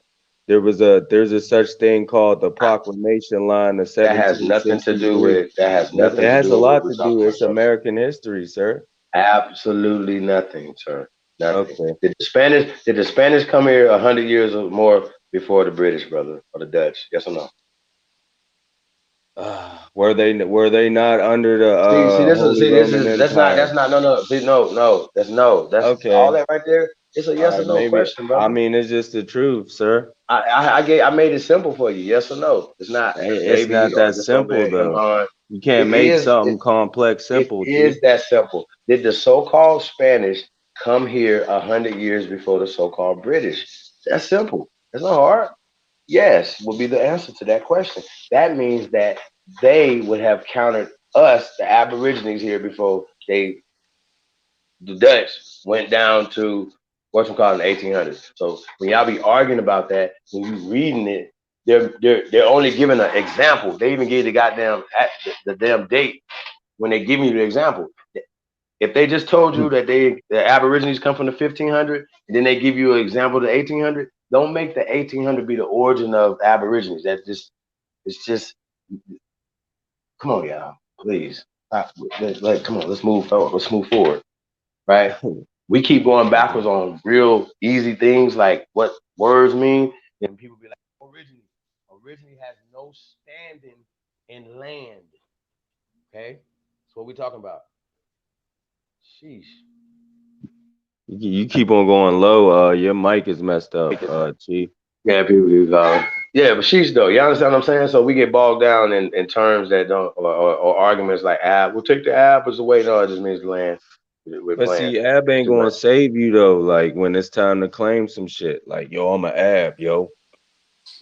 You gonna have to say you from a nation, bro. That's from bro, here. bro. All you I'm have to just saying, do, bro. all you I ain't have gonna to do it. do, I ain't gonna do listen. it. All you have to do, all you have to do is show them the fucking definition, bro. But Because you do you know got how many? people. You Show them the look, you got you definition. right. You got people if they don't understand what ab mean, what aboriginal mean. Show them the You ever fucking read Rules definition. of Evidence? Okay, all right. We're gonna pull this Look, up. man. God damn it! For Look, the eight look, thousandth time. look, You look, just gonna look. pull up the dictionary though on them? No. Check Oh, this out, though, man. Check this out, though, man. It's like this. There's no such word as origine. There's no such word as origine. Original, yes, but it has nothing to do with land. Okay, so we know exactly what the definition of aboriginal means. I don't understand why nobody act like they can fucking Hey read. yo, I don't know. Can y'all recite it? oh shit! I can recite. I just did, but you didn't want to hear it. So let's go over Put it your again. put your Let's pull hand it up. put your hand over your heart when you read it. Nah, Ah, Put your nah. hand yeah, over your give me a heart, man. Make Bible. it He trying to plain, get you to man. take an oath. Hey, I'm gonna need a Make Bible in a that minute. plain. Oh my God. Hey, listen. We're gonna pull up a couple of definitions first because I see that it's very important that we tackle the basic shit. You know what I'm saying? Like I said, keep it Oh, super no simple. doubt. All you gotta do. Because I Can we think do that's the this? problem Can we real do that we this with have. the scriptures too, Chief? I ain't mean to cut you off. Can we do Not that with the me. scriptures too? Not Like, me. like, But like, like, like, like for one, like, let me get one, Chief. Precept. Do you know what precept means? when I was in church, like Sunday school, I remember hearing some shit like that. Go ahead. Just give me a hint, like anything, a smidget. Give me something. You know what it means? Just come off the top of the dome. You the supreme chief. This is your Nah. house. Hey, bro, I left church alone when I was like 8. Good. Nah. Go ahead and That's tell what I'm us, Precept. just though, saying. man. That's just Yeah, man, go basic, ahead. though. Like, Yeah. Man, Joshua, go ahead and tell us, man. jog my memory. It's Yeah, jog my mediocre. memory, brother. It's what? Like that T.I. song, mediocre. Oh. Hey, do Joshua, you y'all think that fool. all these words? A precept is Hey, do y'all think that basically all a these law, words? like a commandment, bro.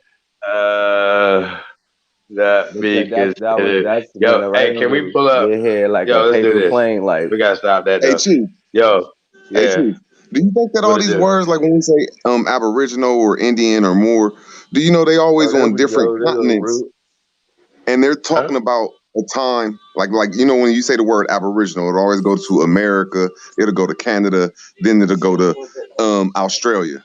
Then when you get to the word Indian, it'll take you to the East Indies, the West Indies, and then in America. When you get to the word more, it'll take you to the East Indies, West Indies, America, Europe. So you think all them words is a manipulation to say that we had an empire back in the day that, or we was people in different tribes that went across the oceans and nations and shit? I'd agree. Well, all right. This is how. Want me to tell you how you can figure that out, Root? All you had to do is look at what food did they eat. That will tell you because you're gonna eat the best food. So wherever landmass had the best food, goddamn it, you're gonna try to make it your business to eat that food wherever you go. Feel me? So that's one way of checking. So when you saying certain Aboriginals of Australia hooked up with certain Aboriginals of Canada, they was looking like for the best foods because you know No, Canada no, has the no. best. No, I'm saying if they have a relationship, if they have an empire, right? That means that they going to every landmass, right? I ain't saying you wrong. I just say when I look up all these words, they're found Yeah. in different land masses. So you right, they do Yeah. like certain people was connecting in I different mean, land bro, masses. just the Yeah. just the definition alone. Though, hold on. Just the definition alone. And even when we break it down, we're gonna pull it up. When we break it down, the etym of this thing, right? Even when we break down just the syllables of it and stuff, right? Um, it it it literally gives what it is as a descriptive term. Even aborigine is a noun that's just describing the people. That you understand what I'm saying? Just that would only be the first inhabitant. So period. So anywhere that you would find the first inhabitant when they got there, whether it's in China, whether it's in Africa, whether it's in the Americas, you would be an Aborigine. Okay, we're saying we're American Aborigines, right? Which, according to American, right, the definition of American, we go back and forth on this, but it's the Aborigines or copper-colored races, people that they found when they came here, right? Aborigines, that's us. And that's in the 1500s. So if they didn't go into, listen, they didn't go into Australia into the 1800s, and that's damn near 300 years that that they have discovered us here first, bro. So that's why we're saying this. That's why you can't get confused with Aborigine. I mean, just turn it It's around though, man. meant to confuse That you. both of the people of the Americas and both of the people of both of the people of Americas and both of the people of Australia was hue melanated. You feel what I'm saying? So I ain't saying that you wrong that the information they gave us. I'm just saying before they came, if you put the word Aboriginal to here and there, it was something mighty. That's all. It was something more than what they telling us. Whatever word you put there. But I digress. Well, yeah, I mean, look, come on, y'all. Do we got to pull this up, though? No, I think Uga. I don't think that Root is having a problem with it. He was just Well, pointing I it know you out. don't. Yeah. But we might have to pull it up though for people. You ever share the screen again and pull up Man, it gets etymology? tiring to keep on putting that shit up, Chief. It's like it's crazy, man. I can't even. It's almost I like I mean, can't even deal with it no more. you You know know what I'm what? It's saying? the etymology online, right? I mean, I actually want to pull up the ADOS because we got to get on their head next because y'all got to do this. 'Cause it's but part of Chief, this, you got people part of the bill. making up fucking words that don't exist. Like they read a definition and the word is not in the definition. It's like, goddamn, that word ain't even in the definition. Why you keep saying it? You know what I'm saying? This shit is crazy, man. It's mind-boggling. Then they make up a word that don't exist. It's like, God damn you. You can't show a definition of that word. You know what I'm saying? Hey, But the we got the mind is a guy terrible Amani thing. Bay on the panel. Peace to the guy, man. What's up, brother? Peace to the God, man. Let me pull up this ADOS, y'all. While we bring the brother in. What's up, brother? How you feeling? Bro, you on mute, Let's bro? see. Nah, he ain't. He Peace, go back out. Nobles. Can you guys hear me? Yeah. Peace to Absolutely. the What's up, God, family? man. Yeah, I And hear a lot of peace to the echo, a lot gods, of man. voices. Yeah, they hear a lot of voices. Still? And delays, a lot, huge delays. Well, I wanted to dive into the legal part of it, right? Let me mute myself. I keep hearing echo. What's wrong here? There we You a go. lawyer or something? Yes, Yo, I'm kind of like that's that. that's your mic. That's your mic. What should I do? Mute it? Lord, No, what are you listening on? I'm on my computer. Okay, you might have to just pause your computer.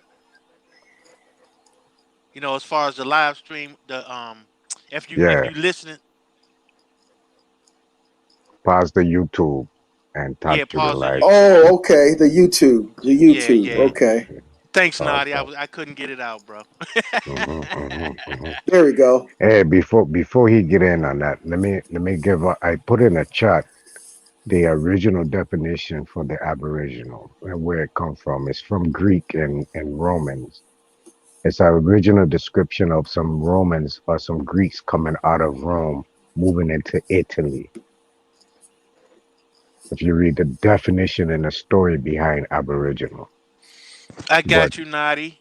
I Hey, ain't gonna Naughty, fight what you y'all say? though. You said Hold up, but I ain't also, hear what he said. along with that definition, is saying that it was like they were trying to describe that they were Aboriginal from their ancestors were Aboriginal, the Greeks' ancestors.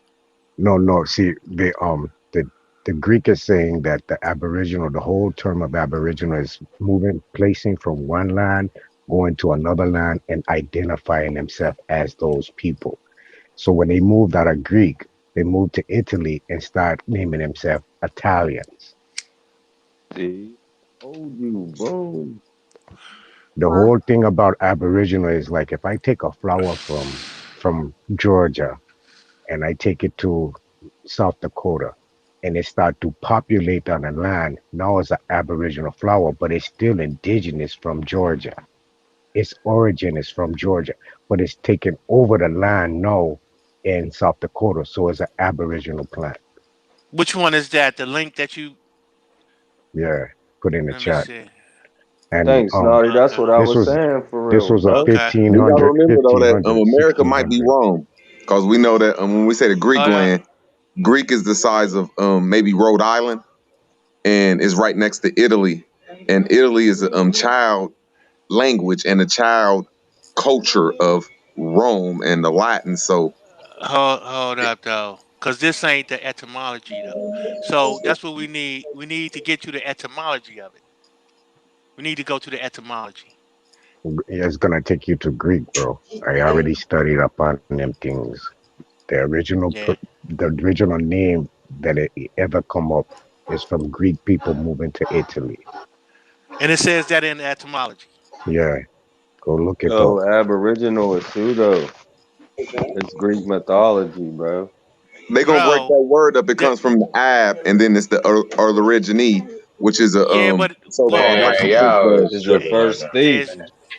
Y'all I'm ain't speaking no giving too you much. the ain't no definition of it damn in etymology because aborigine, I'm bro. not It's Ain't no etymology original from aborigine. now on, master. y'all. Ain't no aborigine. I mean, ain't no origine. You Ain't have no to break that origine. word apart. Nah, but it ain't no You definition. have to Look, break that it, word it apart, doesn't brother. matter if you Just Is hear don't it? me have a out a little bit. definition. Just hear me out, brother. Hey, Libra, read the It do definition because for original original. is an No, you English don't. word, brother, No, you don't. Nah, Stop and it. origine, bro. English Origine. comes from 1829. The word was made before 1829, and it comes from, I say, Canada. Everybody else gonna keep saying it No, come from Europe. I'm gonna say it come back in the from no way. back in the 1500s, bro. It was Yes, so created in the it couldn't 1500s. come from English. It couldn't come from original. It has to come from a language before original, which is origine. Man, root That's word. Naughty just dropped the mic, bro. There you go. All right. We got a date on that, origine. yes, it's Franco lingua 1600s, where they stole the indigenous language. I prefer to say Latin, where we was the Romans. So the Romans' ancestors were Aboriginal. I'm just putting the place where it was Roman at though, Hey, because listen, I'm just they're trying to say saying. that Latin made all the European languages and all the African languages. So I'm just trying to Yeah, put I all read languages something over here. different, bro. What I read was that they were saying that the ancestors of the ancestors of the Romans were Aboriginal, or the ancestors of the Greeks were Aboriginal. That's what I read. So I could be wrong. And then we got to understand we have the Greek letter over here. We the ones with the great colleges and the great lessons and everything. So that's really what Greek comes into play is when it comes to the sciences and the knowledges and everything. And that's over here. And when it comes to all the Cherokee red brick buildings and all the forts and all that shit over here, man. And we protect them suckers. Africa and Europe ain't never had no damn army. It's the American army. We protect all them suckers. So all that shit means that we the Roman Miles Clausius. And when you look up the definition of classic, the classic comes back to the Miles Classics. And they say them the Marines of the 1200 before Christ. So I mean all that stuff comes back to over here. Okay, well, I just wanted to try to share a legal analysis of the facts that the chief read from that website by Tariq Nasheed. Now, based upon the facts, he says that a Spanish vessel took Africans to the Carolinas in 1526, correct? Those were the facts that the chief read, correct? Can we agree that those were the facts from the website? The facts from the story is that the slaves made it to the Caribbean islands. No. Based upon Tariq Nasheed's website of Based on what they're ADOS, saying, that story, yes. to what he wants, he's trying to get reparations. So based upon the facts, we got to apply the law to his facts. First, we have to decide whether or not he has a valid claim. So he says if a Spanish vessel took Africans to the Carolinas in the 1500s, and then didn't he say that those passengers who were on that ship, or so-called slaves, killed the Spanish or pushed them out to regain their freedom? Those were facts too, correct? That's what he said. Okay, so they pushed them out, they got their freedom, and then they managed to integrate, and they were welcomed by the autochthonous people who were already there, and they I guess they became part of that nation, correct?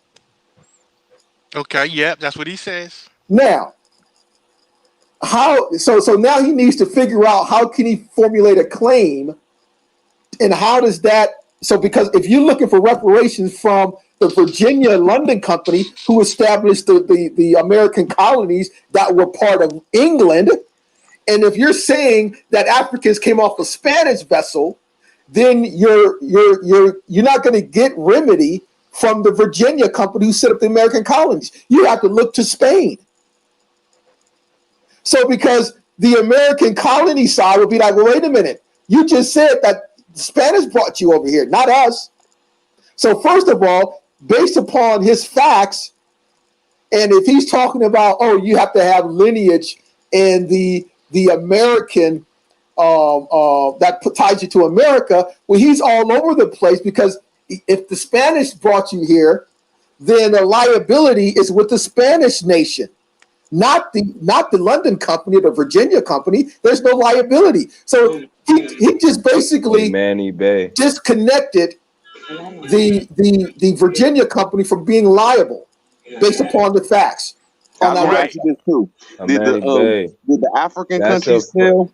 Did the African countries sell the slaves the Spanish? So that's taking the liability back to Africa. Well, now remember, well, before we even focus on Africa, because he just gave us a whole continent. He has to first identify what nation in Africa the people came from, right? Because remedy can go both ways. So because the nation in Africa would be negligent for allowing their nationals to be taken in the first place. And you can also get remedy from them. So you're either going to get remedy from the perpetrator or the other party that was negligent. But you dope as hell, man. You dope as hell, man. That's dope. Right. But he's saying now that the perpetrator is Spain, and he's trying to get remedy from the United States of America, right? Bro, but you're dissecting the lost dude's little whatever website or whatever. That is fake, bro. Like they was bringing Europeans, black and white Europeans from Europe, bro, to work in the colonies, to work for the companies, man. No. We're going on Tariq Nasheed's website. Now, Tariq Nasheed was spoken in front of Congress for quote unquote black people about reparations. Now, bro, remember, you said you were a lawyer, right, or something like that. Well, I'm more than that. I'm way more than that. What's your profession? Well, we don't have to get into that, but I'm always in the court fighting battles. I'm consider me a 5-star general when it comes to this stuff. Say that one more time. but my point is this: Tariq Nasheed was spoken in front of Congress on the issue of reparations. Now, remember when they create these little groups, lobby groups, and they speak in front of Congress, what they're looking for is for funding. So if he gets funding for what he wants to research the issue of reparations, he may get funded $200 million. But that $200 million will never get to the people in the street like us. So No, it's a only hustle. black. But he puts a website up that Chief Red, when he has a flag up there, he has 3 stars up there, and he talks about what did he call the blacks? What did he say it? Hey, Mr. You should let Bay. Foundational black American. That's what he Tariq said. Nasheed is dumb as hell to me. Like, well, no. Of course he's an for the idiot. simple fact, He's a hustler. Of course he's a hustler. But my point is this: his whole claim is fallacious. Yashua's turn. His whole deal is fallacious. It's frivolous. It's ridiculous. You just read on his face. On his face, it's fucking frivolous. That's a you fact. know how you grow up in your neighborhood and there's like a lame ass motherfucker and shit, and you he lame as hell, like, but you don't just sit around and just talk about that nigga because he lame as hell. Well, you're right. I mean, he's a hustler. That's his game. I'm not mad at him. That's how he makes his finance. But when he wants to try to be the representative of a group, I mean, it's just disingenuous because he knows that, everyone can represent black people now. Everyone can be a black person's leader, right? Right? You consider yourself that. He got But Yashua, you know that you come from you know what I'm saying? You claim that you come from Tennessee. I claim I come from Ohio. So how do the Tennessee lands and the Ohio lands owe these people money? And our lands wasn't the ones that inflicted this pain on these people. You feel what I'm saying? That pain came from Spain, like my brother was saying, and Europe, like you were saying. How is it all focused towards our lands? I'll digress off that one. Y'all understand there was different companies under different banners, but they was all under the Holy Roman Empire, bro. Under one banner, for And real. still under the Holy Empire. Yeah, like that's what I'm saying. Like, not trying to cause an argument. It's a good bill right here. I'm just like what my brother was saying, like, well, I was trying to Spain, certain companies need to be more liable than our lands that we say we indigenous to. What did our lands do except for accept these people? According to Nasheed and the ADOS. And another problem with the Nasheed's facts, it's in direct opposition to the 1619 Project facts. So therefore, if you suing Spain or even if you sue the United States, they're going to come back and say, well, wait a minute. The defense would be, wait a minute. First, you said that you were brought here in 1619 under the jurisdiction of England, and now you're saying that you're brought here before that in the 1500s under the jurisdiction of Spain. So we have, disputed facts coming from the plaintiff. They're all over the fucking place. So the point is this: you're not going to get reparations. This is a cycle. They recycle this story every 20 to 25 years. Before, it was Johnny Cochran and Professor Charles Ogletree of Harvard University who brought the same issue of reparations back in 1988. Okay? And before, so they recycle this whole deal every 20 years. And the purpose of it is to get funding, because they are getting funding now. They're getting funding to research the topic of reparations. So where they getting funding from? They're getting funding from, for example, in North Carolina. For example, North Carolina, they agree that reparations could be paid, and so they're setting up a think tank to look into the issue, to research the issue, and that research is funding. California. Would you answer that question correctly? No disrespect to you, Bay. And what you're trying to is Ice Cube and 3 other politicians in California passed the law to bring back up talks about reparation. That's the law. Exactly. So don't think I was disrespecting you, brother. That's just a law. Go ahead, bro. No, you're right, bro. That's what I'm saying. So there's a law. North Carolina did the same thing. California's doing the same thing. So these issues of reparations, people like Ice Cube can now go to California and get funding to research the whole issue, right? See, remember, it's a pandemic. When you talk about artists and entertainers, dude, they're struggling financially. They gotta fucking diversify, right? So to come up with this idea of reparation topic, because what did Ice Cube say from his own mouth? Oh, timing is now. It's the best timing right now. He say that it's the best timing now. So you can't fault him for that. I mean, Cube's a good brother. I knew his father when I was a student there. His father was a gardener actually at UCLA, and but yeah. But what I'm saying is reparations has been talked about many years, but those that bring it up will get funded for researching the issue, but it can never be issued because you first need to have you got the injured party and you got the perpetrator. So, excuse me, Brother Bay. Yes. All right, let me ask you a question. All right, when I first met Chief about 2 years ago, me and him was having a conversation about reparations, and I said, "Nah, Chief, not reparations. What was the word I used? Restitution. Right. I said, nah, Chief, not reparation, restitution. This was my very first conversation with Chief. I said, nah, we shouldn't want reparation. We should want restitution. Do you think that restitution is in the same category or in the same conversation as reparations? No. Well, reparations to repair a nation, right? So, but restitution is it's generational, right? And it can deal with different elements of remedy, not just financial, monetary, and right, but exactly. It can deal with other types of issues, right? But remember, if let's say, for example, like when I did the discussion with the Muskogee Nation inside of Oklahoma Indian Territory, right? All those, remember, that's a separate nation from the United States, right? But remember, like Tulsa, if it's true that people in the United States destroyed their town, but remember, during that time, they rebuild. They came right back. Matter of fact, they were even better after that. 1925, 1926. Oh, they were even more. They were prospering.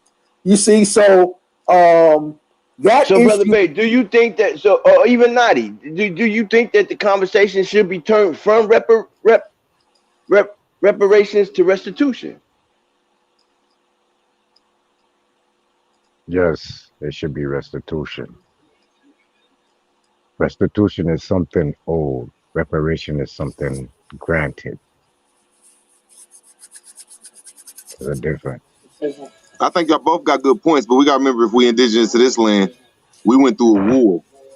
And the Philippines, the people from Israel, I want to say there's like 6 or 7 countries that got reparations for war. So if we could put our family members to that war, I think that'll be start of a reparation.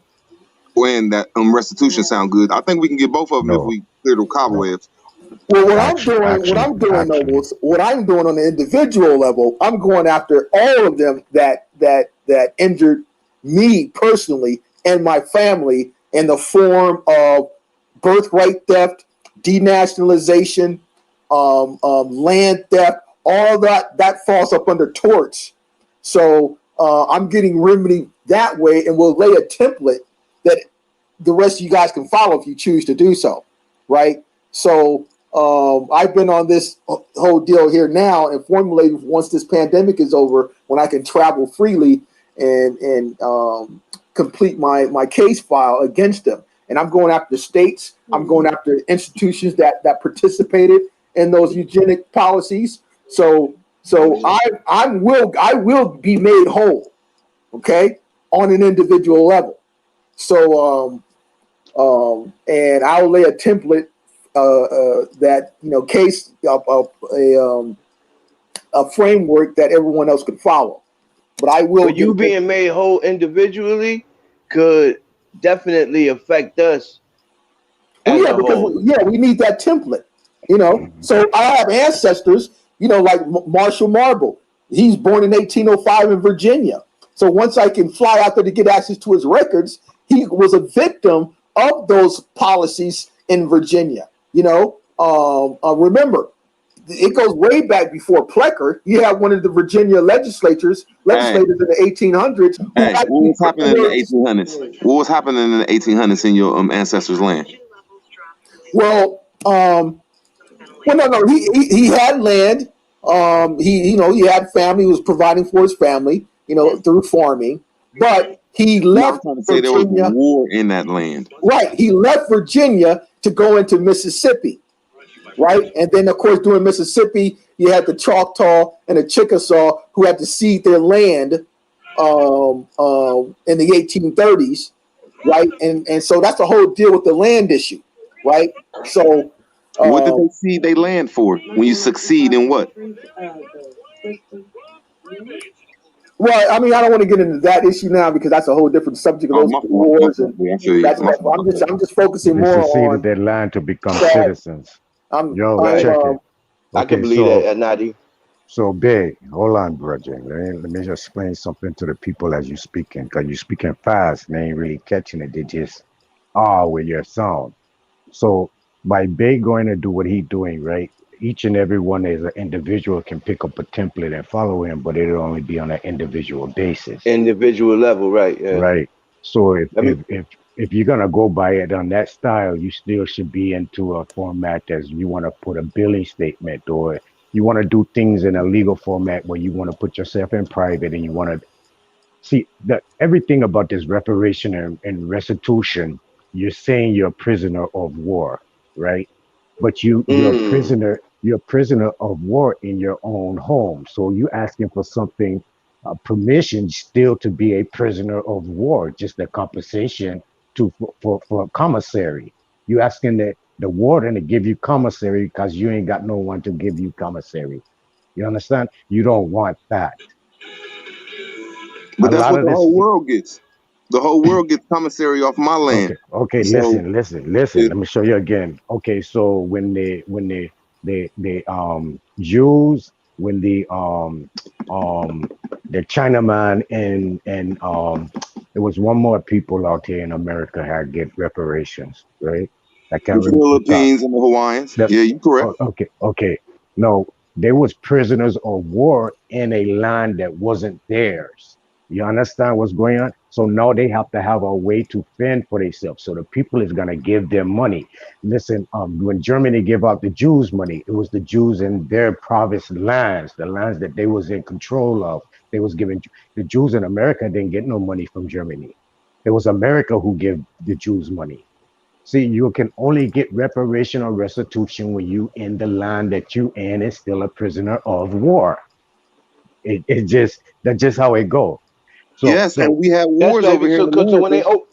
no, so what when I'm they open saying, up when they open up all those camps and they imprisoned the Chinese or the Japanese or whatever they were at that time, right? uh, this I is want to why share something with you they guys real receive. quick. I'm going to share my screen if you don't All mind. right, yeah, go ahead, but I was check it. Remember, But could you answer that no, question, Nadi? yeah. Remember, no, they gave them the money, but remember, the Korean them was already living over here and everything. And Right. when they went into the Korean War, they put them people on a reservation And or on a, reservations, correct. and type of camps. This is the same shit Facts. you're asking to be under. No matter what it looked like today and tomorrow, you put in money in your pocket, you're still But gonna be a Nadi, don't you prisoner think the of war. projects? But don't you think the projects here in America is considered some like a camp or but to me, I consider these projects that they developed and uh, they for had our prisoners of people war. living in Yes, is like a damn reservation, correct. and that's why it was up under the title project. Let me ask you this though: were our people the only ones living in the projects? No, but we would have but see that becomes the thing that everything Yeah, that happened to our people, there's yes. always been other people attached to No, us. no. Other people have You lived should in the say yes. projects, but other Listen, people have listen. Let lived me in the tell you something. projects. But when we I Okay, say just that said though, yes. every city in the United States of America, every city in the United States of America has the majority projects that has our people in it. So it Yeah. was You That's a can what I say project. said. majority. It I was an can got I you, can But but I experiment that's that was but that's can what cool. I I what was I'm say? saying, saying, Lieber son. I got you, but what I'm saying but I'm just saying like it was other people that lived in the projects Oh besides yeah, our no, people. yeah, no, It's yeah, just of that course. as I time said went it was a on, form. I was saying yeah. it was a Well, form here's the of thing, a of a what you call it. because you got to remember when all those immigrants came over this motherfucker. Where you think they was at? You know what I'm saying? It's just that since times has changed, no, No, it ain't no, like no, that no. now. No, But no, no, And when y'all those no. remember we got immigrants, name of war. yes, Yeah, when those Nadi, immigrants, tell him, We Nadi. got a name of when war those on Moment the immigrants Gear. came over here, bro, they was living up in New York. They was in the projects. All that they had a bunch of shit, bunch of projects up there, Mm-mm. and it was In New different York, if nationalities. you You go in the ready? projects in New York, you see nothing but blacks and Hispanic. That's now. But you That can't was say in the black. There's so many 70s. different That races was of in the blacks in New 80s. York. That No, was in I'm the talking about 90s. in the early turn of the century, when all those immigrants was coming over here. I'm talking about the turn of the century, Can you Oh, guys see? 19. okay. Can you See, guys yeah, see my okay. screen? Then, yeah, you talking about time? You putting a different time level on it. Can you Yeah, Okay, guys see yeah, my yeah. screen? yeah. I'm going to show you guys some extraordinary, incredible facts here. Okay. No, You no, see we this? don't see no, we don't see no screen, first of all. You don't Second of see it? all, no, no. And let me get something out before we go on this rampage of a run. The projects was built for the Indians or so-called Indians when the land got traded over from tribal land into Indian land. Everyone was getting given Indian titles or certificate titles. So now Mm, as you was coming into the cities and leaving your countries, you were coming into the impoverished of the projects. projects. Your people, the That's the what I the wasn't told, right? the 1900s when the immigrants start coming in, yeah, they started to go into the projects from being poor and thing, but it was originally built for we. Yeah. Right. No, That's the information that I received I too, got right? you, but I'm just saying. My point was that it was other people living in the project. We You weren't guys the can only. It just wasn't black people living in the projects. Is what I you was guys saying. can't see this here? No, Can't see. we can't. No, we can't see nothing Now else. Chief would have to get the screen shared, bro. Boy, y'all done Oh, got me up out of my bed. oh wow. Yeah, but leave it, son. Check this out. But just about every city that you go in, like okay, Kentucky, and Louisville, Kentucky, Lexington, Kentucky, Cincinnati, Ohio, Dayton, Ohio, every project that I in Chicago, you Can see somebody nothing but our people. contact the chief there? I want. This is I'm not very disputing. I'm not important. disputing that, bro. I know, bro. I'm just talking though. Yeah, I feel yeah. you. I'm just talking though. When we talk about reparations, all of our family in the 1800s, there's at least three people in whoever family you go to, if you can reach the 1800s, that was a general, a lieutenant, or a foot soldier in one of them wars.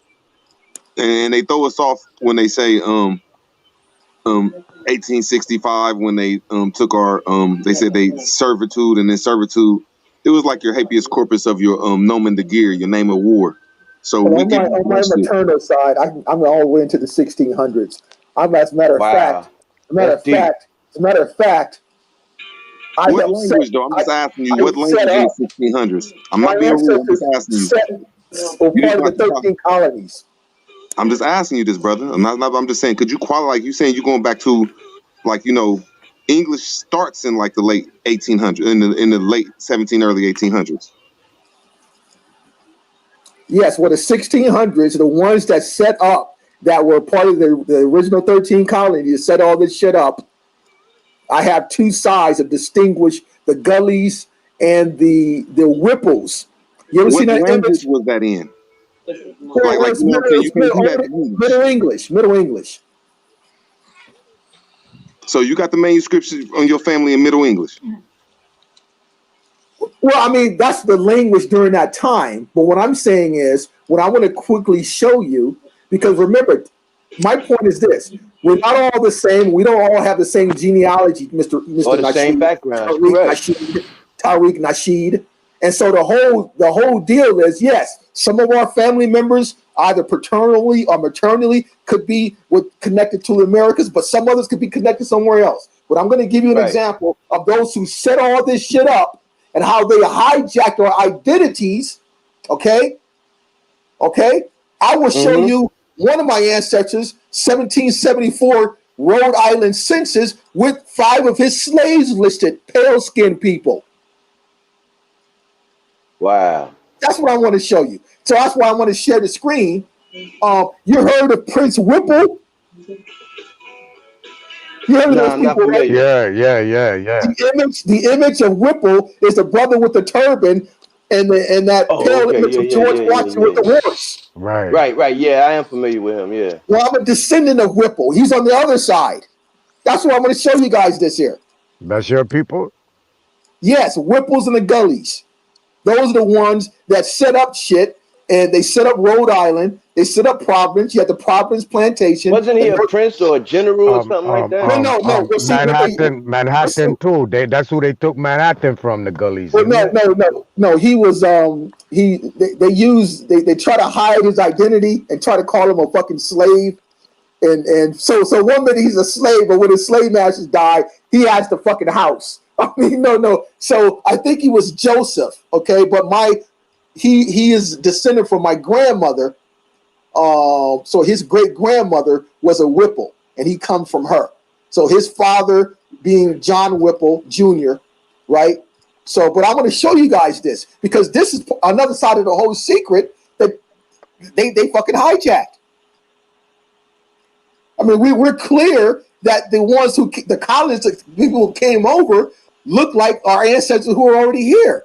They didn't look like fucking Bill Clinton. Thanks.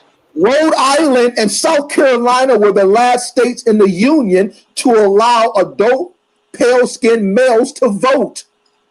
No one knows that. They couldn't vote until 1844.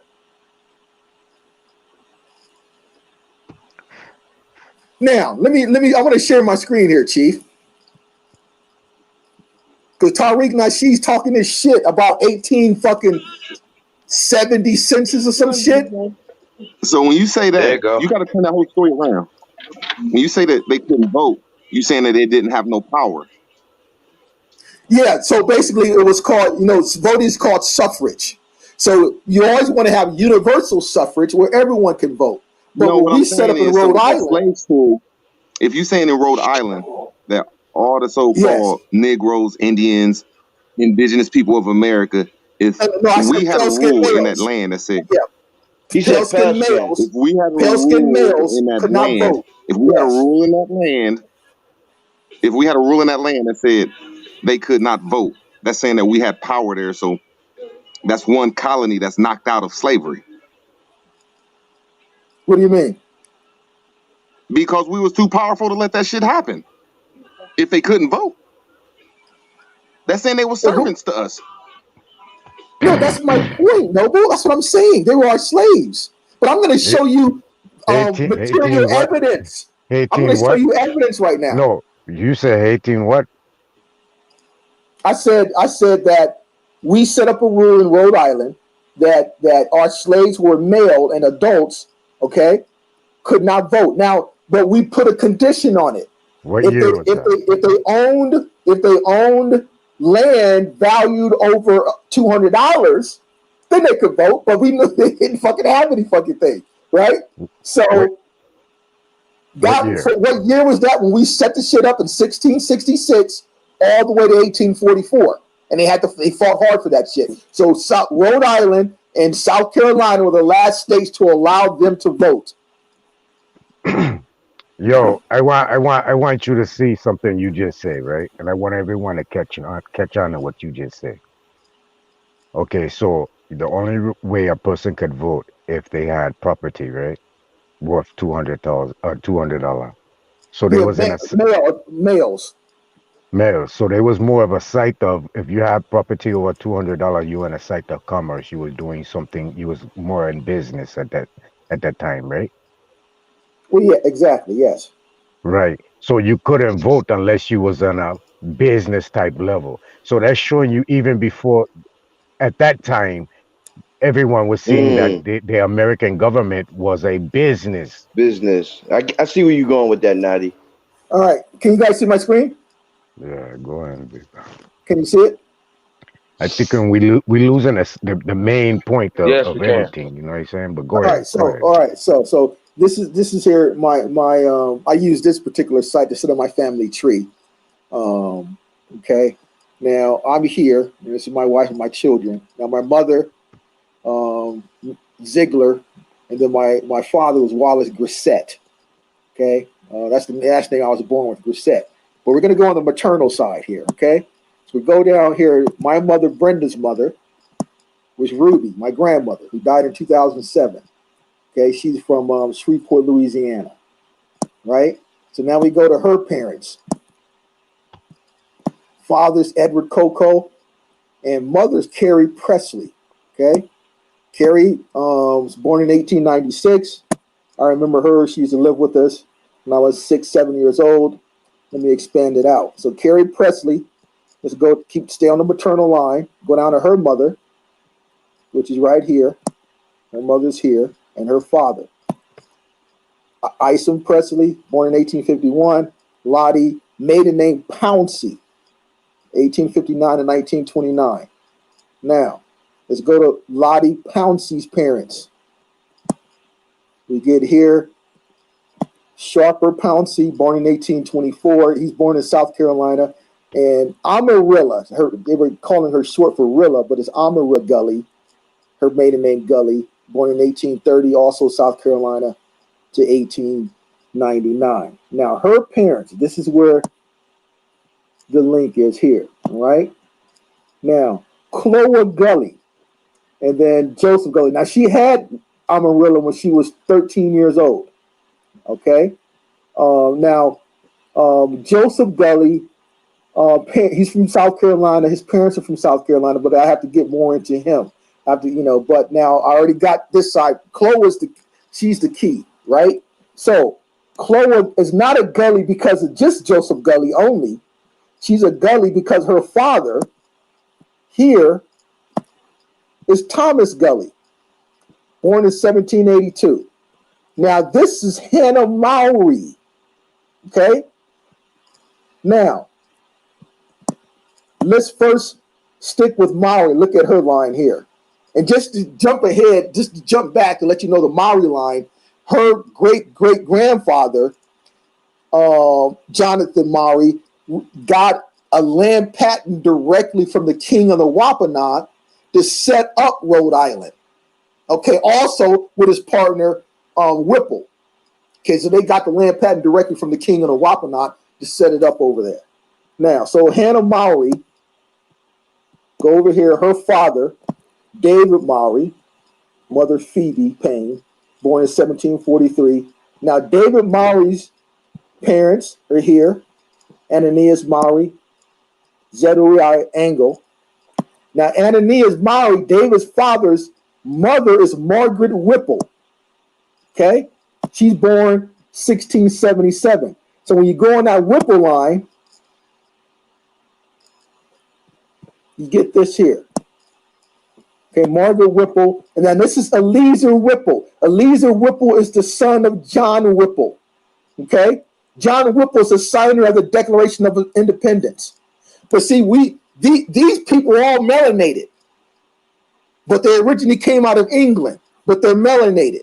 Okay? So when you see the Whipple, and they tell you Prince Whipple, the brother with the turban with George Washington with that painting on the horse, is a fucking slave, this fucking bullshitting. But my fight is because the Whipples had land in Rhode Island.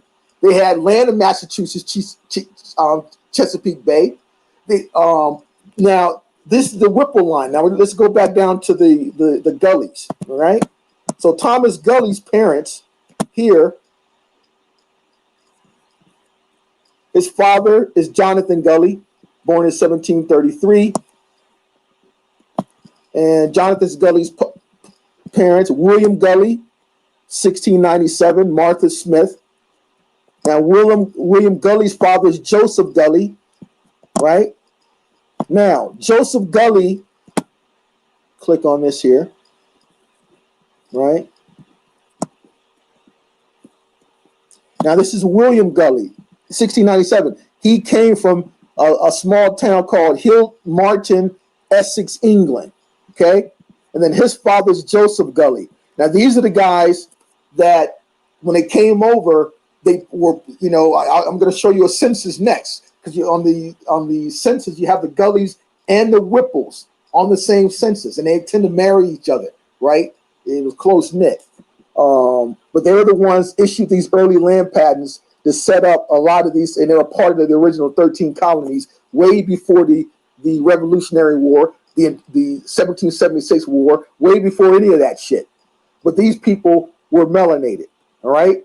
So now let's get to some of the census here. Here's the Rhode Island census of Jonathan Gully.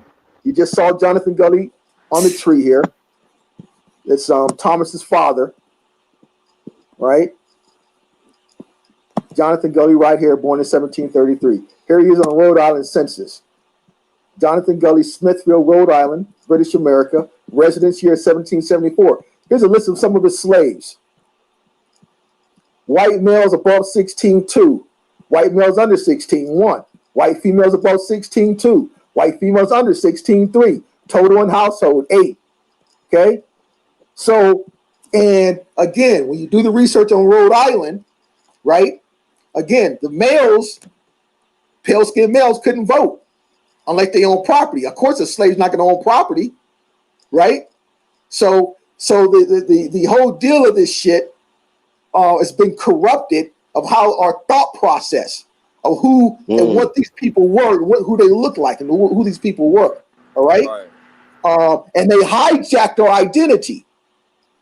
And that's all. You know, we're going to do real research on this because when you really go through these records and shit. Let me ask you something, big man, big Ben. Yes. How your people being via from hailing from England or Europe end up owning property over in the land?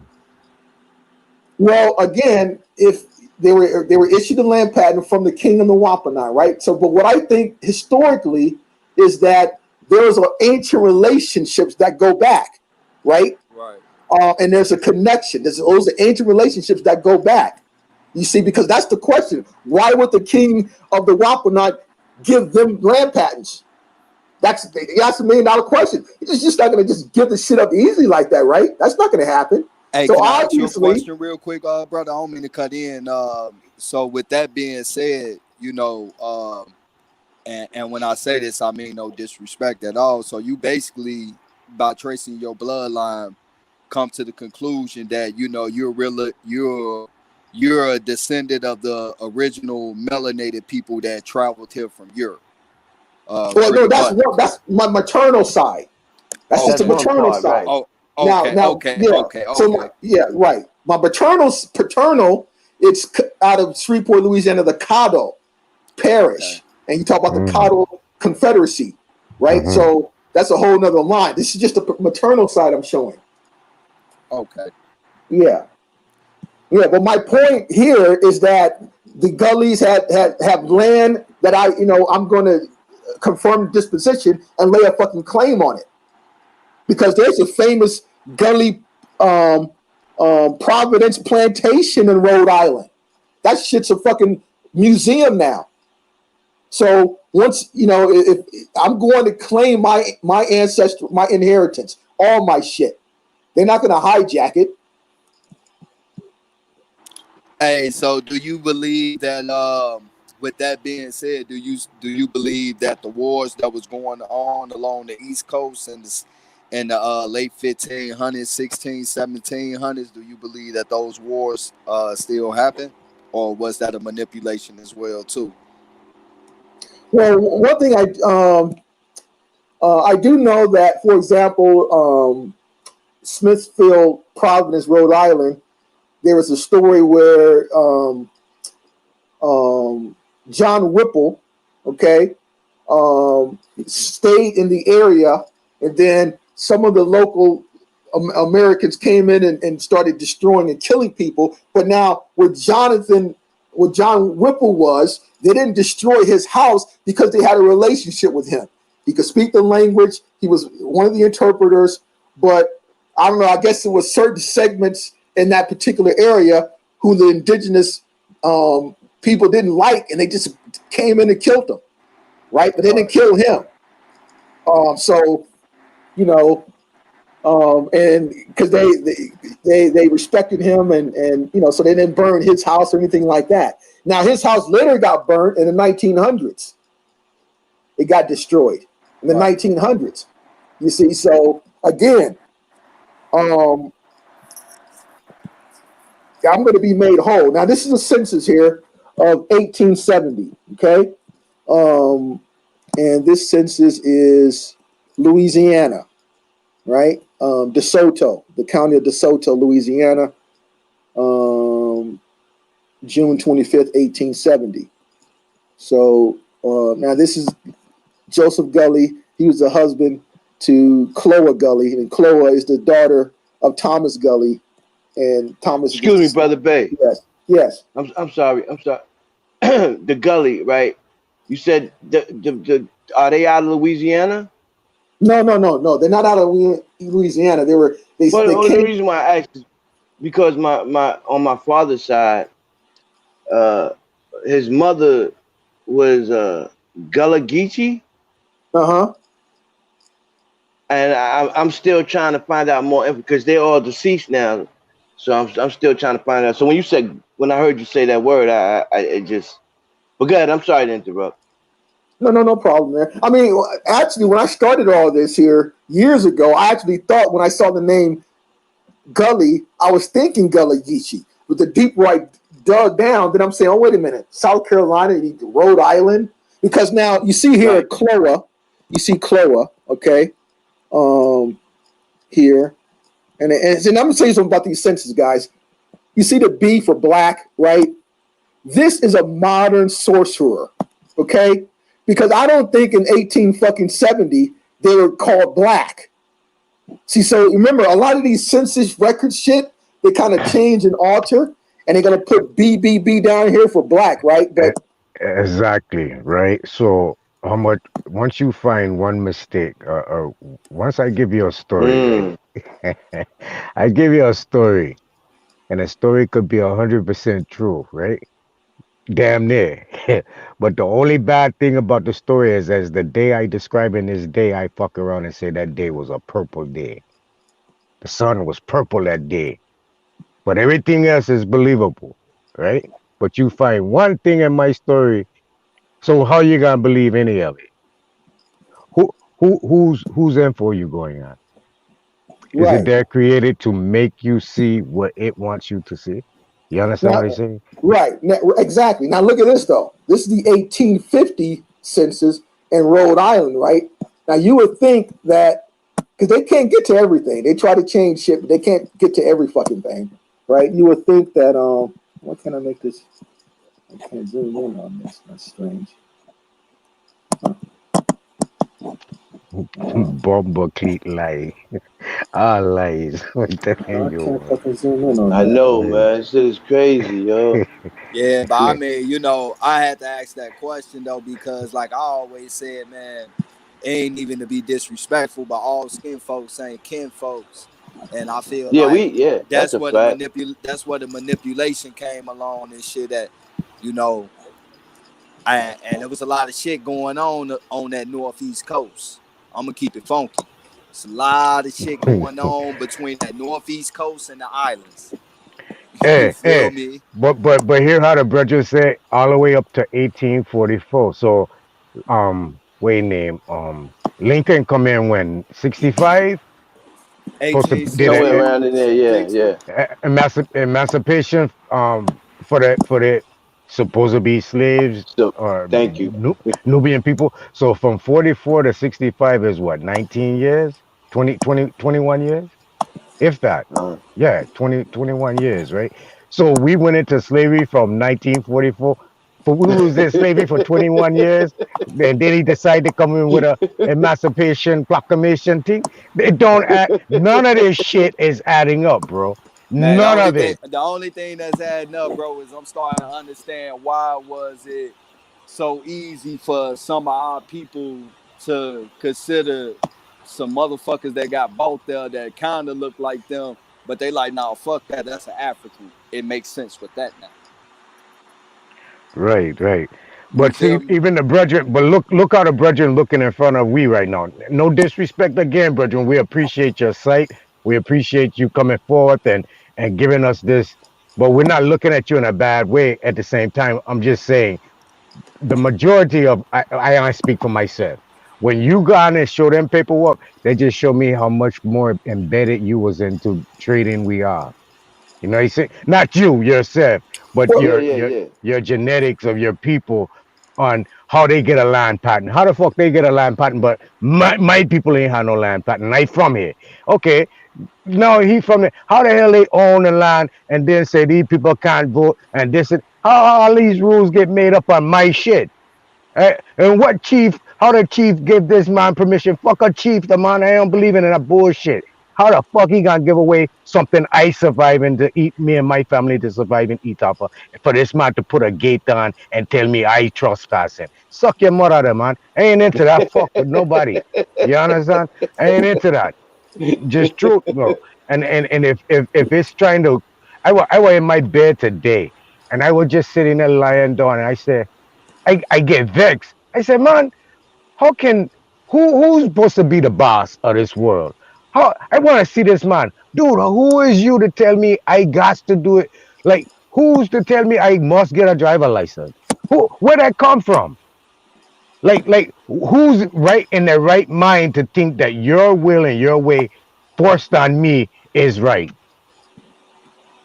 Now we ain't awakened enough, real enough to want to stand up and fight against that. I'd rather fight standing up than die laying down. Or what how they call it? Yeah, Yeah, you yeah, die on my knees. Yes, fight. I'd yeah. rather fight standing up than die on my knees. Yeah. Right. Yeah. And it's like we all on we knees voluntarily because we feel like this just the way to do this. This is the right way. Man, Nah. fuck that nigga. I'm claiming who the fuck I am. I don't give a fuck what nobody got to say. I stand on my shit. When we get I'ma so stand 10 passive, toes. yo, Yeah. when we get so passive and not the warrior mentality in us to want to resist the grin that they putting in front of we. When did that die inside of us? How did that die inside of us? can you guys see this here? Yeah, we Yeah. see your info, big man. Okay. So on my I'm paternal checking. side here, um, Marshall Marble. So from here, that's my father, and we go down paternal line. His parents, Fred Grissett, Isabel Marble. Now his mother's parents, Adam Marble, born in 1875, and Adam's father, Marshall Marble, born in 1850. Okay, so in 1905, he was issued a land patent, which is right here, which I have in my possession, and I'm going to confirm the disposition of this. This is for 160 acres, directly from President Theodore Roosevelt, 1905, in Jackson, Mississippi. Okay, so 160 acres. So my great-great-grandfather, Marshall Marble, was issued a land patent based upon the 1824, April 20th, 1824 Act, based upon that there. So he purchased it, he bought it with cash, and, President Roosevelt issued this here. Now, remember, the land patent is the highest form of ownership, right? So no state has jurisdiction, and all claims, legal claims for land patents can only be heard in the Supreme Court of the United States, right? So I'm going to confirm this disposition of this as well. But I already, I have this in hand, and I know that, my great ancestor on the paternal line was issued a land patent from President Theodore Roosevelt in 1905. So, Yeah, did you? but you're not sure what happened with it, right? Well, no, I checked the chain of title. He's the last owner of it. Now, some of the family members, no one's fucking talking, So, so I'm just gonna, confirm the Do your thing, disposition of the yeah. land myself. Yeah, Right. yeah. Well, you are just going file for a certificate of lost title, right?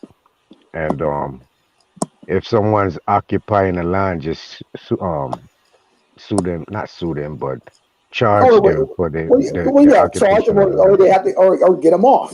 So they don't Charge have them, still charge any them right. up to the You say time not to still you charge get you. them up. Well, yeah, of Yeah, course, still charge them. Hey, yeah. check it. So he's the last owner. So You don't know if it is a title or a title of deed signed over to someone else at this time. But Well, for as no, you know, in the remember state it's not. for a land patent, right? So deeds can be issued out, but all those deeds are void if an heir come and claims it, because a land patent is superior to a deed, right? So, and because this was issued by a sovereign, being the United States, to my ancestor, so any deeds are inferior. Yeah, yeah, Yeah. yeah. In a way, in a way. Well, I Now, already got if the it, case law. I already got the case law. There was a similar okay, case in Michigan where someone was deeded land, but the heirs who had the patent to that land came and sued for that, and they won. And then the Okay. Supreme Court just basically said in the case law that land patent, the patent is the most highest form of ownership, Supersedes. right? Supersedes all of that. it does up to a point though. See, once it goes over to the state and is a ward of the state, Now, even the there's no. state doesn't have jurisdiction. So let's say, for example, if a state has it and they made a park out of it, I can still take it from the state. I got another case law about this, the situation where a state tried to take possession of it, but an heir came back, and then the Supreme Court ruled, yeah, the state doesn't have jurisdiction. So, yeah, I got all Okay, the legal angles covered on that. right, and that's all Hey, I'm trying to show you that's right what's now. up. You found that shit, bro. Hell yeah, man. Take your Yeah. people shit back, bro. Real You talk. know what? Damn. That when you just said that, it put me in the mind of what happened with Central Park here in New York, right? Oh yeah, It with was it was Andrew Williams, right? right. Yeah. 1820, who bought fucking three lots Yeah, for $200, they made a right? movie Yeah. behind that. They No, did? no mother in Brooklyn or something like that. Yeah, Seneca, it was called Seneca Village, so that's Right. Seneca, right? yeah, yeah. They made a movie just recently behind that. I Now didn't his know that his number. his, his daughter is still living as his heir. Now I don't know if she got remedied or paid for that, but that land that he bought is worth $2 billion in today's money right now. Wow. Hey, $2 billion. but you See, know I never what? did. I heard about this thing. I never did no follow up on it. So you telling me some shit right now? Yeah, because he bought three plots. One plot equals 7 acres. So three plots is 21 acres. 1 acre in that area, Central Park, is 1 acre it costs $120 million. 1 acre in Central Park. And it's just so his heir has 21 fucking acres. So I don't know if she got Wow. paid on the side and there's a non-disclosure order. Hopefully she got remedy. I would have fucking laid a claim on it.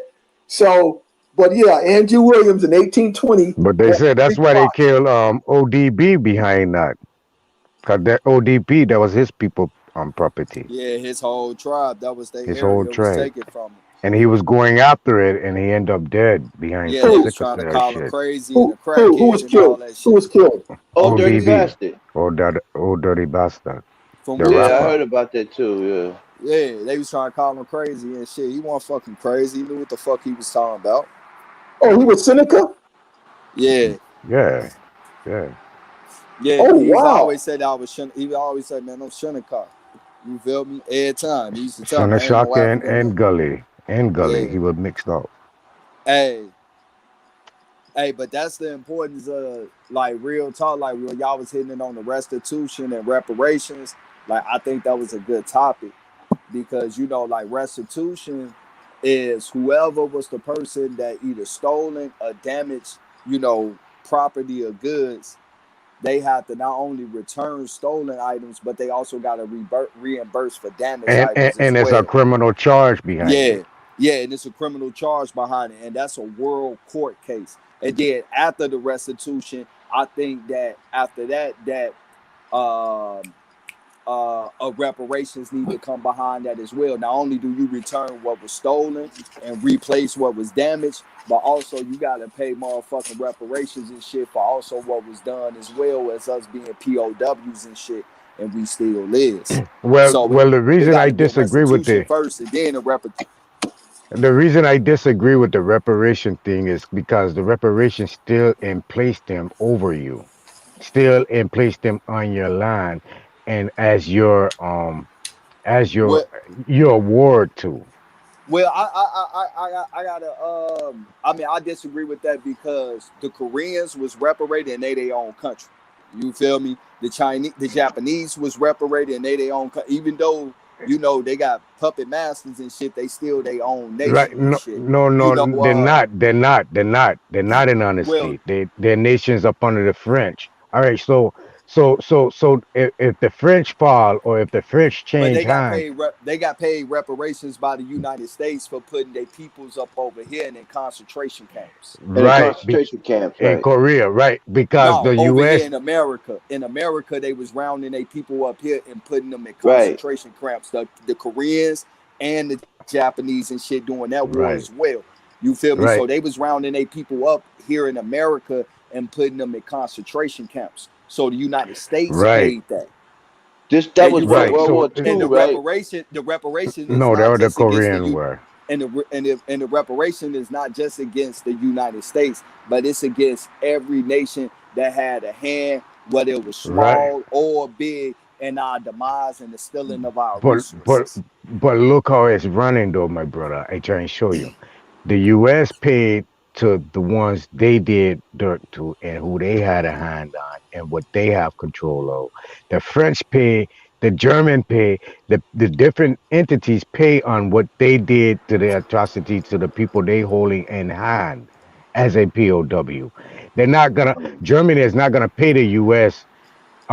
POWs reparation. They're only gonna pay the German people the Right. German people. So that's how that thing will go. So what I saying is, if you're in America and they pull out some reparation for you, from their hand to your hand, is still leaving them as your head Nah, overseer. restitution got to come first before reparations, in my opinion. Because if we get reparation first, then yeah, that's having a motherfucker up over you. But once you get the restitution about getting back what was stolen and replacing what was damaged, and it's in There's no a need for criminal no case, reparation because they be gone. no, They be fuck that. We gone. gonna take their ass for broke. We gonna get reparations like how Israel got Germany as well. We gonna make sure that they ain't got shit else to be able to rebuild. No empire or shit. The Yeah, same man, way yeah, I you see feel yeah, me? why.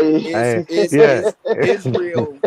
Germany don't own Israel, but they pay their ass billions of dollars in reparation. The United States don't own Israel and shit, but we pay them because we had politicians, including the Bush family, that was funding motherfucking Adolf Hitler and shit.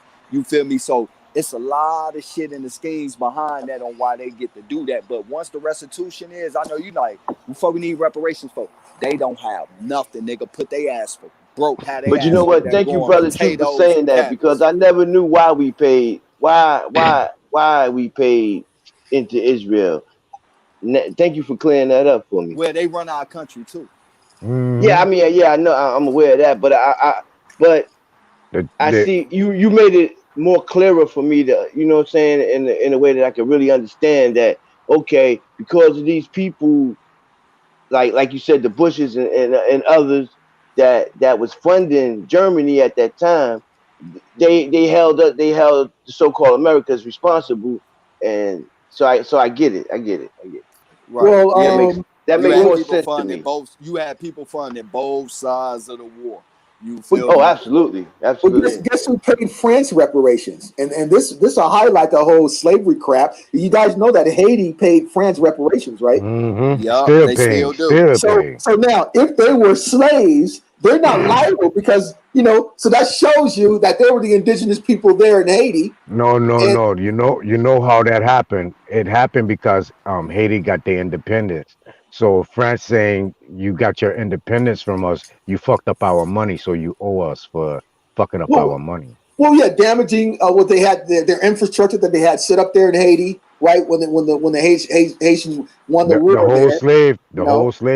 the whole slave thing by Haiti revolting and getting their independence, it caused France to go in a bankrupt almost. So No, France but ended this up is my suing point. them and Legally, everything. though, if they were taken as slaves from a different continent to there, and they just uprise to get their freedom, they internationally they have the right to do that.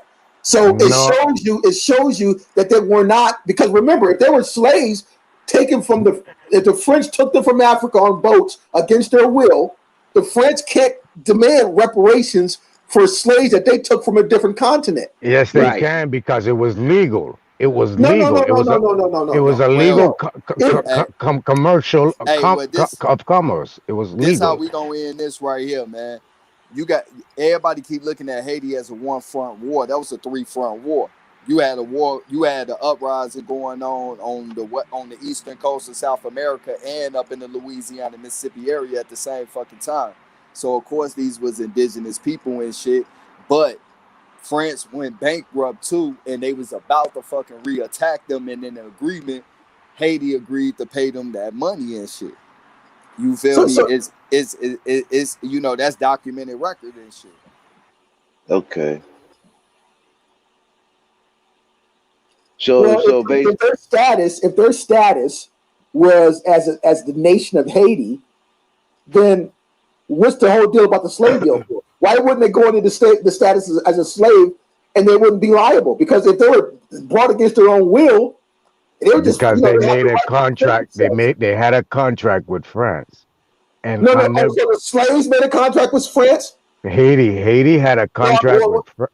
Well, I'm just talking about if there were slaves, right, taken from their home nation, then they'll be able to identify what nation they're actually from if they were actually slaves. Nah, bro, I think the only people hold on one second now, because I think the brother argument, I think he misunderstood you and shit. We not arguing that the Haitians was indigenous to that island. We all agree that, bro. Like, we know they didn't come on no slave ships, or if that's what you said, like ain't no argument there, bro. Like, we all in agreement with that one right now. Yeah, I know that, right? But what I'm saying is, because if you take me from against my will from my nation to some strange land, and then you're gonna try to sue me as being part of that nation. Hey, No.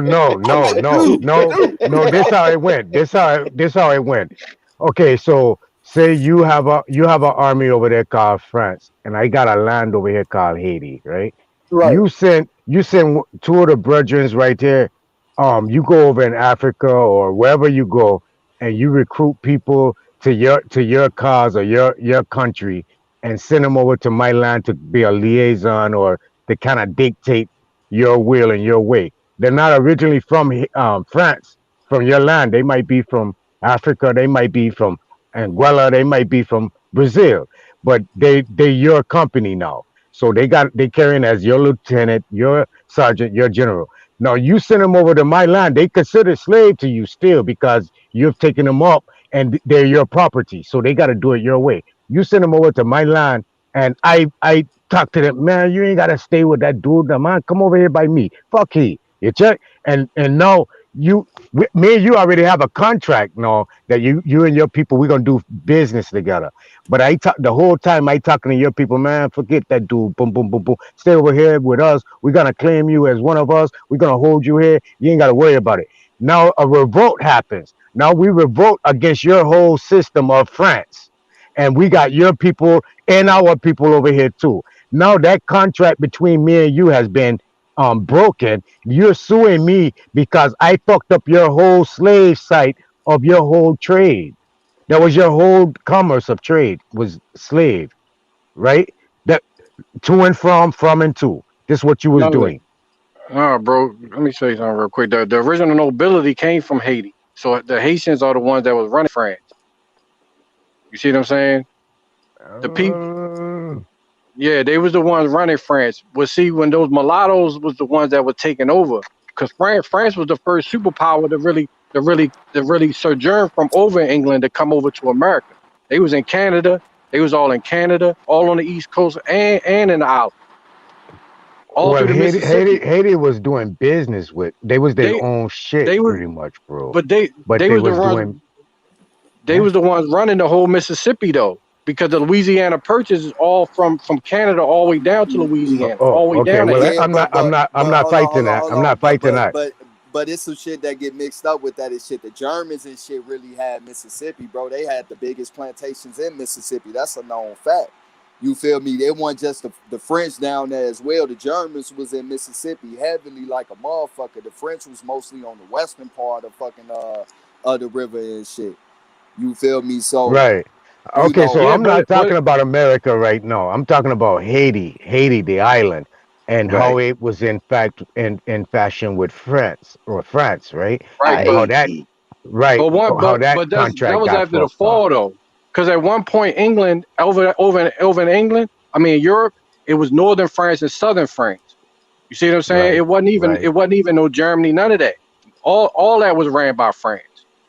Well, you going back before the Napoleon times. Remember, Napoleon is who union France together, though. Right. Yeah. That's what I'm saying. But see, that's when the fall came. But he was even if you look at the record, Toussaint was the real Napoleon Yeah, before they created yeah. the fucking the fake Napoleon and shit.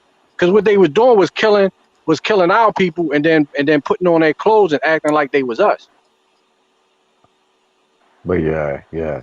But That I shit was was just going on too. showing the brethren how they was trying to separate from France and start out their own little vibe in Haiti. And it was a majority of at that time the Moors was running pretty much all that shit still in that time, as far as Haiti was concerned. You understand? That was like Yeah. the capital hub for the Moors at that time. Yeah, because it wasn't called. It was called the Ala Espanol. Yeah. But we're on the same team. Truth, we're on the That same one team. me. Dude. I'm That coming one me back. speaking. Well, no, I know. I'm talking about what you were saying before, all skin folk and kinfolk. But remember, I'm coming back to put my slaves in place. Oh, okay. Well, They're out of get your I mean, control. slave. Get I your Them feel you, bro. motherfuckers are way the fuck out of control. Okay, so But I'm coming back to check bro, get your but you to say get slave you you in from there. motherfuckers in you check now.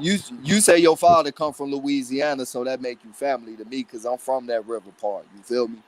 So Yeah, that was exactly enough saying. right. I thought you was saying both. I thought you was hitting both sides because I was No, getting confused and shit. I'm like, no. damn, I'm like, bro, just came on here and just said he a motherfucking that he from England and shit. Like, hold on, what's going on? Like, what? Like, hold on, I What was kind kind of of show? What you lost. even What kind doing of in this show this conversation, is? right? Yeah, we done changed Yeah, the show over like.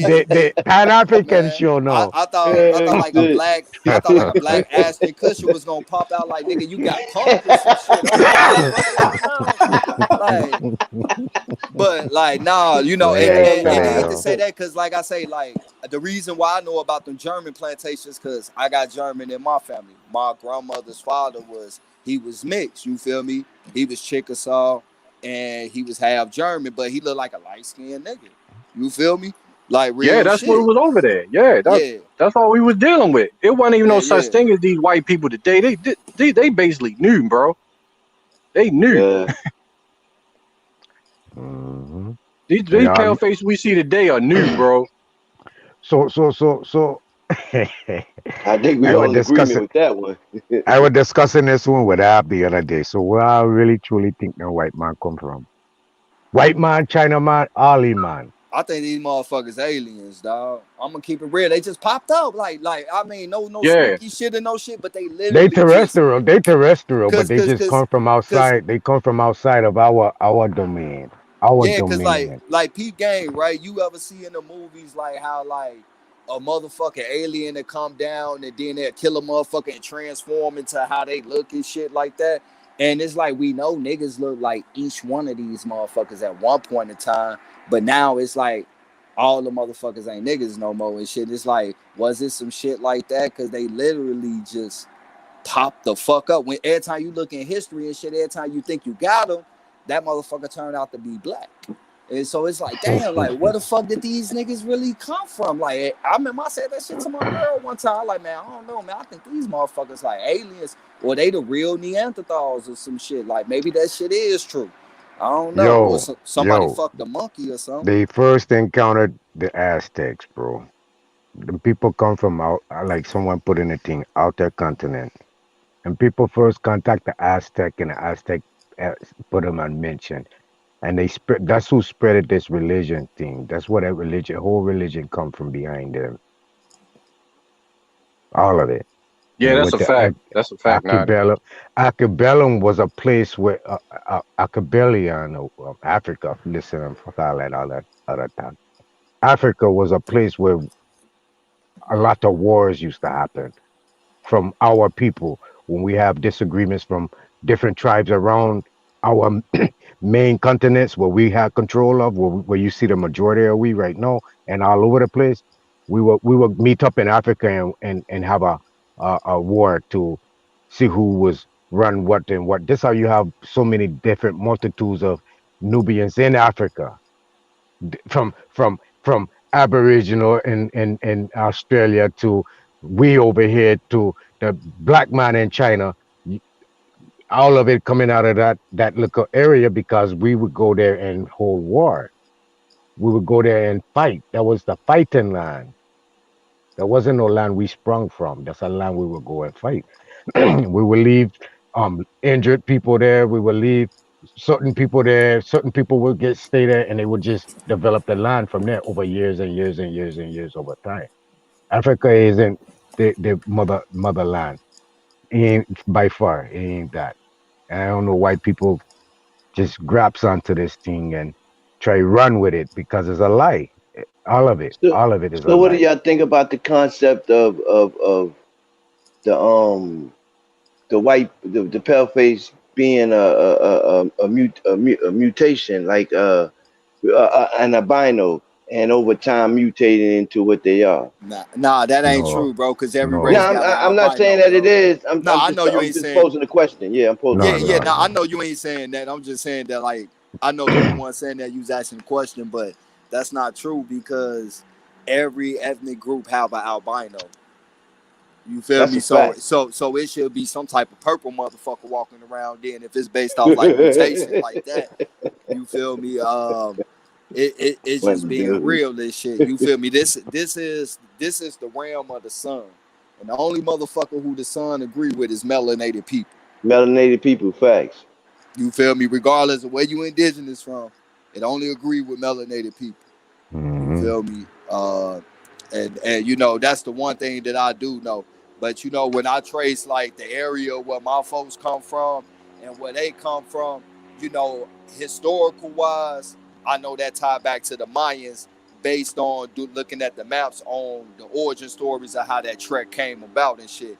So, you know, I practice Mayan spirituality and, you know, and I hold dear and hard to the lands of that river where Mississippi at and shit, and I play it like that. You know, where these other motherfuckers come from, man, shit. Hey, I was incarcerated one time, right, down in Kentucky, and I was in the penitentiary waiting to go. I was in there with they reception center waiting to go to a penitentiary, right? So they had, they would let us go out to the yard, right? So it was in the summertime, so these white boys would go out to the yard and lay out in the grass and shit. And after about maybe a half an hour of being out in that sun, them motherfuckers would be running back into the joint because they done started burning. I mean, like they're looking like bacon sizzling. Like Okay, That so they kryptonite they hitting their ass, they they say kill it. all right. They already tell you that they come from the far north, right? From the north, right? And they try to give you this sight of origin of man too, coming out of the north, either the Norse religion or the Sagittarian religion, right? So right. if you go in right now today and look up blue people of Tennessee, Say if that someone again. if someone has a computer right now, go and look up the blue people of Tennessee. Blue people. Okay. Go This is ahead. their origin. They have a blue blood. This is the whole thing about the royalty bloodline. They them say them come from a bloodline of blue bloodline, right? You even had a king. I think his name was um King Henry the second or third, I Yeah. believe it is. He would bleed blue. He would sweat blue. Everything come out of him was blue, and they say he was the divine royalty of thing. But you can right now look up Tennessee blue people. They Yeah, I they look, actually you see I them? look, yeah, I looked that up. But I mean, I took that more of the blue paint that the Mayans used to paint on themselves, and No, with them it, with people it. born like that. It's a whole. Oh, Yeah, It's they a actually whole. that complexion, right? It's a yeah. It's a whole. Yeah. It's oh, a whole. Um. Um. community of people. Yeah, I'm Didn't they say familiar they with came mountain. from incest? Nah, didn't they say they come from incest? They try to put it on incest, right? But the Oh, that's some origin, weird of, shit. the origin of them beginning is from this dialect that they come from the blue blood, a blue bloodline. You understand? So look at the hair, man. The hair alone is fur. It's not real hair. You understand? Right. The Chinaman don't have real hair. It's fur. It's fur. All them man. Them come from the outreaches of this territory right here. Only man was built right here. And we end up mixing and breeding with them animal, and them animals start to take an upright position and ting and ting and ting and ting. You see how it go? It's Okay, when the always one nigga astronaut, that'll hit anything, bro. Yeah, Real yeah, shit. It's even to yeah, this day in our people. It's yeah. always that one homie that'll hit anything. You be like, Anything. you hit that? Yeah. Like, yo, nasty ass. Uh-huh. But nah, I thought you was Yeah, talking drinking about that that blue. moonshine and shit. Yeah, I thought you was talking about that blue paint shit. I gotta look that up. Naughty, like, yeah, I ain't see, Yeah, cause you it's know, actually blue people. yeah, they yeah, actually blue people. yeah, you know, they was talking about the little pyramids and shit in Tennessee and Georgia and along the southeast coast and shit and the blue paint. I'm thinking you talking about that. You talking about some blue people, like, man. Okay, Eagle Hawk put it up in the chat. It's a he put the link in the chat. Okay, And you Nobles, I have to can get back to work. I'll be with you guys another time. all right, brother Big, give thanks. Pick up Peace, All right, baby. yourself, Yeah, man. bro. Thanks, Yes, thanks, sir. bro. all right, peace. Where Root was at? Root, how come you can't be a more like that, man? That man all cool, calm, collected, come on. Don't get Root Yeah, started. he had his shit lined up, bro. Like real talk. He had Yeah, his shit lined up real nice. You know, I respect that and shit. You feel me? for real. It was You know, good. It he was really good. did. Yeah, he put in the groundwork on himself. You Let know, me ask y'all this: what do y'all think of the statement? One step for man, one wait. How I go? One leap for man, one step for man, one giant step for mankind, or something like that. What do you think? What's the difference between man and mankind? Nothing. I think we about to get into some Dr. York type shit when we talk like that, to be honest. I think white folks they indigenous to somewhere. I wouldn't say they know aliens and they do that shit like nigga, that. they Oh aliens, no, nigga. no, because when the astronaut took that step, that's the statement that they made. So I'm trying to put. And it pertains to law too. Okay, that's what A I'm trying to mankind find. a mankind is an imitation of a man, or a human is an Mannish imitation of a man. It's not an actual man. It's a someone impersonating portraying a to be a man. man, right? Hey yo, Okay, got you. I think honestly, yo, like if you look at the way they move, the majority of them that's here, they seem terrified. The majority of the shit that they do is really surrounded by weapons. I mean, that's the majority of what they do. So I mean, I was going to ask the brother that just left, being that the majority of his folks are what he showed. You know, these is all England people. They would know best what these people are. Because I mean, fuck, they brought these motherfuckers over here. So it's like those people would know best. I was about to ask yo, you know, we in school getting indoctrinated. Did he know the whole time that he was a German or European or whatever the fuck he was? Like, did he know the whole time? It's kind of, you know, wrong to ask now, but for anybody, do they know like that's who they are? And they, you know, they know like that's they folks. They looking at uh kings and queens and knowing that it's them. Like, what they do, just be quiet the whole time? Cause I was in school with mad niggas. I guess they was just, you know, indigenous niggas like myself just getting indoctrinated, but I ain't never heard no black nigga tell me, hey yo, I'm you know what I mean, I'm a European and shit. I ain't never heard that shit. I ain't even trying to be funny. I'm being real. Yeah. But Hey, that's why I this shit tell it, real brother. I funny. said, yo, the way you looking, you know, it looked like your people had a real hand. And you say Yeah. your great grand uncle is who write the Constitution? You know what I'm saying? It's like, Yeah, yo kept asking about Rip Van Winkle and shit. I'm like, who the fuck is that?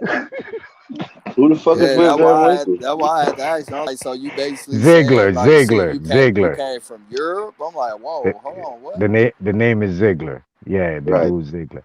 Yeah, but yeah, them some powerful names in history though. What he was calling out for real, for real. Yeah, real Um, shit. I ain't got no names I like that in my appreciate the shit. brother though, I being did having too. the gall to come out and yo, this who I am, and watch it. I looking to do this for you guys as well as myself. Real talk. He said $7 billion that thing worth no. Hey, yeah, my brother, I your brother too. Shit, 7 billion. Yeah, my nigga. Y'all Oh niggas my funny god. than a Yeah, motherfucker, man. Yeah, Y'all yeah, niggas funny as hell. my folks ain't believing no dumb shit like that. Yo, I ain't gonna lie, yo, that nigga was goddamn. Yo, it's like I got the deeds. I'm like, fuck. I ain't mad at him though. I ain't hating. I don't want to come across as hating. I'm happy for him. right, But right, god right. damn, like your folks was causing havoc over this bitch. Yeah, Hey, that's a wasn't strange somebody one. else on this motherfucker saying, wasn't somebody online talking about some they was like heir to like You King fading George or out, some bro. shit like that? Wasn't somebody else online saying they was like blood relative of King George or some shit like that before? I remember. You remember I don't know if do you know Opie Miha? Nah. There's a Yeah, dude I named do. Love. There's a dude named Love Legacy, not Opie Miha, but Love Legacy. Right, he be He with him, yeah. Yeah, he was like he connected to them. So I was like, God damn, yo. Like, my question is, y'all niggas don't want to go home now? Like, fuck. Oh no, I'm from Mississippi, man. I ain't got no connections and shit. We all my motherfuckers on like sweat laundry mats and shit like that, man. I need to find some royalty on my line, bro. Man, man, I know. I've been searching my shit, man. The closest thing I got to a mix was the Lumbee. I got somebody in there from the Lumbee tribe, but it looks like they fought the Klan. That's how my folks ended up in Baltimore. I just got an article the other day that said Baltimore, Maryland was reserved for Indians that was getting kicked out of North Carolina, South Carolina, all that shit. So I was like, and I think they said like 96 blocks of Baltimore was for them. So I mean, it's a lot to it, man. It's a lot to this genealogy shit, yo. Like, you be thinking your folks from one place and find out they ain't even from there. Big facts, dog. Mm-hmm, mm-hmm. I don't know, man. My shit ain't left that river, bro. I'm being Yeah, that's honest. where I'm at. I still puzzle over here. How in the hell a man get a land patent from a Indian chief? I don't. That just don't. Yeah, that was deep, right? But they were doing business. Yeah. You can get well. You can supersede a land patent. Indigenous claim can supersede. That's the only thing that can supersede a land patent. So you can Yeah, but what I saying is the only thing that was granted to them was 13 colonies, bro. Any and everything else it was taken. You know what I'm saying? I mean, he Yeah, found it it though. was because they were doing business. See, most of these people be talking about these slaves. A lot of these slaves didn't get forced. They didn't come over here forcefully. They wanted to come over here, but they had to pay. That's why the indentured service contracts was coming. That was big money. It wasn't a slave trade. It was the contracts. That's where the money was. You feel me? And because they can trade those and they can get insurance policies on their slave. Because a lot of these Slavic people, they were dying over here, especially in the heat in the Caribbean. So all they had to do was get an insurance policy and make money off of them dying. You know what I'm saying? It ain't no Yo, such thing as niggas coming over here for free. You weren't coming over here for free. That's why our slave story, that fake shit, that shit is bullshit. They weren't sending niggas over here for and not making no money off of their fucking contract. hey That's yo, bullshit. Camp Porthon said They indigenous to the caves.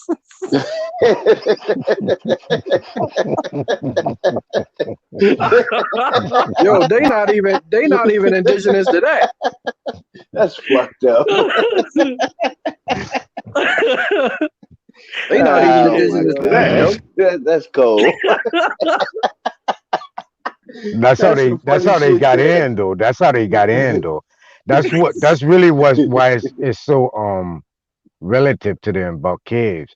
Because they got through the portal where they come from outside of these continents through the portals of the caves.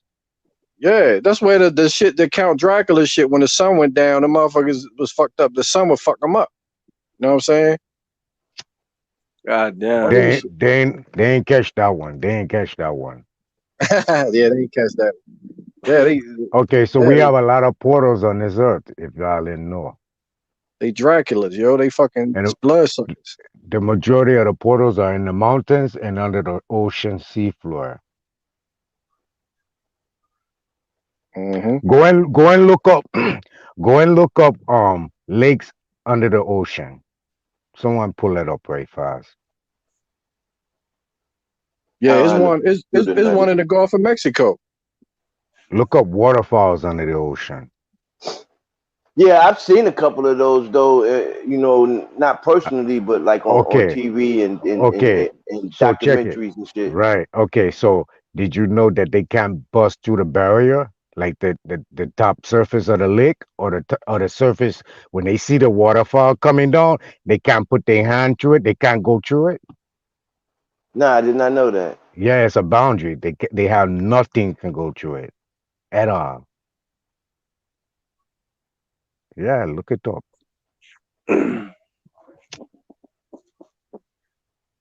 Mm-hmm. That's some deep shit there too, though. Why you think they are that space station? They flying around 24/7. They so-called say they flying around. Cause they try and bust through one of the portal. Trying to find a gap, huh? Mm-hmm. And they need gold. They use gold to help get them through the portal too. That's why they always invested in gold and things.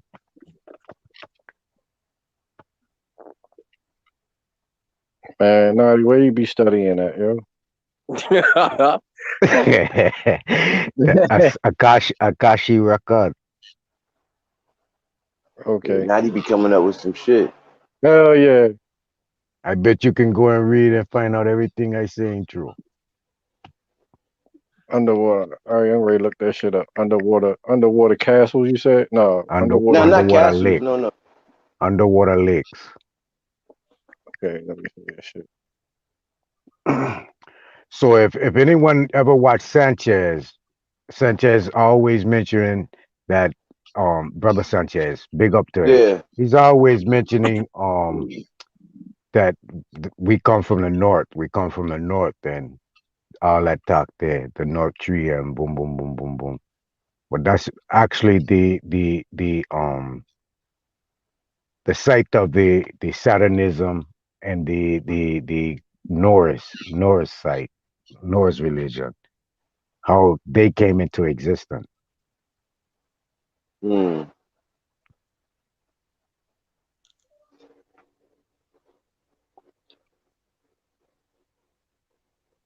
Yeah, sometimes he go a little too deep for me. Yeah, Sanchez be going on some long bills too, bro. Them joints be like, yo, shit, his shit be 8 hours, y'all. Best thing you can catch out of that man is the numerology sequence. He good on that. I give him props on. Yeah, I thought that Pioneer Gland joint he did was alright too. Mm-hmm. Yeah, he's very intelligent. On the hand, take that from me at all. Yeah, yo, he funny as shit too when he he's be still talking. A nigga though. Yeah, he's still a nigga though. You know what I'm saying? Yeah, he just be flowing with that shit. That should be funny as shit. He be getting like, y'all damn. Y'all be messing with that gematria too? Nah, I ain't familiar. Well, the numerology is something like it, but in the sports. So like yesterday, the Cowboys played the Cardinals, and they kept doing a lot of 33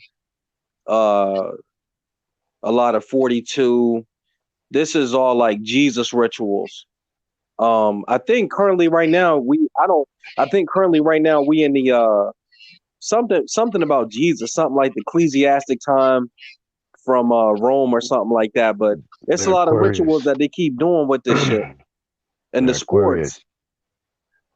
They're trying to bring the Baphomet in through all the people too. They try and get you to bring in this spirit too. You already brought in the manifestation of the Jewish site of the Walking Dead or the Dead Rising.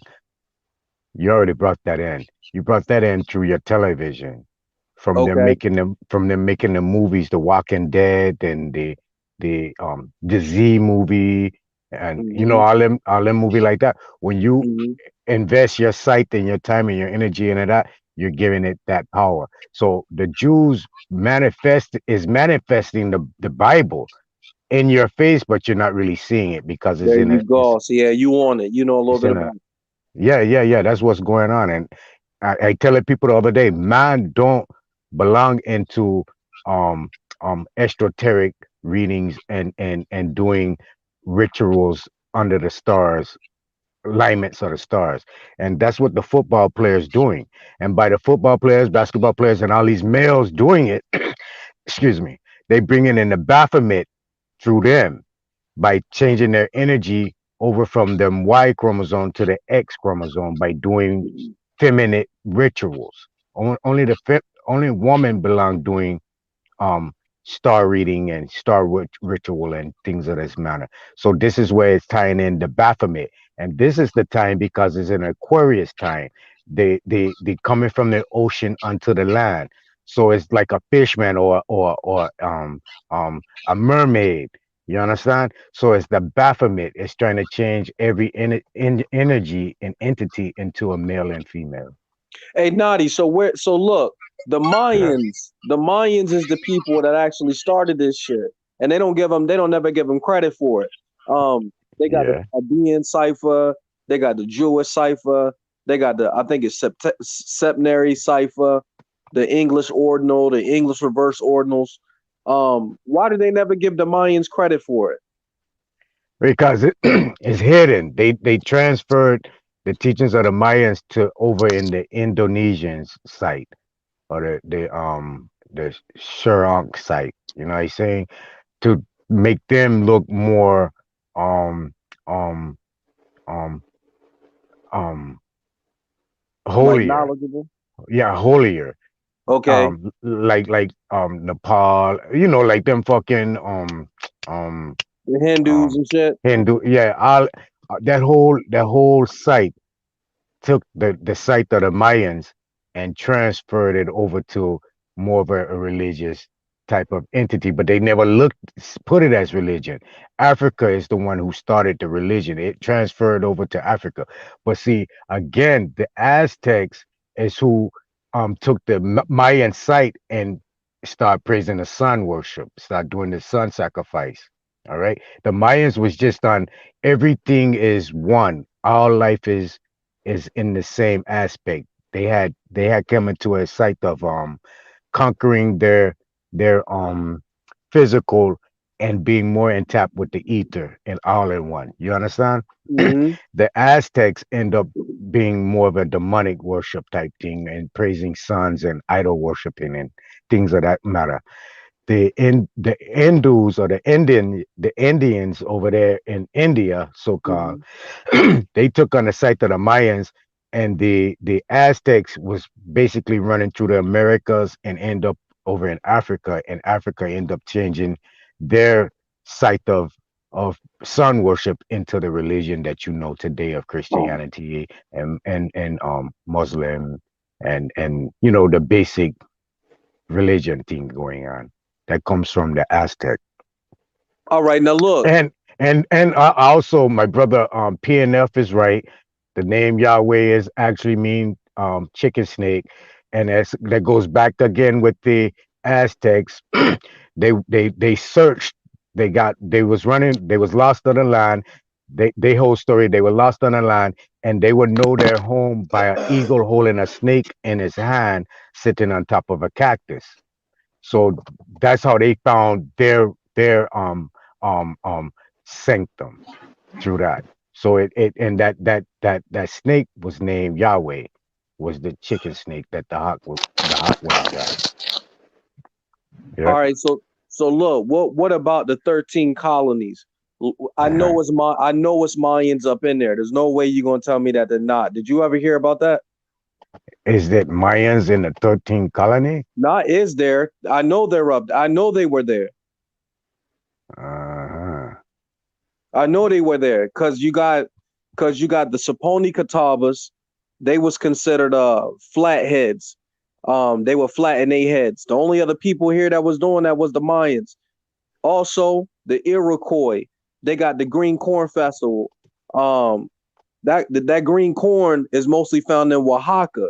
So, and that's Oaxaca, Mexico. So I know for a fact that they was up here. A lot of the Freemasons actually do some of the same rituals as them, use some of the same numbers. I know the 13 colonies supposed to have something to do with the 13 cycles of the moon. That number 400 supposed to have something to do with I think it's another cycle. 400 years or something is a cycle. A lot of this stuff they put in the Bible, and that's why a lot of people can't put that shit down because these numbers resonate with them. And this is just Well, shit just passed on.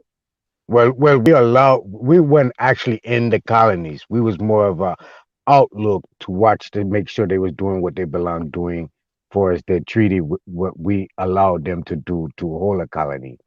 But we did set up the 13 positions for them to be. And really those colonies and certain ports throughout the land, like Louisiana, down south in Florida, St. Augustine, some places up north going throughout the East Coast, was basically Moorish land. It was Moor land, and the Moor was the head of the trade at these times. The Indians or the indigenous people of the land, the Mayans, the original people of the land, wasn't involved in money and trade and all of that. We was just giving out what we had as a free-hearted people, like we were just movers, travelers, wanderers. We was loving the land. We knew how to do what we need to do on land, but we Mm. had people here trading, and this is where the Moors come in. This is where they step in, where they share the area here with we share the area with them. They was under a whole different sect of colonialism. That's how the colonies was even set up, was for their works, for their operations of trade. You understand? Mm-hmm. Outside of our natural living. So it just got all fucked up throughout time, man. They just went and teeth we had. How it go. You can you can light a match. You throw that match down it start a forest fire. You know what I'm saying? Mm-hmm. Hmm. Yeah, that's a good look, man. I always thought that the Mayans was up here. I always thought that. Hmm. All over the place. We all are that we all are Mayan of that, which originated in South America. Yeah.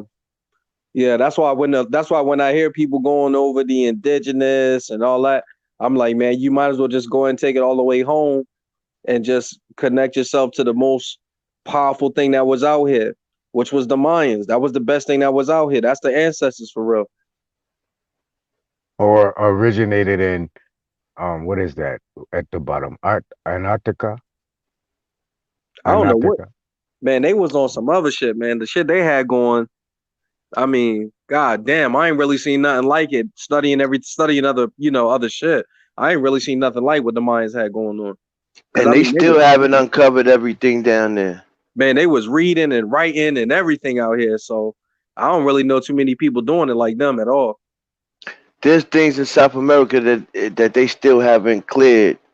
That they've done. That they've taken pictures. They've taken pictures from the sky from the satellite, and Mhm.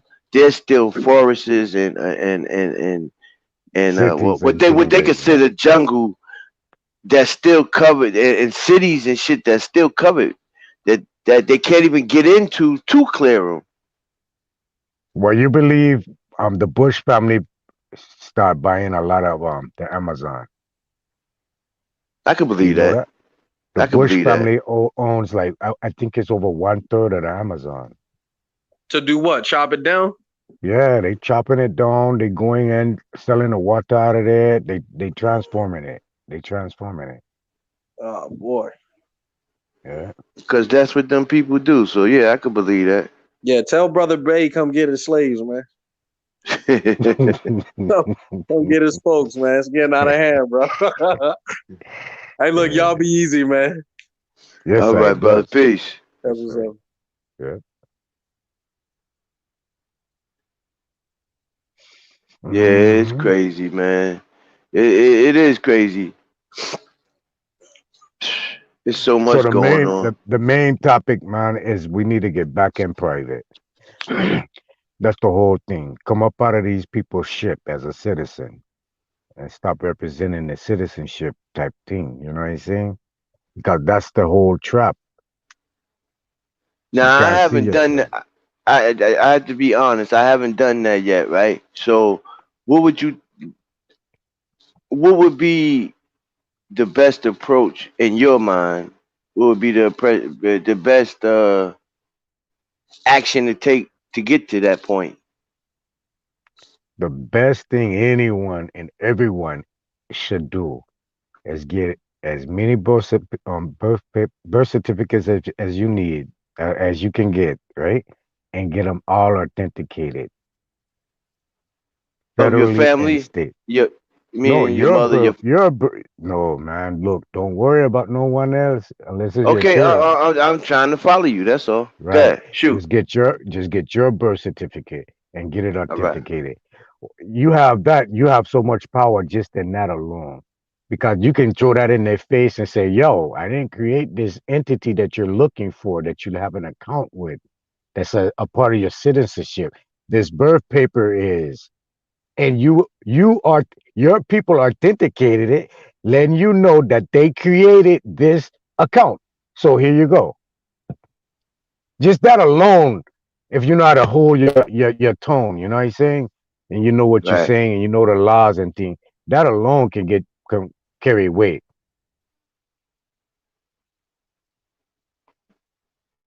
Got you.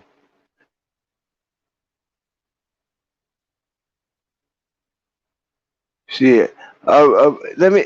I've been wanting to ask this question too.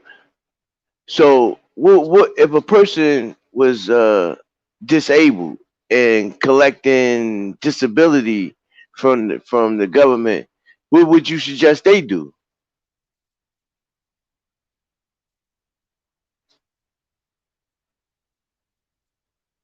Naughty. Mic check.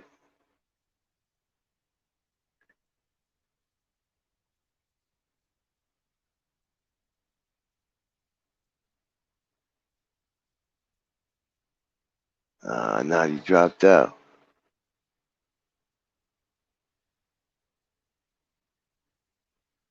But Naughty's correct though. You know, you have to get into your proper person.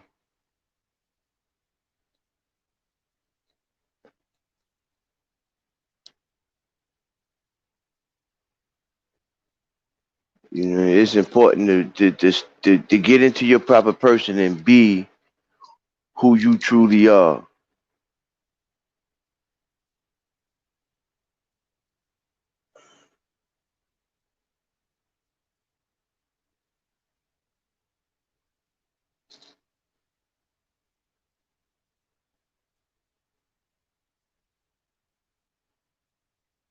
I wonder what Chief went. Everybody gone.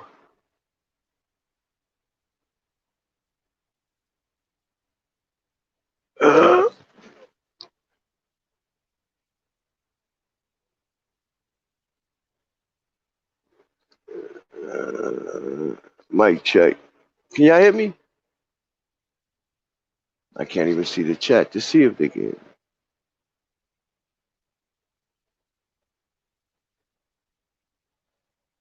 Mr. Brooklyn.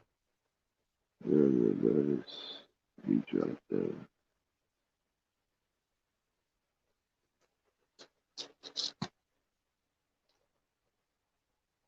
It's been a fire bill though. Them brothers was dropping some heavy knowledge. You know, I always try to ask questions, even when I know the answer.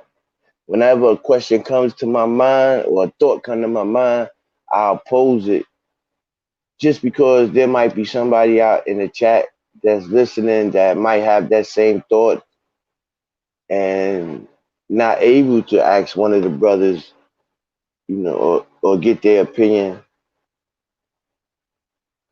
So that's why I pose a lot of questions. You know, I think the only bad question is the one you don't ask.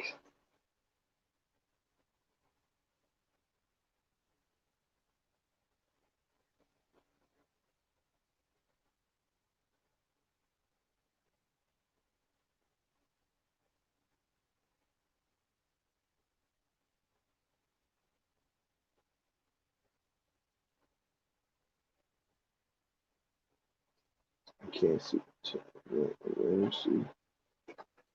I can see this chat.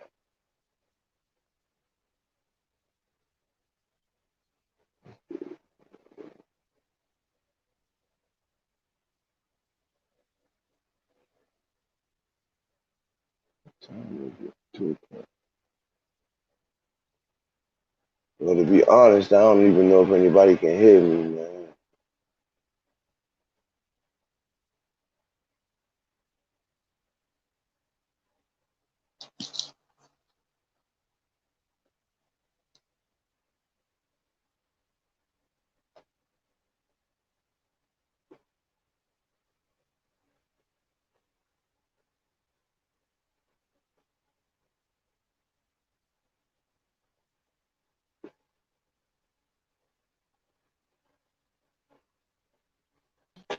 You, Mr. Brooklyn. Yeah, I'm still here. I was, Hey, yeah. What's up, Chief?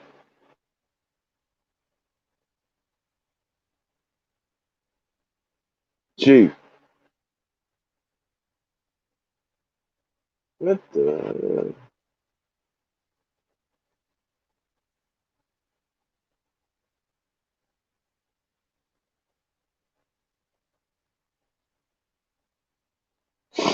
they said they can hear you though, bro. Oh, they could? Yeah. Yeah, I didn't even want to say nothing because I didn't know if anybody could hear me or not. You know?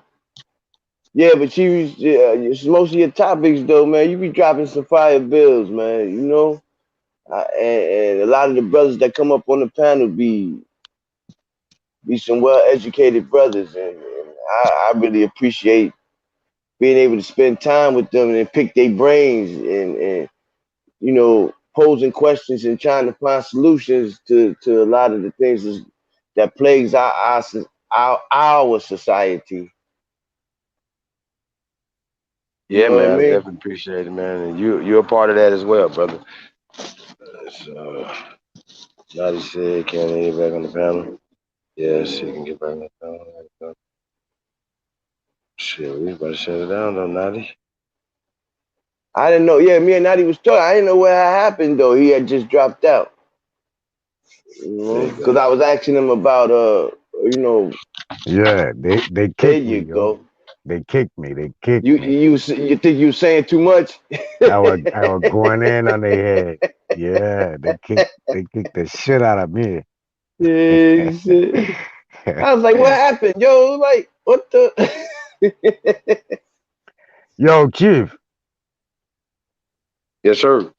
I come and buy you in a little bit, so be on the Cool. lookout. Cool. That's what's up. Now I can't wait till Yeah, all man. this so-called stuff clear up too, so I can get to travel a little bit. Oh, Man. Natty, I was asking you a question. I was asking you about people that's on disability or what did I say? Oh yeah, SSI. People Mm-hmm. that's on SSI. Mm-hmm. What would you pose they do? Okay, so once you get into your proper status and change everything as a business, and you can go down to the consulate or the American embassy in DC, right? Mm-hmm. And withdraw as a citizen. You're there. You go and file your paperwork with the IRS and with the treasury. Well, not the IRS, not no more. You go and file your paperwork with the Treasury Department. They're gonna put you under a FACTA, FACTA. Mm-hmm. What that does, that brings everything you ever put in the system or have in the system. They give it all to you one time. Bring you out of the system. You never pay taxes again. They never take no money from you, and they give you everything you ever put in to them. They give it back. Mm. So your retirement, people out there that has retirement is afraid that they're gonna lose their retirement money. No, no, no. You're gonna get it all at one Yeah, time. that was right. Damn, you read my mind because that was getting ready to be my next. Yeah. That was my next People. question. Right, right. Yeah. Because I know these are things that a lot of the people don't know or are afraid to make moves because of they're in this type of situation or they're in that type of situation. And well, I don't want to do this because it's gonna mess me up from this. So that's So why I pose a lot of questions. so from the day you born, and I want the people to really catch this. I think we still have like over 100 people watching. From the day you born, you are a ward of the state. Until Facts. you step up and make that claim, you're a ward. Okay? And the state is subjected to the federal government. So it's a ward to a ward. That's your overseer. So every day you get paid, they only give you $9 an hour because it's a um allowance. It's allowance. Mm-hmm. So if you owed money and you come up out of the system and you claiming yourself and you take control of your own entity, no one else can hold your money now. So everything that's owed to you is given to you in one time. Wow. They're they're not your ward any longer. They're taking their hands off. That's the whole idea. Hands off. That. So what would be the first step that you take? Like, what would be the? I mean, I heard you say collect all the get your birth certificate Get it and authenticated. get it Once authenticated. once you have it authenticated, if you want to do your declaration to place your status, I help you with that. Brother Creek Running Water help you with that. Nonetheless, I help you with that. Zoa help you with that. Yeshua Hebrews I help you with that. um, um, my email again is rasnaiti@gmail.com.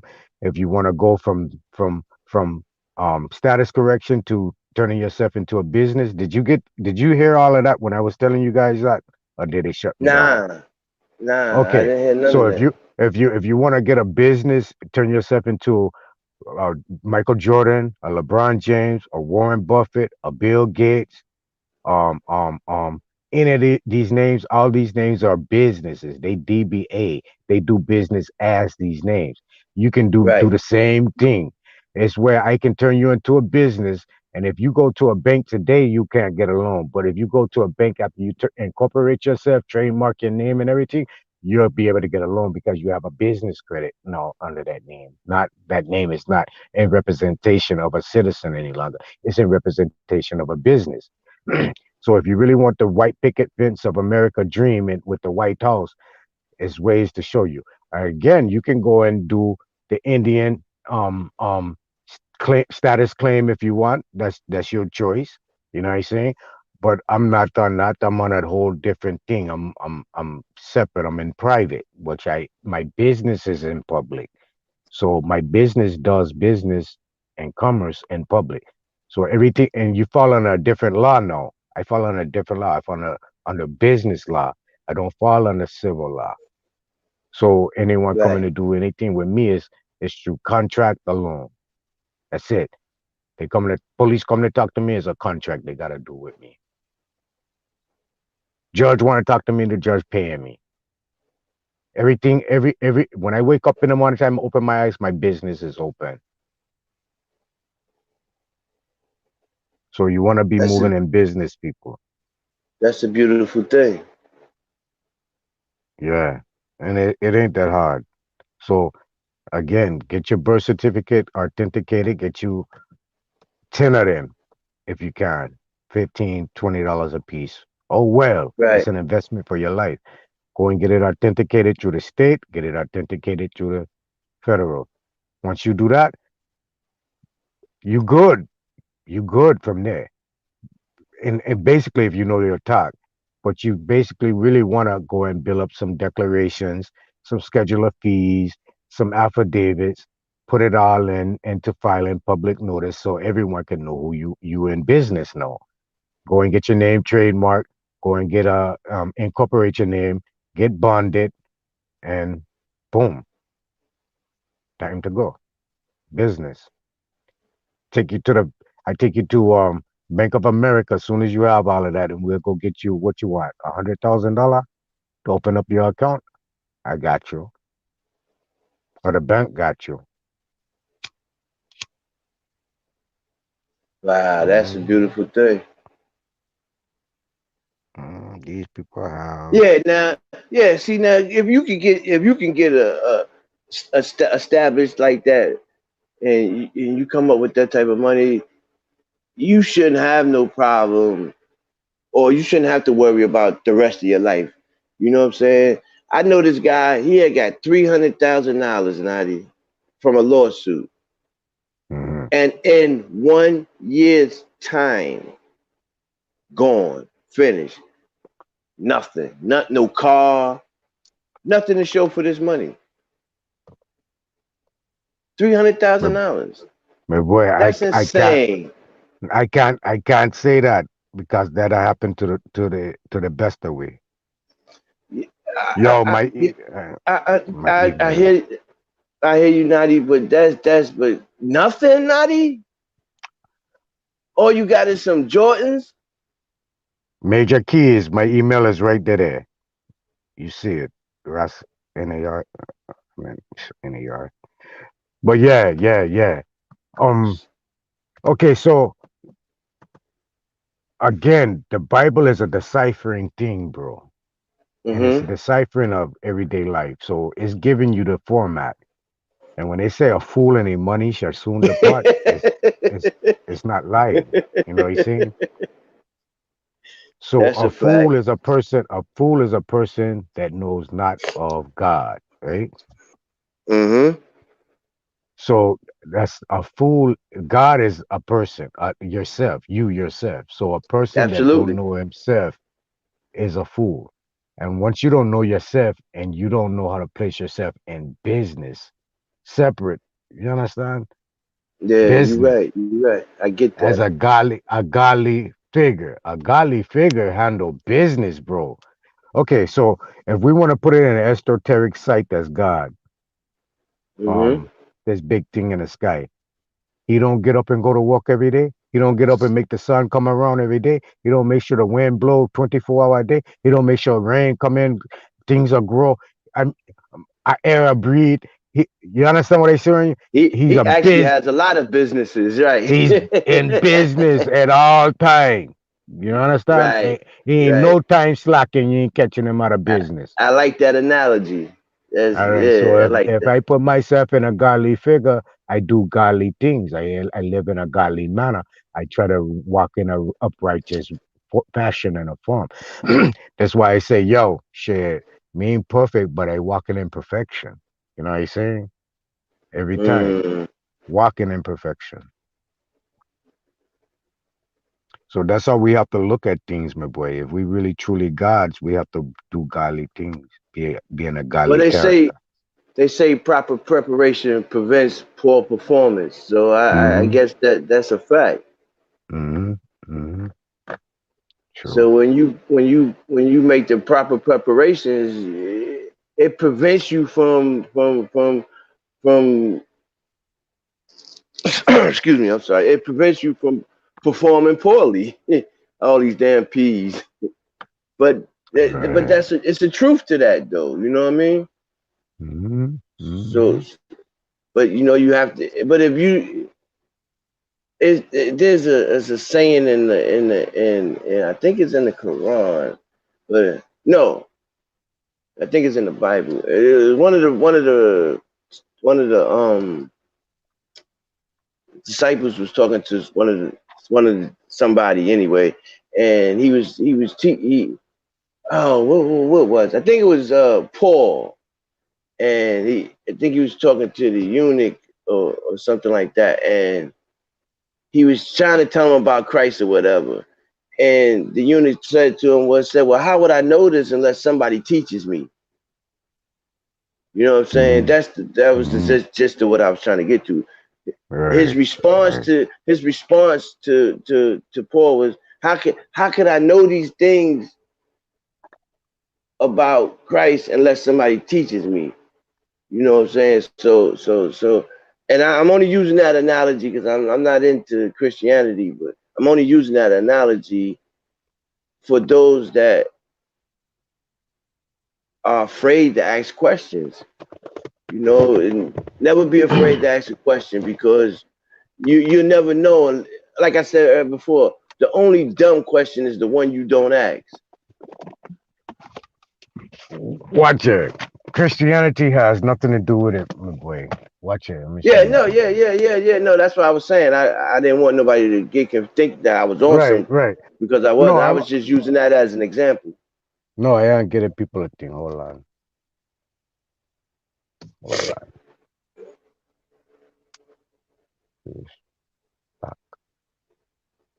Okay.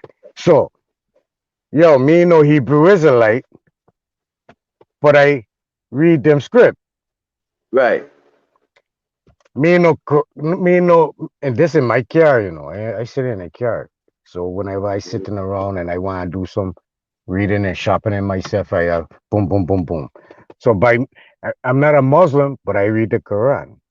I'm not a Moor, but I read the Circle 7. See, watch it. I want to be a jack of all trades, a master of none. And that's how I was being taught as I was coming up. Master not nothing, because once a master get into something, being a master, you have to master one thing, one skill. Now you're handicapped. Because if you're a karate man and I's a karate man, right? And you know the crane and use a black belt, triple black belt in the crane technique. And I come in and I say, yo, I don't want over and study taekwondo, kung fu, boom, boom, capoeira, everything. No. So now when I come in, you doing your one little quick crane thing, boy, I done hit you 4 or 5 times and take your crane away from you. Because I just jack up all trade, and you just handicap on one. You know what I'm saying? You want to be a master of something, you can only master one thing. You know what I'm saying? I get what you're saying. Right. So yeah, don't ever look to master nothing, bro. Look to do everything, learn everything, see everything. To diversify. Be water, yeah.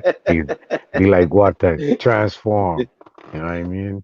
Carry information with you everywhere you go.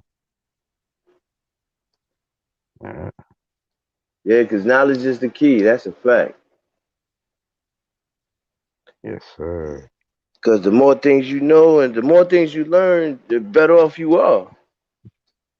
You can't be blinded by bullshit. Because you already know, you see it coming. You know what I mean? True.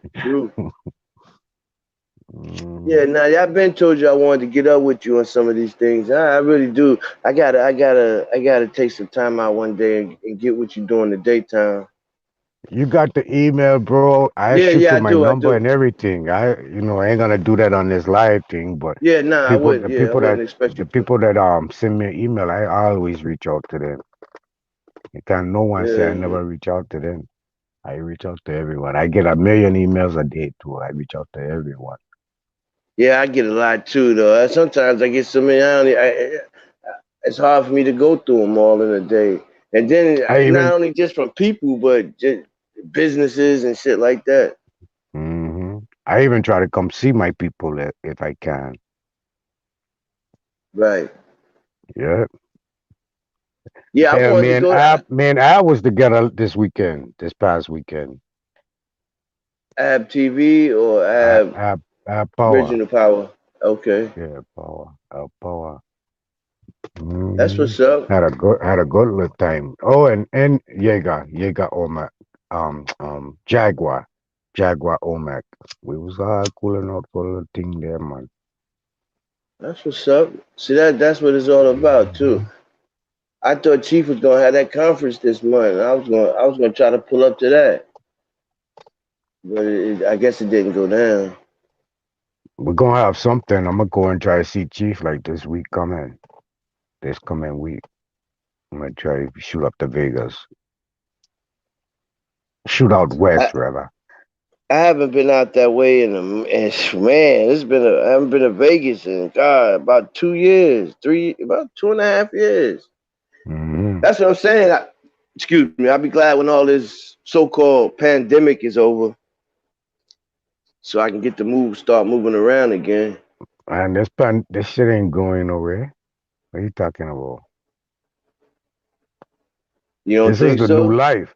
No, this the new life, brother. It's gonna get worse. It ain't even start to roll downhill yet. Mm-hmm.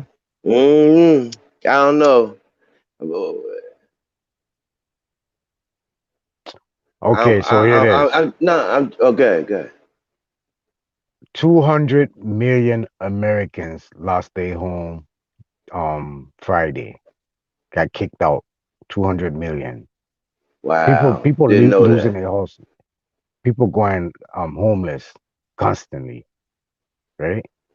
Right. So they depending on the government to do a stimulus or something like that. When last they do a stimulus for anyone? Back February, March. When was that? March. Yeah, March. March. They gave what, $1,200? Yeah, I March, didn't, but yeah. April. Yeah, I'm just saying that's what they supposed to have giving the people, Yeah, they right? gave that 12. out to people. Yeah. All right. 12, March, April, May, June, July, August, September, October. It's October, right? Right. 7 months for $1,200, man. People That's lost their job. insane. Yeah, people lost their job back in February, March. But what's People really can't go bad back. is that you got other countries that's giving up $2,000 to their people every month. So what are they trying to do in America is starve you out so you can die. This was the plan. This was their 2021 agenda. Well, they That the definitely majority killing of the off. population, If they not physically killing off people, they definitely killing them off financially. right, financially and through the food, killing you through your food too. The elderly, they Yeah. dying fast. The children them is receptacle of dying fast right now, especially with all the shots and things they try and come down with. They already said that the shot will paralyze you. You ain't hear that?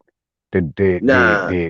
Yeah, the antiserum or the antidote. Well, They I never took a flu shot or nothing like that, so I wasn't planning on taking this shot either. So well, they saying it's gonna be mandatory right now. I think it's mandatory in a couple of them colleges in California. You really, can't come back to them school unless you have a shot. Some of the jobs now you can't go to some of these jobs now unless you had a shot. It's well, I becoming don't mandatory. participate in none of that stuff anyway. I don't work, so at So least they're not for gonna none of these people. separate you. They're gonna Yeah, well separate who's a they would citizen have and who's to. not a citizen. Yeah. They're gonna They would make you have to. choose. They gonna have to. Yeah, man. I've been an outlaw all my life. For real. Yeah, and that's no bullshit. I've been an outlaw all of my life. So I don't think I'm gonna start changing now. Mm-mm. To the death. Yeah, man. Shit. There's nothing about their laws and that I even agree with for real. Like just because it's coming from them. Well, if you don't take the antidote, or what they call it, Mm-hmm. antivirus, they have a law where they can fine you per day by not taking the shot. It's called um damn. It's like you're a threat to the environment. Right. Like you're not submitting to the will of the better Like a being of the public environment. menace. Yeah, yeah. So they'll charge you daily a fine. Yeah. That shit crazy, man. That Oh shit my crazy. God. These people are something else, man. Yeah, it's crazy.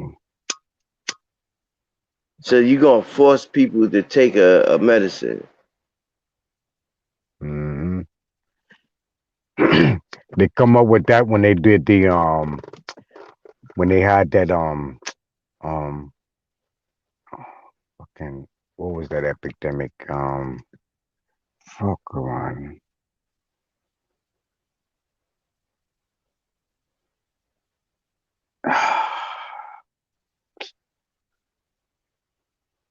Damn, I smoke too much herb. For real, man, cause it's right there on my tongue, like, but my brain just don't push it off. Like, I don't know what going on. Kick that off the cliff, man. Um, um, the thing they try to say they get the Indians when they were wrap up in blanket and thing. Oh shit, now you got me fucked up. What was that? That they gave start with an M, I think? No, what was it? Wasn't measles, it was smallpox. Mm-hmm. Smallpox. Yeah. They come up Was with that that it? law right there. Yeah, Okay. smallpox.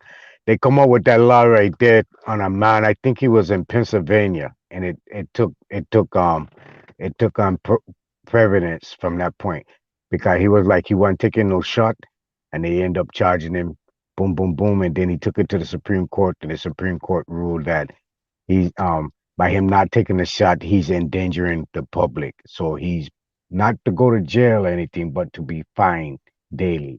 So he had to pay the fine every day until he died.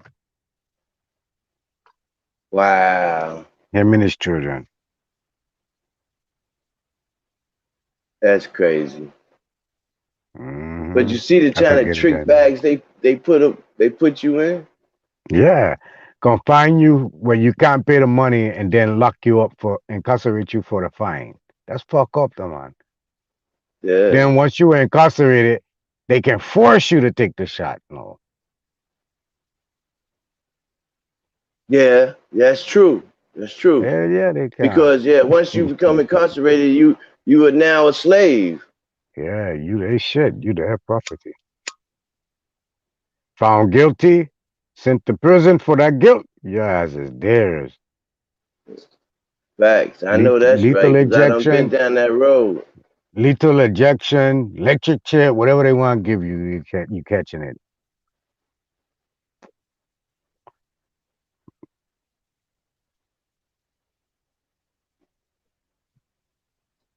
But you know, I always say that they legal system and they criminal system was always in my mind was designed and set up strictly for our not, well not I ain't gonna say strictly, but majority for our people.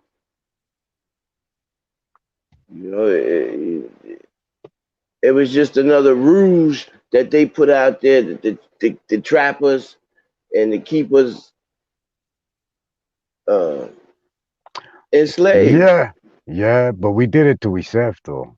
But trying to partake in them events and partake in them activities and education and things. Well, you know what? I think back to some of the things that Malcolm X said about separating and not being a part of the. I see a lot more people is turning to that train of thought or that mindset of wanting to separate from these people. I hear a lot of people saying these things, you know, people I speak to on the streets, people that I come into contact with daily. You know, a lot of the brothers and sisters are saying, you know what? I wish that I could just, or they, I'm currently in the process of buying land so I could just be out here by myself, you know, and things of that nature. Yeah, yeah, I understand that one too, but it's more complicated than that too though, cause it's an entity that Yeah, I has know. us entrapped and not an individual. Right. So So it's it's hard to the combat entity. it. Yeah. Right. Unless you have the keys to combat that, you know what I'm saying? Which I trying to give you no. There's only one way. So you you you don't go against the grain in totality, right? Because Mm-hmm. the grain is still um of the people. And when I say that, I'm saying it as it's still what the people want. It's still a will of the people. The way the law is structured is a good thing still. But we just don't know how to take advantage of it like it need like it Like, is intended to, right? mm-hmm. We get caught up in the quicksand instead of grabbing the Tarzan rope, swinging over it. You know what I'm saying? Right. We don't I wanna, feel we that. don't, we don't wanna, we don't wanna look like the Tarzan jumping on the rope. We wanna, oh, we big bad John Brown to walk through the quicksand. You know what I'm saying? Or vice versa. We don't wanna look like a suit and tie type of man. We wanna be the jumpsuit, Adidas and Dada jumpsuit man. You know what I'm saying? So Yeah. that's the problem right there because it's there. It's still there. So you can get yourself out, but still work within, if that make any sense. Yeah, it does. It does. It does. Because that, I mean, that's how other countries deal with this country, right? They're not a part of the United States, right? Or a part of America, but yet they still do business with this company. So once you separate yourself from this corporation, you then become are able to do the same thing. Mm-hmm. So Correct. it's Correct. almost like you're standing as your own nation. Exactly. You want to do that though. So a lot of people give me slack, right? Oh, well, you Nah, ain't that makes a lot of you sense to me. but they still try to give me slack because they'll say, "Oh, you your own nation. You ain't got no one to defend you and to protect you because you come up out of the U.S." Well, that's true in an instant In a or in sense, right? a sense, right? But you do me something, I gonna send a billing statement to your Moraiscont. I gonna put a lien against your bond, and I go into the courthouse and make the judge approve this shit and send the sheriff at your house to take everything from up under you, even your drawers on your back. And if you don't have enough money or your bond doesn't cover my lien, whatever your property, your wife, your children, your dog belongs to Nati, you know. You think it's a game. So I got my back all around the world who will come fight for me. I got the judicial system. Right. You understand? So I don't need I got the army, I got the air force, I got the navy, the marine. They're gonna do everything that judicial system say. And the judicial system, me and the judicial system are best friend because I'm a banking system to them. They see me as a bank. I'm incorporated. I'm a business. I make my own um money in a sense. I'm Right. basically my own nation. So they're gonna respect me to the utmost because I help their machine continue rolling. So they're gonna come fight for me every day in a manger. So I don't need no Iran or Iraq or no religion based backing me. I don't need that. But Oh, what people you don't wanna understand though is that even when you stand as your own nation, isn't it true that the United Nations will also stand with you? Yes, sir. Yeah, Yes, somebody sir. else told me that. Yeah. Yes, I never knew sir. if it was 100% true. That's why I put it out there like that. And that's without you even making a contract with them. Right, You right. can send a liaison to go and represent your country on their board. Look how deep this shit go. You can And that's start your major. own. Yeah, you can start your own nation. Like the brethren just said. Once you get your property patent, right, which you can only do under a trust, which you can only have a trust, not being a citizen, you have to be in private to own anything, to actually own anything, right? So understand that. Mm, So not even the state can come fuck around with a patent property. So you patent your property, now you want to call it land of the indigenous. That's our actual country right now. Now they got to change the whole fucking map around you. It depends on how big it is, but right. you understand what I'm saying with the Yeah, I population do. and I do. everything of it. But yeah, you moving like that? No. It's ways to knock this place down, bro. Just simple ways. We don't have to really I be wanting to fight because I know there's some knucklehead out there that don't want to just bow down to the real law, the real thing. They want to be on a perception of assumption or presumption of someone, right? But Right. that's the only reason I would want to fight. But any other reason, man, I'm basically sending motherfucker pull me over and I got my things already together. I told my boy the other day, yo, I willing to go to jail. Cause I'm gonna send you a billing statement. I'm gonna get paid for going to jail. I mean, how better could it be? I just sit around and go to jail all day and get paid, bro. I mean, there's nothing to it. For real, just think about it. Once you're a business and you make a declaration and an affidavit of your truths, and you turn it in and make it a court record, and it's in our courts now, and you have it in a newspaper for 4 weeks. Our public know what's going on. That's sound. That's solid. So now you make a schedule of fee about you going to jail, about you getting arrested, about the police having any interactions with you. Put that out for public record too, as your contract. So if they fuck around and do anything, come to talk to you, you have a contract now. So and that contract is law. So by them not knowing or reading the paper that day and seeing that, ignorance of the law is no excuse. Right. Right. They So tell you you that all got the your time. nation, right? You got your nation, you got your declaration out to the public where they know what the fuck going on with you. Anyone come do business, join is called joiner. Anyone want to come do joiner with you is under your contract because you are a business. They still under a ward of the state, a citizen. They're not even in control of themselves. So anything they do, the state is gonna fall in representation of they. You can sue the state behind a regular citizen too, because they're the ward of it. That's why the state right now, if you and I do something to each other, boom, boom, boom, boom, bam, bam, bam, you go and press charges. The state gonna go and say you drop charges. The state will pick up charges in Right. representation of you. In representation of you, now it'll be the state against me.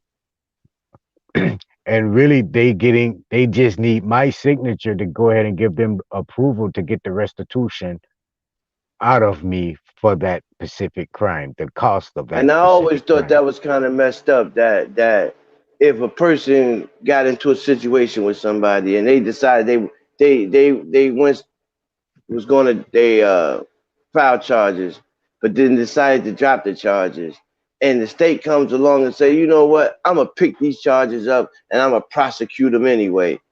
That's kind of messed up. No, they have to do that. No, it's not. Okay, so someone got to pay for the services of the police. Someone has to pay for the services of the ambulance. Someone has to pay the service. These services are not free. So if someone calls the police, they're actually being billed, whoever the party is, right? Right. And if the police walk away, they charge the bill to the citizen's account or the state's account or whatever and pull it off of that. But if it's a possibility they can charge someone, charge. They're gonna charge someone for the services. You understand? And they're gonna try to make up other charges to charge because everything is commerce, everything under commerce, even the life of a man or woman or a child is under commerce, is seen as commerce. And that's the whole game. When the Moors was running the game, it was just commerce. But they taught the game to the adversaries, and the adversaries took it on a deeper level where putting everything under commerce. Mm, You see how that right. happened? Yeah, yeah, yeah, They yeah. took the game and intensified the game, Monetized everything. monetized everything, exactly. Everything. So now when you go to jail, actually, if you got the money, as in AE or EI or yeah, IE, I IE, IE. right? Yeah, IE, a bond, you already have your money up front for whatever charge they trying to put on you. So they can't carry you to jail because you're prepaid. Right. You understand? For everything. So that's what you want to do. Want to turn yourself into a business. You want to show that you're standing as a man, doing your own handling your own affairs, not where you have to call the people and the people got to take me to court for you. You check it out. Or even if you Hmm. don't drop charges, the state is the one who's sitting up there, the DA, as the plaintiff. They'll use you as a witness because you're a ward to them. So now Right. they looking for their investment, or as a they looking at it as an investor for this account. So the account really don't have no proper standing. So we'll just use it as a witness for this such said crime that we say that was committed on our ward. Same thing as Because a, a it always fascinated me that when a person said, "Well, I just want to drop the charges," and they come along and pick it up. That was always fascinating to me because I looked at it from the point of, I guess, because I lived as a criminal so long, but in a way, it was like, okay, like you said, what was the why are they so concerned that they want to pursue the situation? And now what you're saying makes a lot of sense because they're looking at it from the business as point of view. And okay, if the state picks up the charges, then once you are convicted, they now place you into their penitentiary, and it goes back to you becoming a slave for them again. right, but it's put as you're actually paying restitution.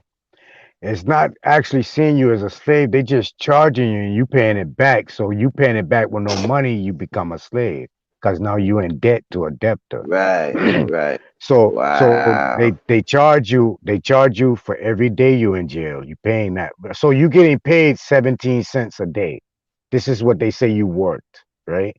But the Hmm. jail is charging you 3 cents of that 17 for bedding or for room and board.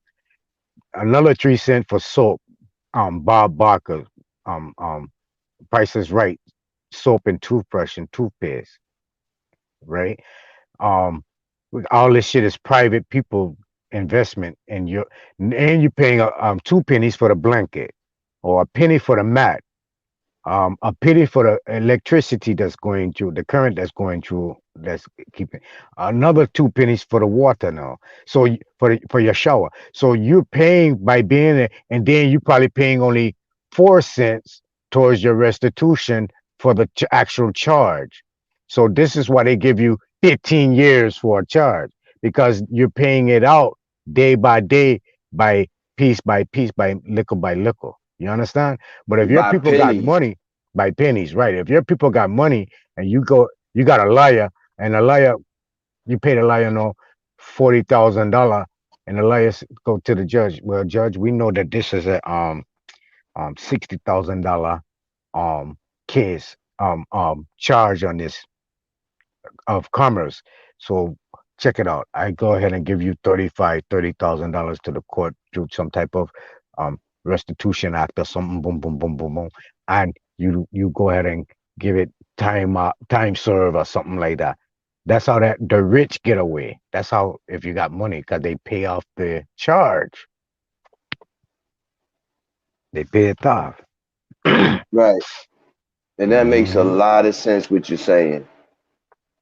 You broke that down perfectly.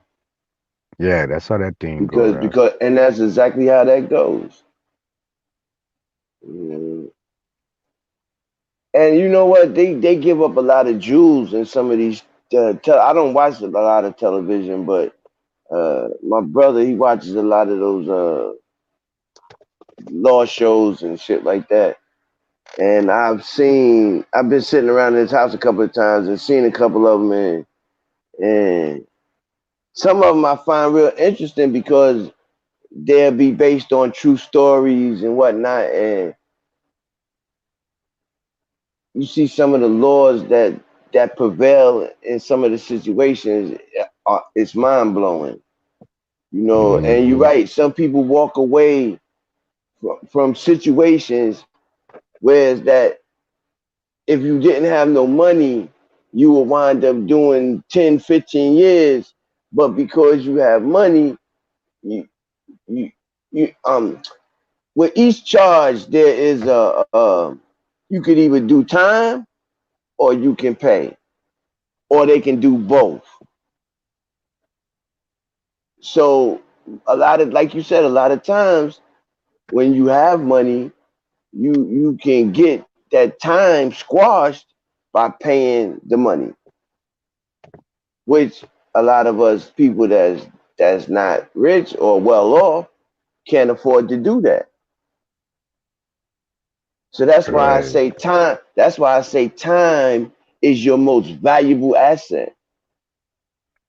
And that's why they take Hmm. so much from you. That's why when you go to jail, they take so much of it from you, because they know that's your most valuable asset is your time. And it's the And one also, thing you cannot get back.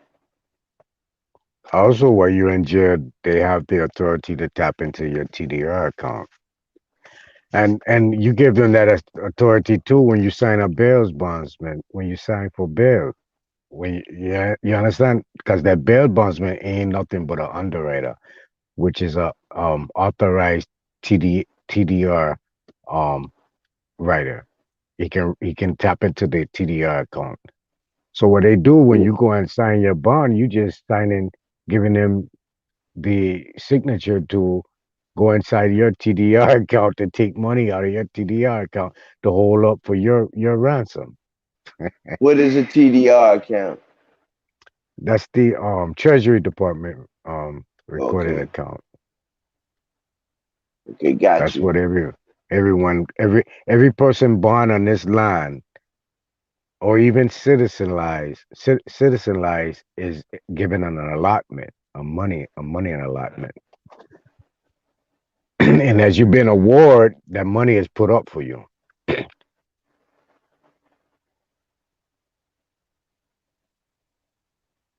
Hmm. So why is it that you as a person can't tap into it? Well, you can. That's what my brother Creek Running Water. He the. That's it's called a um authorize a payment or something like that. I can't think of it right now. Um, uh, it's basically approval of payment in full with your signature. Right, But you have to already have your everything registered with the Treasury Department to handle that. So right. it Got you. basically turn you into an underwriter, but you can do all of that. But see, a little bit of knowledge can take you so far. You know what I'm saying? Information is power. Knowledge is power. And that's basically how they tricked our ancestors for so long, because they denied them access to the information,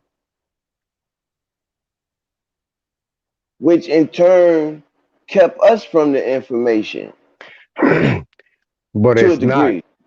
That's what I said, to a degree. Yeah, right. Because all of this is public information. You just got to know where to Right. look and you know attack it aggressively when you're going to study in it.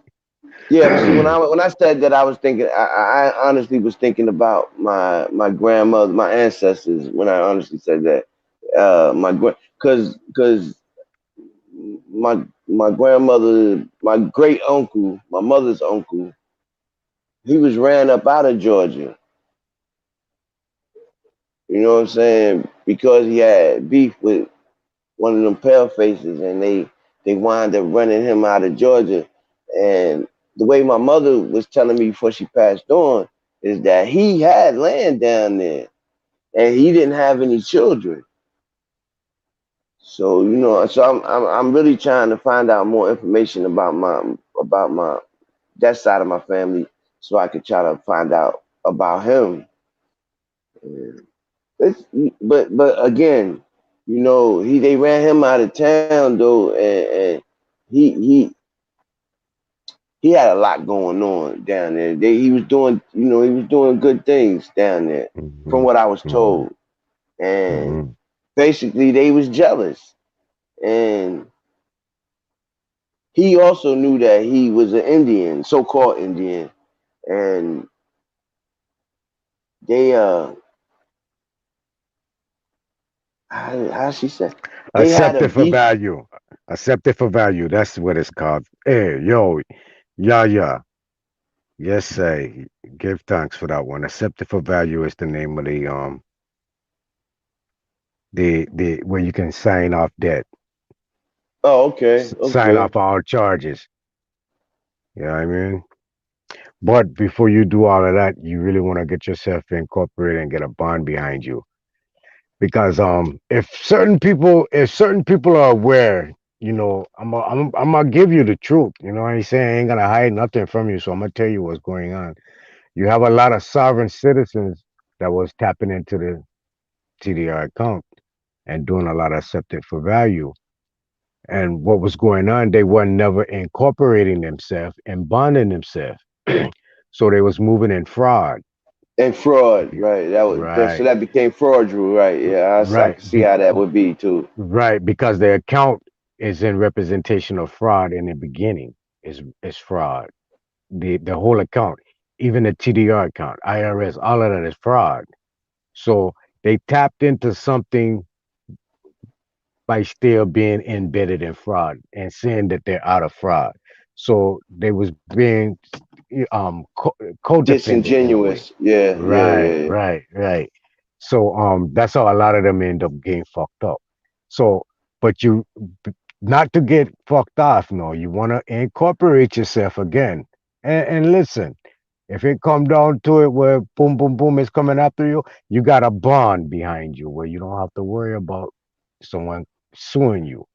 If it comes even deeper than that, as some law or some legalese type of thing, the worst case scenario could happen to you is, I mean, TDA account. I keep saying TDR. I wonder who is TDR. I was thinking on TDR about something, but TDA, the TDA account. Um, if it push come to shove inside of a legalese event, you can always what you call it bankrupt the account. File bankruptcy. Catch on, my people. Catch on. So I try and give you guys a rescue, a revelation, or a revelation rescue right now. You understand? And Absolutely. it is to really truly guide you into a site that you know you need to be on. And I really think that's what happened with my uncle. He didn't have no backing or nothing behind him, so he wound up having to leave his property and all the things that he had down in Georgia, and nothing. I mean, he wound up coming up here and reestablishing himself, but all those things He just left it behind. From the best information I've gotten is that he just left everything. He never went back and tried to uh, sell his property or put a claim on it. And he just left everything. And from what I understand, he changed his name when he got up because back then it was a lot easier to change your name and to assume a different identity. It's still easy. And that's what he did. It's still that easy. Take you 2 witnesses with state ID. Create your own ID with whatever name you want put on that. Go down to your circuit court clerk with your 2 witnesses and have that ID authenticated through the state. Bam, it's over with. You're no longer that person who you was. Man, watch it. I get out some game, man, on this motherfucking live wire today. They gonna come. Hey, if they kill me, just come to my grave. Don't bother crying though. Just come. Say that was a good man right there. Say, not you, the man. Nah, but every time I've always enjoyed our conversations, Natty, for real. Like you always give us some good game. That's real talk. I try my best, I bro. mean, even when I'm just like You already hearing you know it. on a panel and I'm just hearing you always dropping jewels. So, You already that's know good this shit. thing though. All of you already know all of this. It's just a refresh. I just bringing it back to you. You know what I'm saying? I just bringing it Because back you to know I what? don't When you deserve said that, you're nothing. right. You can take a witness and have them be a witness to who you are. Oh yeah. You're right. You can do that. Man, boy, I in control of several accounts, and I ain't afraid to say it. I don't give a fuck. Nobody can do nothing about it because it's all legal. And that's the good Believe shit it. about it. Believe that. That is the good shit about it. Is when you move, when you moving in your proper person, you can make these major moves. Yeah. One thing.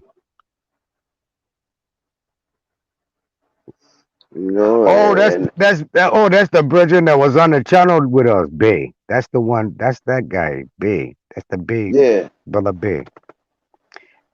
Yeah. Big up Bay. He's a Yeah, smart one too. he's the one that him and A1 did that bill about a week ago or so about the people down in Oklahoma. Yeah. Yeah. I don't know if you saw it, but it was a fire bill though. They was dropping some jewels. Okay. He was telling about all the oil that came up out of Oklahoma and how the people was. It was this one man had a store, and the store was established in 17 something. He had it on the storefront window, established in 17 something. And this was a so-called black man. And I was like, look at this. This man had his own store in 1700 and something. But we were slaves. Yeah, can't even write on that shit no more, man. That shit done. We all know Man, the that shit is schoolhouses so, are like. yeah. Yeah, That shit was, schoolhouses are like.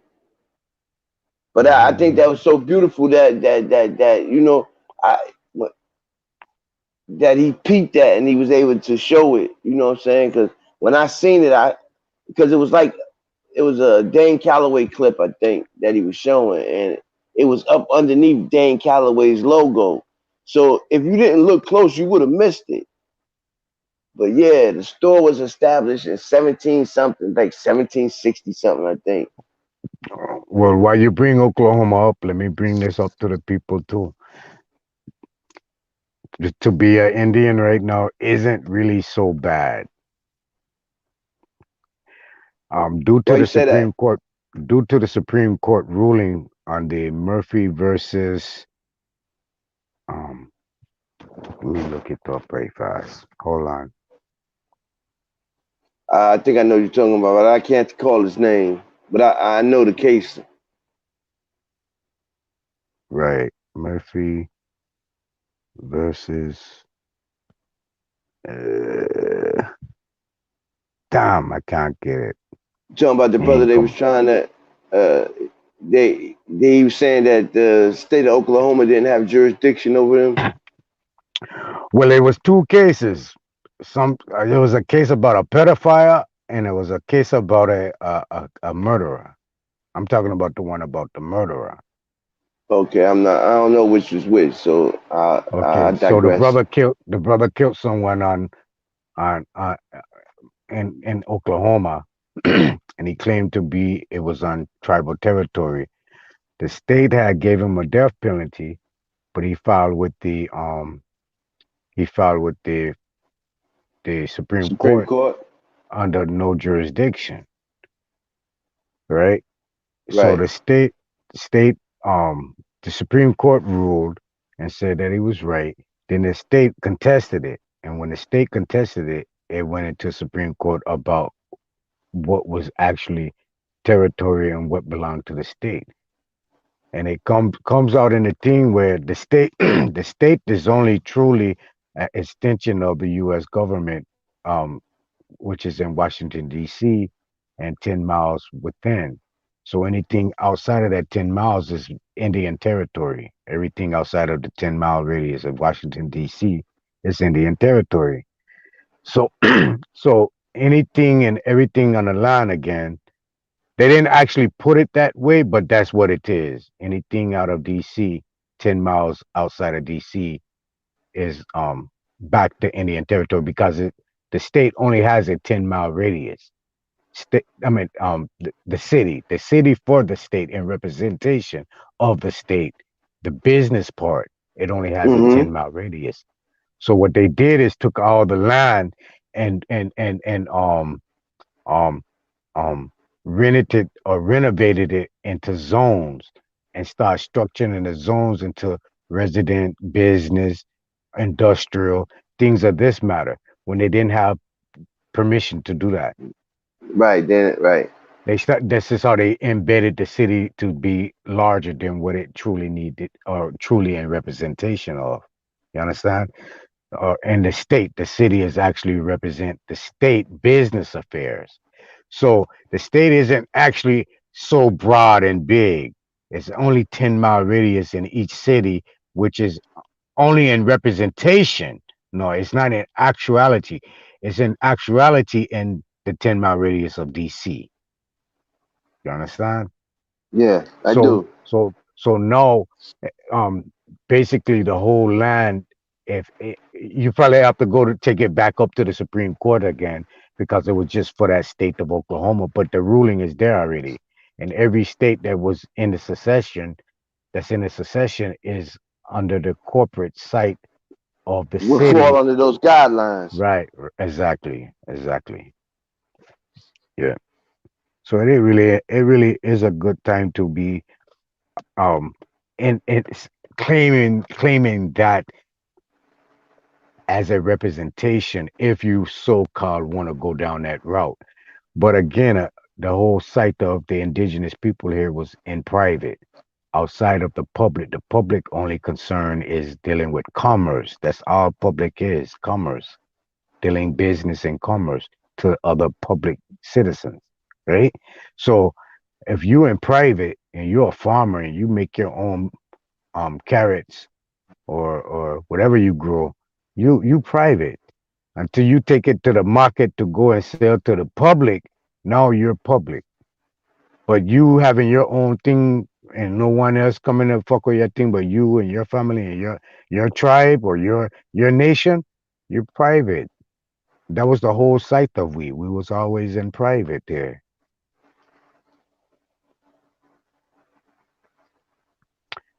Yeah. That's what I say, man. You be dropping jewels, kid. Yeah, I try, refreshing your memory. That's all. Just Yeah. freshen up the memory. What would I be another chant from the script? What would I be a guardman to guard the gate but don't guard the city within the Mm. gates? You know what I'm saying? Just a gatekeeper. Just a gatekeeper. Fuck that. Ain't a gatekeeper. Just a fucking gatekeeper.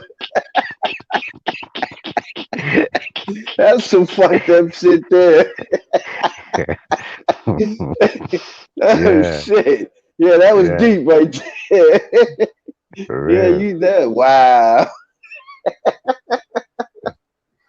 Oh my God. Yeah, that's good. I like that one. Man. But And it's and amazing how they play these mind fucks on us though, you know? They got us all twisted. But it's good though, because our people coming out of it.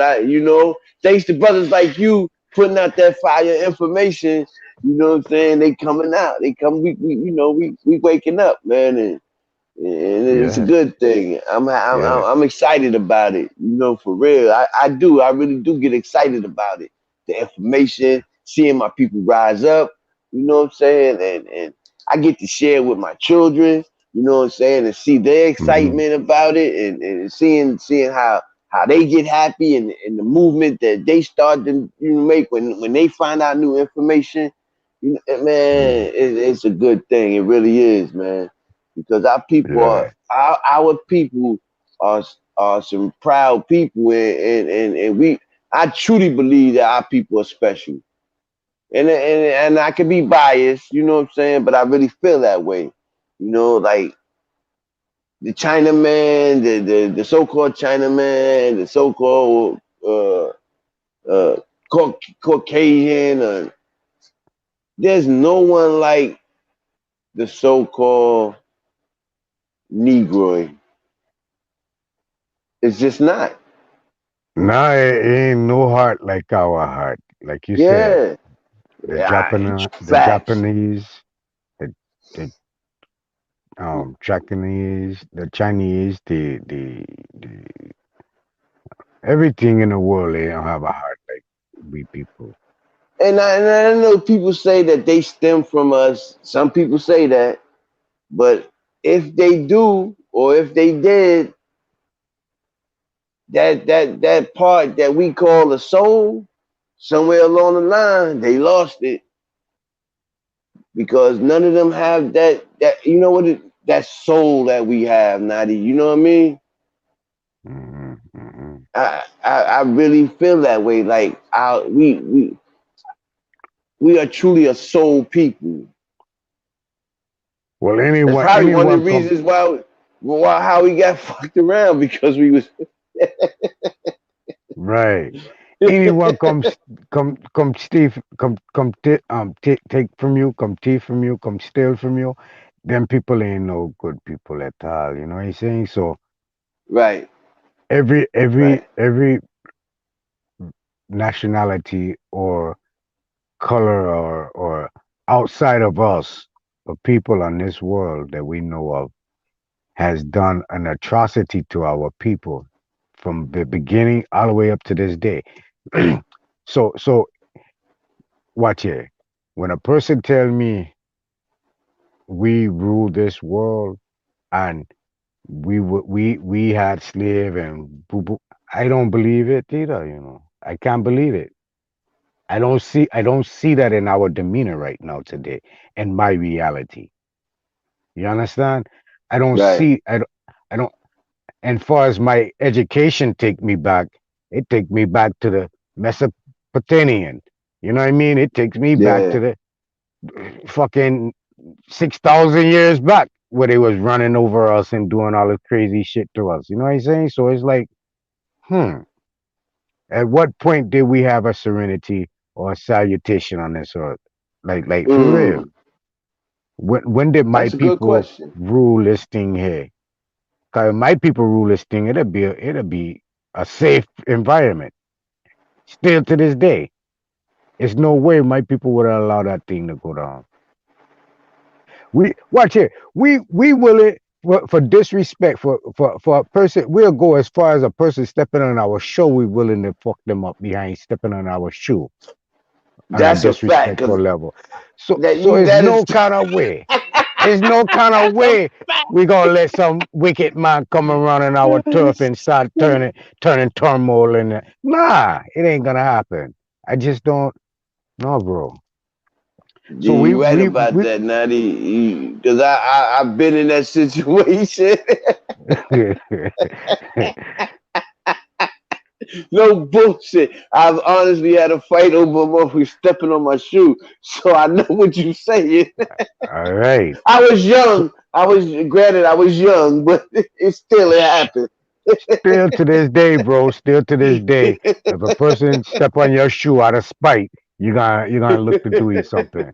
You know what I'm saying? Yes, sir. Yes, Because that's sir. a disrespect thing. You done see it. You done know. Yeah, We have that's a like code when embedded somebody in you. bump into you on purpose. You know what I'm saying? You Yeah, turn and you like, yo. yeah. So I know what Do you what? mean. Yeah. I get Where you it. coming from? Where you coming from with all that wickedness, the man? I gotta kill his wickedness off now because if your children them grow up like you, they gonna come look to take my children them thing. Oh no no no no no. Man, You see what I'm saying? We don't play those type of man. games, man. We don't play that. So I'm just saying, at what point did the righteous actually have an embedment of this world? Like, you know what I'm saying? Like, this the devil's And world, man.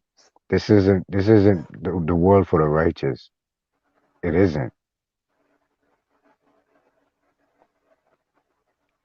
It's nothing in this world besides waking up, being able to breathe, and giving life. Nothing else in mm, this world is really, because if you look at it, everything else is made up to affect an emotion in you, and that emotion is what caused you to sin. Like, you know what I'm saying?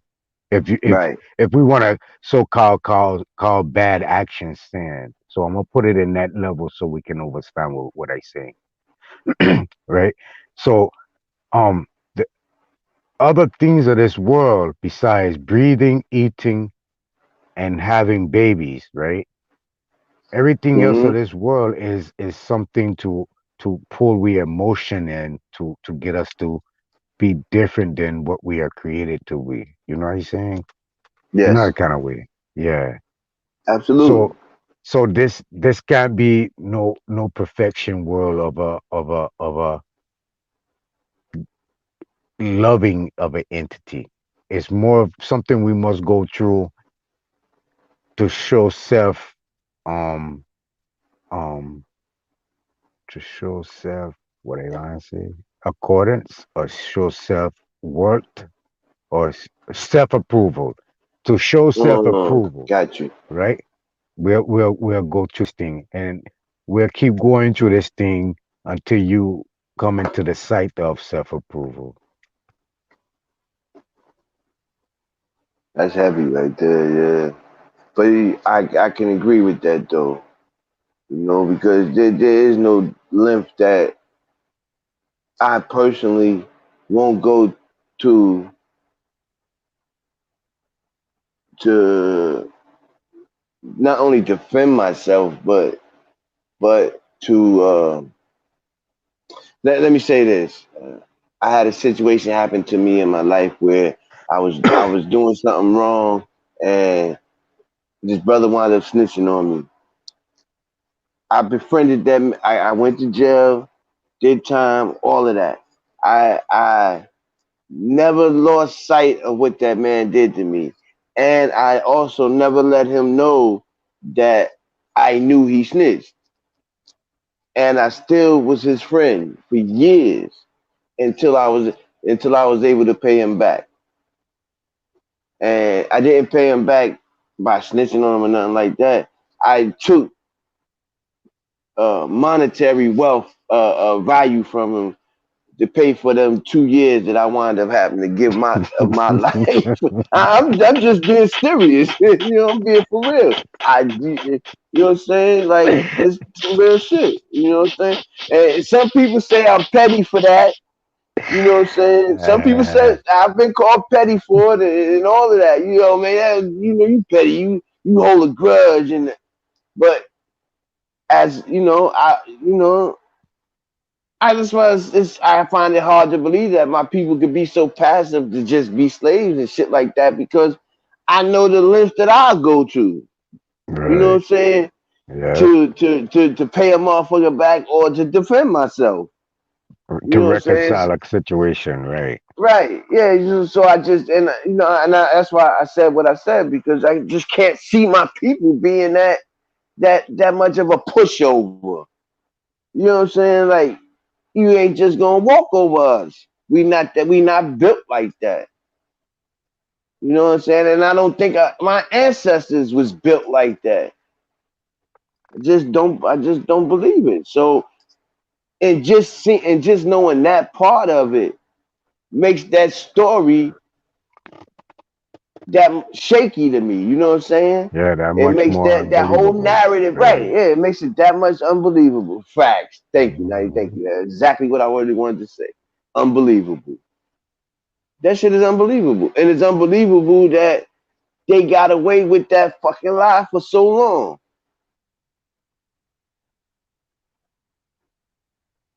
Just like they lie and know. The lie don't stop, bro. You No, it changes, but it don't stop. You it right. don't stop. You right. They switch it up, but Once it don't stop.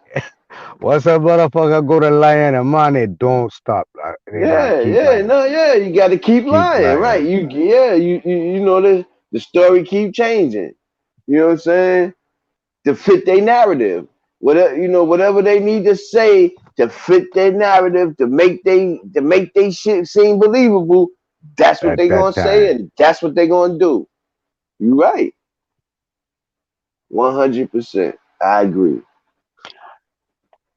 The real puzzle I just um that what Natty throws laughed at me. yeah, yeah, rob that nigga.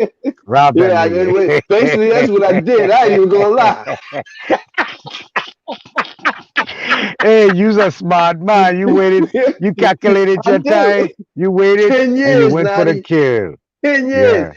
10 years I waited and I knew how much he had in the whole shit. And I Caught him while he was sleeping, huh? yeah, shit. Yeah. But Tap. that's what I said. Hey, It's just hard for hey, me to believe. what you do? You tap me on the shoulder and say, Natty, that dude over there sleepwalking, he's sleepwalking, man.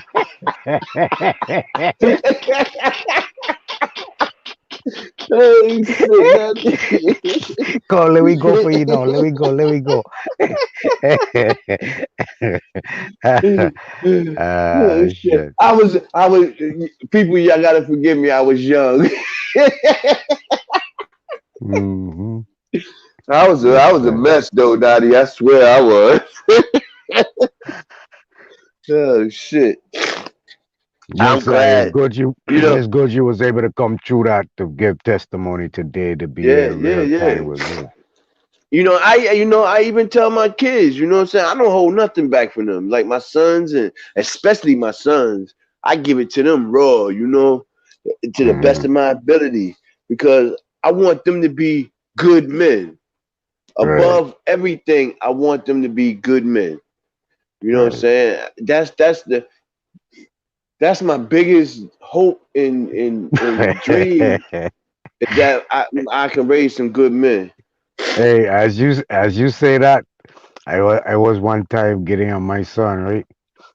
And I was telling him, I was saying, the man, you can never go. The man, you can. I was giving him some blows. The man, Right. you can never go to the hood. The man, boom, boom, boom, by guy blowing him up, boom, boom, boom, boom. He watched me. Daddy, I ain't going to no hood. Hey, you ain't gotta worry about me ever going to no ghettos. Hey, hey, hey, come. As I was growing up, mommy used to tell me, yo, you think I hard on you, what you think the niggas in the street gonna do to you? You know what I'm saying? Yeah, yeah, So yeah, I, yeah, I kind yeah. of put that at the same sight that might turn in him head. Yo, you think I easy or you think I hard? What you think the world gonna do to you? Boom, boom, boom, boom. So he was Right. watching me. He was watching me like, if these niggas crazy like you to be punching on their son, nigga, I'm not going to no ghetto. If they crazy like this, nah, hell nah. Straight A student. I never get a F. I never get a B or C from that man. Straight A's. That's great. That's wonderful. You know what I'm saying? But Yeah. if sometimes our lives, we have to present our lives for what they were to our children, so that they don't make the mistakes that we made. Right. You know what I'm Right. saying? Right. Right.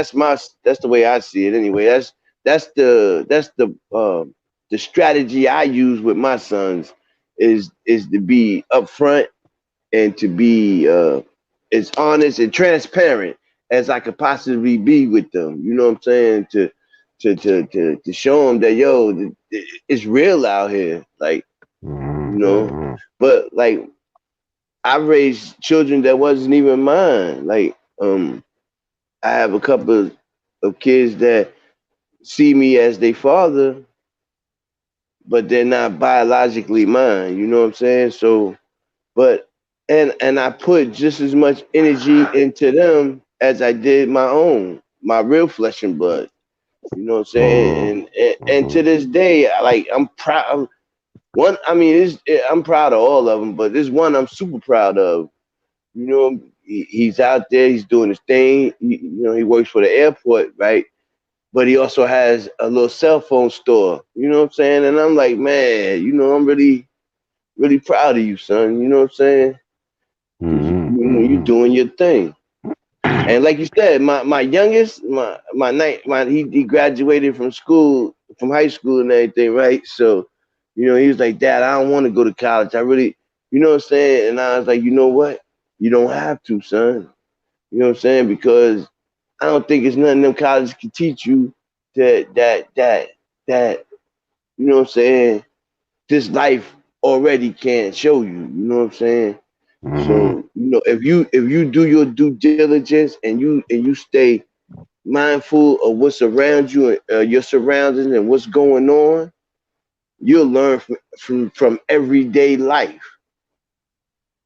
Plus the things that you pick up from your mother, your uncles, your aunties. All of these things build character and build who you are.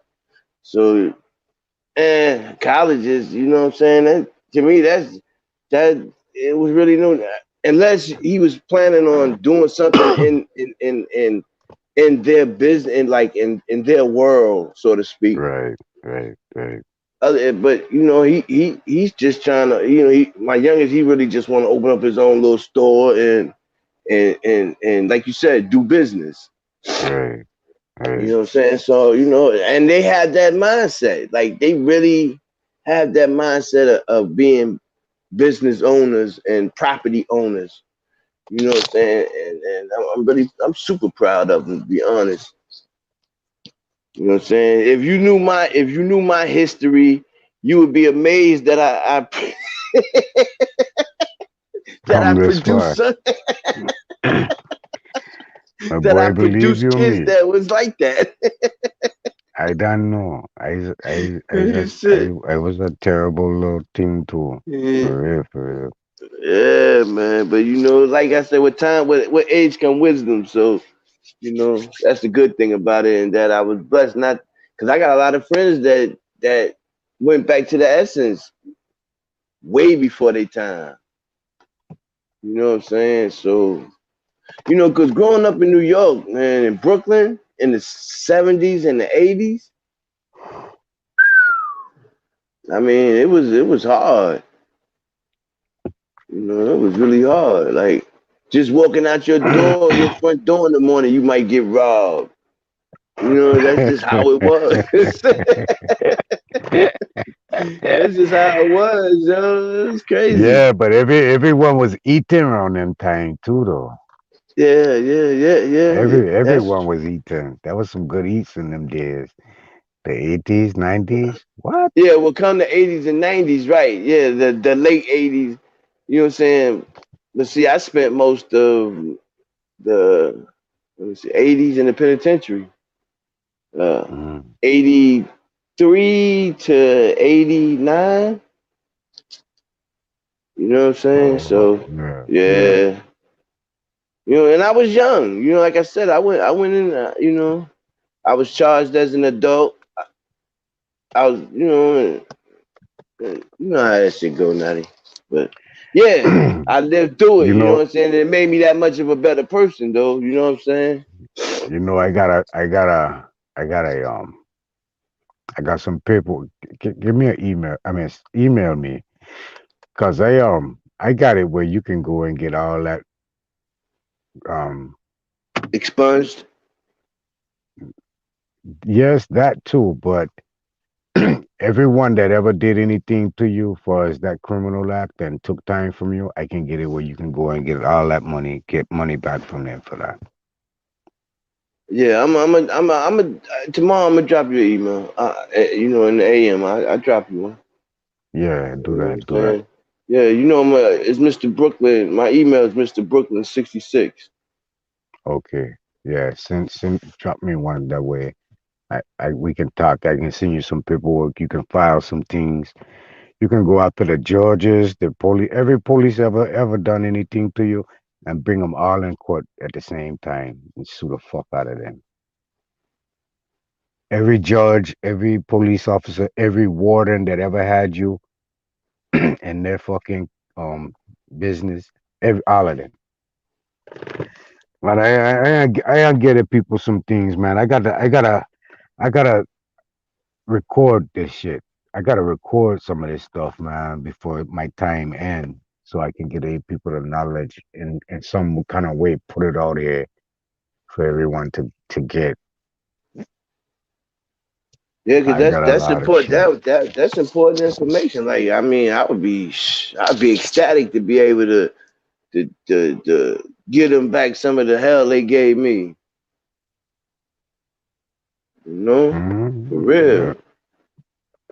And I think yeah. they do it more than I was. That's for damn sure. You know.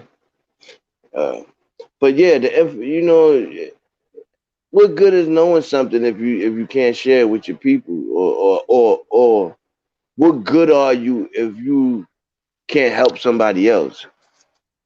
You know, I live by that for real. Like, I ask myself that every day. Like, what good are you if you can't help somebody else? You know what I'm saying? So I make it my business to try to help somebody along my path or along my journey or throughout my day. You know what I'm saying? Sometimes, like, if me and my older brother, we hang out a lot. You know what I'm saying? And we spend a lot of time together. And a lot of times he's around me, and he'll see me do certain things, and he'll be like, "Yo, why you do that, bro?" Like, I said, "Yo," and that's exactly what I say to him. I said, "Bro, what good are we if we can't help somebody else?" So Mm-hmm. I appreciate all the information and you know, all the jewels you drop throughout the night. You know what I'm saying? I really do. And believe me, I take it to heart. I soak it up like a sponge. I try to. I strive to, you know, because I don't want you to waste Right. your breath. You might need that one day. Shit. So I'm gonna take it all in. You know what I'm saying? Shit. Yeah, you're right. Might need that Yeah. one day, huh? All Yeah. I that don't shit I waste it gave on all you. that. Yeah. I need that. And I don't waste it on this mother. Yeah, that's Yes, sir. facts. Yes, sir. Yeah. You know, so that's Mhm. the good thing about it though, man, you know, that it don't go to waste. You know, True, especially true, when you're true. talking to brothers. A lot of the brothers that I've come into contact with, you know, especially on some of these lives, man, been real stand up brothers. You know, And Yep, we just got to get together and actually put some things in formation. Well, we got a couple of us already got things going on and things, so people just got to kind of wait for it to be manifested. But yeah, other than that, fruition. right, Yeah. right. Other than that, we doing works. We ain't loafing out here. We just need the people backing, man. We love the proliferation of the internet, right? But we The actually need actuality of it. Yeah. right. We gotta for us to really be a force. We got to come out of this comfortable situations we in we our living ways and come together and start from ground up. Like leave everything behind. Yo, Yeah. I can do electrician. You could do carpentry. The next man can know how to dig some holes. The next woman Sheetrock. know how to Yeah. milk. Yeah, do sheetrock. The next woman know how to milk a cow. The next woman know how to sew some clothes together. I mean, let we come together and start ground up. Why are we if we want to change something, but if we steady gonna live as the system and in the system and by the system, by all means keep doing what you're doing. It's not gonna change anything. You feeling this way today isn't gonna change the world, isn't gonna change your children, isn't gonna change your grandchildren. You talking this way isn't gonna change anything. We actually have to faith without works is dead. That's all the Dead. way That's a around the world. fact. Yeah. That's Yeah. That's a that's fact. in Chinese money, that's in American money, that's in Spanish money, that's in Russian money. Faith without work is dead. You ain't gonna eat unless you work by the sweat of your brow. You know what I'm saying? That's So true. we and this ain't no Bible talk. This is what's really evident of reality. So Right. certain people like to take the Bible. Oh, I ain't in religion. Blah, blah, blah." I don't give a damn what you talking. I can take every script of that Bible and show you how it pertains to your everyday walk in life, right? And they ain't got shit to do with Solomon. Ain't got shit to do with David. Ain't got shit to do with Jesus. I can show you everything in this scripture, every piece it's on. So they no. Even in Revelations, I just come show the people how they manifesting the walking dead, the return of the dead, Right. the in Revelation, right? How the Jews come manifest this thing. This is in your life every day. Where you go watch them zombie movies. That's it, you're manifesting it. It's Yeah. I manifesting right never. there I in never. front of you. I never could get up into those though. It's But just something about other them that don't. other Yeah. No. No. people I'm just watch saying me. it's Yeah. Yeah. right and it's there. And then when people go out, what we have Halloween coming around here in the next Right. couple of weeks, in the next week or so. When the children and the rest of the people go and dress up as zombie and put on this makeup and the Walking Dead, they're manifesting the scripture. So you no matter how much you try to run from it, it's dead air. So if you familiarize yourself with certain things and not as in a religious based way, or the Quran, it's in the Quran too. These certain things, it's in the shit, my Well, mind I'm a gone true again. believer that you can speak things into existence. Well, that's true. That's true. That's true. You But know. every word has been spoken already. Right. Right. Right. Right. You know what I mean? Yeah. So That's a fact. it's gonna be carried throughout.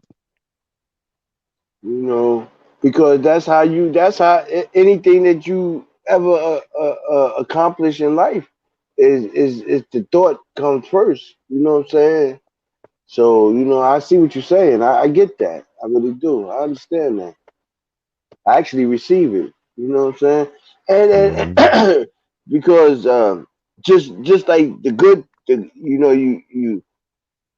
you prepare and you think on good things when you think on those things that are negative and evil, those things come into fruition as well. Right. You know what I'm Right. saying? That's just the yin and yang of life. Like Right. the good and there's evil. There's Right. happy and there's sad. You know. There's night and there's day. Like it's the yin and yang of life. The So I get it. duality. Right. Exactly. Dual man. Now you right. I like that. The duality of life. Right. Yeah. There's a duality to every part of life. You're right. Yeah, the girl boy. You know what I mean? Right. Well, that's where the balance come in again. You Yeah, can't yeah, have yeah. balance if you don't have the duality. And when I'm glad you spoke on that. I I I, I have an issue, and forgive me if there's anybody out there that's gay or lesbian, but I'm sorry, I have an issue with that. Like, how can we uh keep what is it called? Uh, I can't think of the word, but when you keep life going, how can you keep life going if you a man with another man, or you a woman with another woman? Those I truly believe that those things are set up to end life better more than it is to continue life. Well, You know, I used to worry myself on them things too, but I learned to let it go. Because again, I come to find out as I in these streets and things, right? I still uh, have to accept life for what it is. I can't for a right. person's own preference, I have no control over because I don't want them controlling mine, right? That's a fact. So no matter if they're a crackhead or a gay man or gay woman or any of them things, I still have to respect them for the life they carry. You know what I'm saying? Right. So so I really pull myself out of getting caught up in my emotions, Bridget. Because Right. them But emotions, I was just thinking on that as far as a procreation. That's the word I was looking for. Procreation. As far as procreation. yeah, life, continuing life. Oh, You know oh, what I'm oh, yeah, saying? yeah, yeah, yeah, yeah, yeah, yeah. That's what I meant. Well, that's where I was going with it. As far as being able to continue life. I think that's set up to end life more than it is to continue life. Like, Okay. Take it like this. This is how I came to it, right? So I truly would like it to be a multitudes of me, like 50 million clone, right? of So I you. can love, right. So I can go and so I can go and love up on every woman in the world. You know what I mean?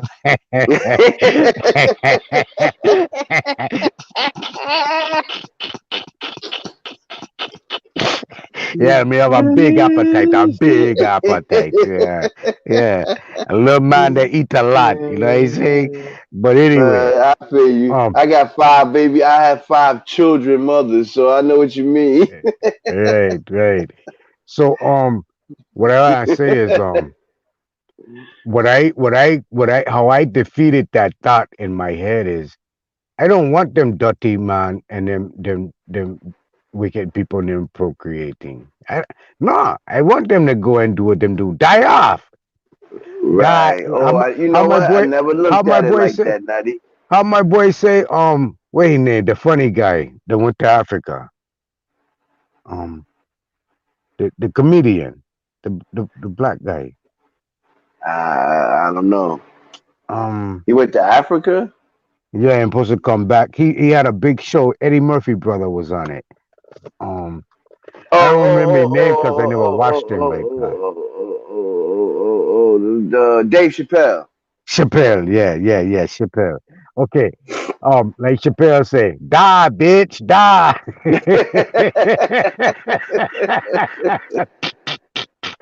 Hilarious. You know what I mean?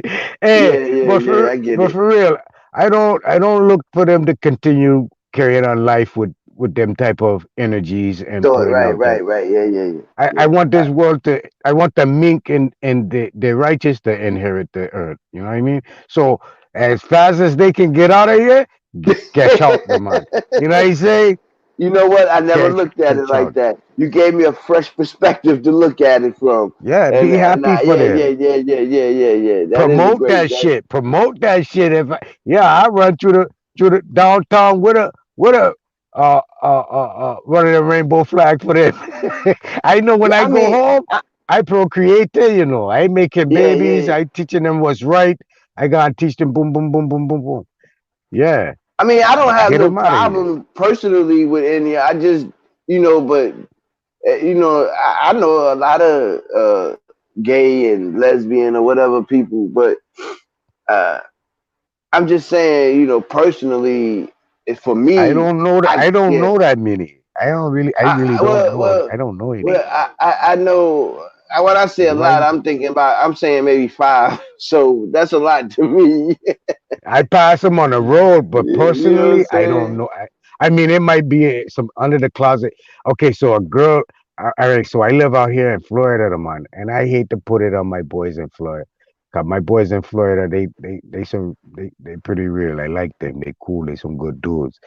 But a girl tell me the other day, the man, that the majority of the thugs out here that's running the street that done gone in prison and thing are messing with gay guys, and the gay guys are putting it on Facebook and stuff that they running up and sexing the dope boy. Then I said, wait, is that how come they wearing tight pants? No, like they really. You know what? I've seen that here in New York too. I've honestly have seen that. Like I know a couple of supposed to have been hardcore dudes that my dude, my one of my partners, his brother is gay, and I know for a fact that this his brother has gotten with some of these so-called tough guys, and I'm like, Yeah, wow, that's what's like going on.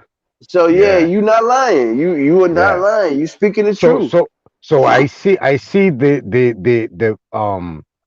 the new um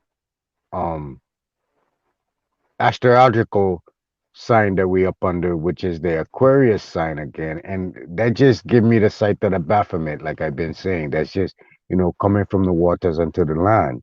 So that's just living on both sides of the field type thing. So it's the energy that's out there right now, and how it's taking so effect so massively throughout the world.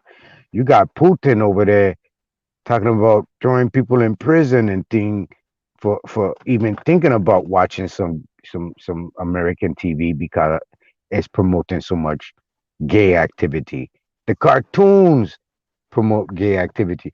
Or you think Ren and Skimpy and and and and and and um um um Pinky and the Brain? Come on, man. Too mad. Bert and Ernie. You know what I'm saying? All this thing is. Yeah, they was Yeah. teaching all these things to we from young. They were showing we man on man type thing. It was never the duality, the balance, as in woman and male, always apart hand in hand. You never see that. You always seen Big Bird and Grouch. You know what I mean? Or Right. or Well, him and Trees Company. Snuffleupagus. Yeah, or Trees Company. Trees Company, one body boy in the house with two beautiful women, but him never even try to talk to them or sneak up in one of them. Uh, they just take it away from us. You know what I'm saying? They put us on a whole different dialogue of a way of thought process to be acceptable of transforming we self into the Baphomet image. Excuse me. Bless up. I truly believe. Thank you. I truly believe that there's been a surge or a scheme maybe to feminize the so-called black man. And I think that plan's been implemented and activated and acted upon for several years now.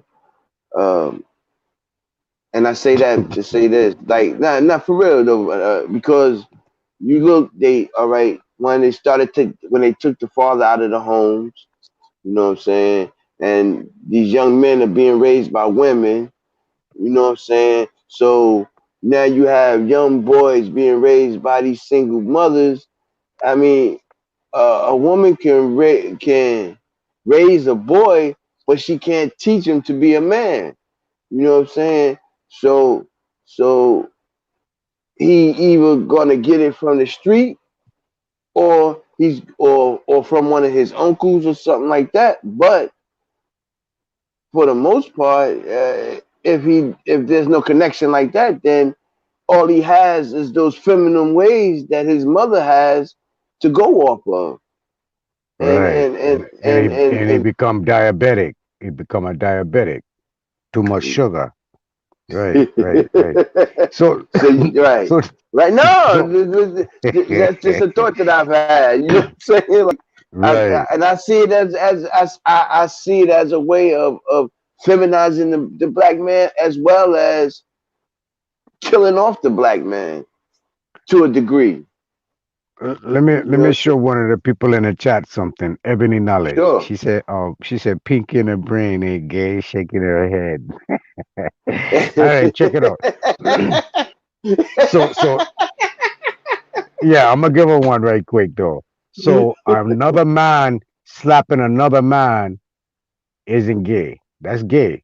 You know what I'm saying? Even for another man to allow another man to slap him. Pinky always slapping the shit out of the pinky in the brain. So the brain always slapping the shit out of Pinky, right? Okay, but I'm gonna give it to you in this kind of format. So if you look at every generation that was coming up, they put a man on man cartoon in front of them, whether it be SpongeBob SquarePants and um Patrick. Patrick, whether it be Bert and Ernie or Pinky and the Brain or Ran and Skimpy or um um the little dude Johnny Neutron and the boy dog is always man and man. Look how the scenario they putting you, the best friends and who's always hanging together and living together and sleeping together and you never see them apart. That Look at that this. plays a psyche. They had this cartoon called Cat Dog. Right. Both Yeah, of them were yeah, male. Both of them were male, but and they were connected. I never understood that.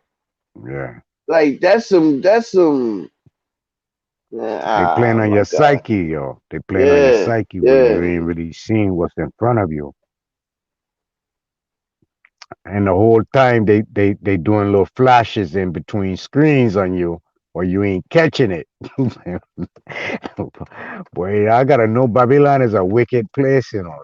Yeah, Boy, I've caught symbols in movies. I've caught symbols in TV shows. You know what I'm saying? Yeah, you're right. And if you don't recognize, if you don't know the symbol or what it stands for, it would go right past you, go right over your head. right, exactly. I was watching a show the other day. Um, it was I think it was whose show was it? He said Brain was slapping the shit out of Pinky.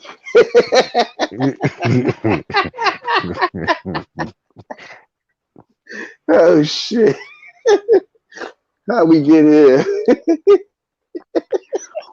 Well, the brothers David Oh Taylor, shit! David Taylor Yeah, said that's the we brother. Yeah. yeah we could turn the cartoon.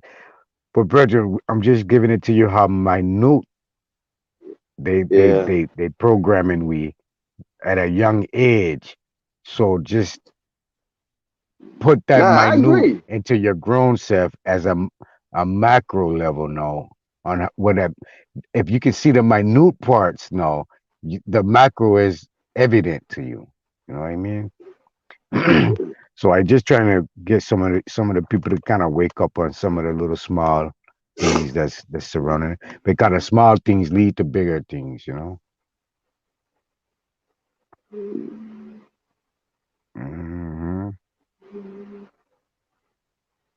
Yeah, man, we've been going in. It's like a quarter to 4 over by me.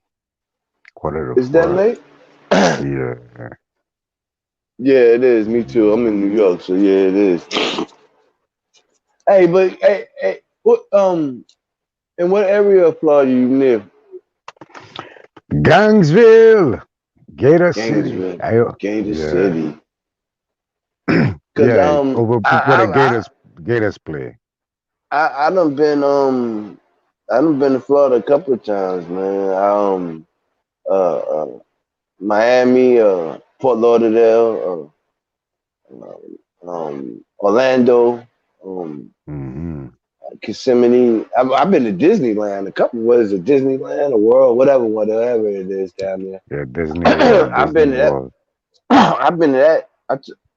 I took my kids there about 2 or 3 times. So yeah, I love Florida though. My partner lives in. I got a partner.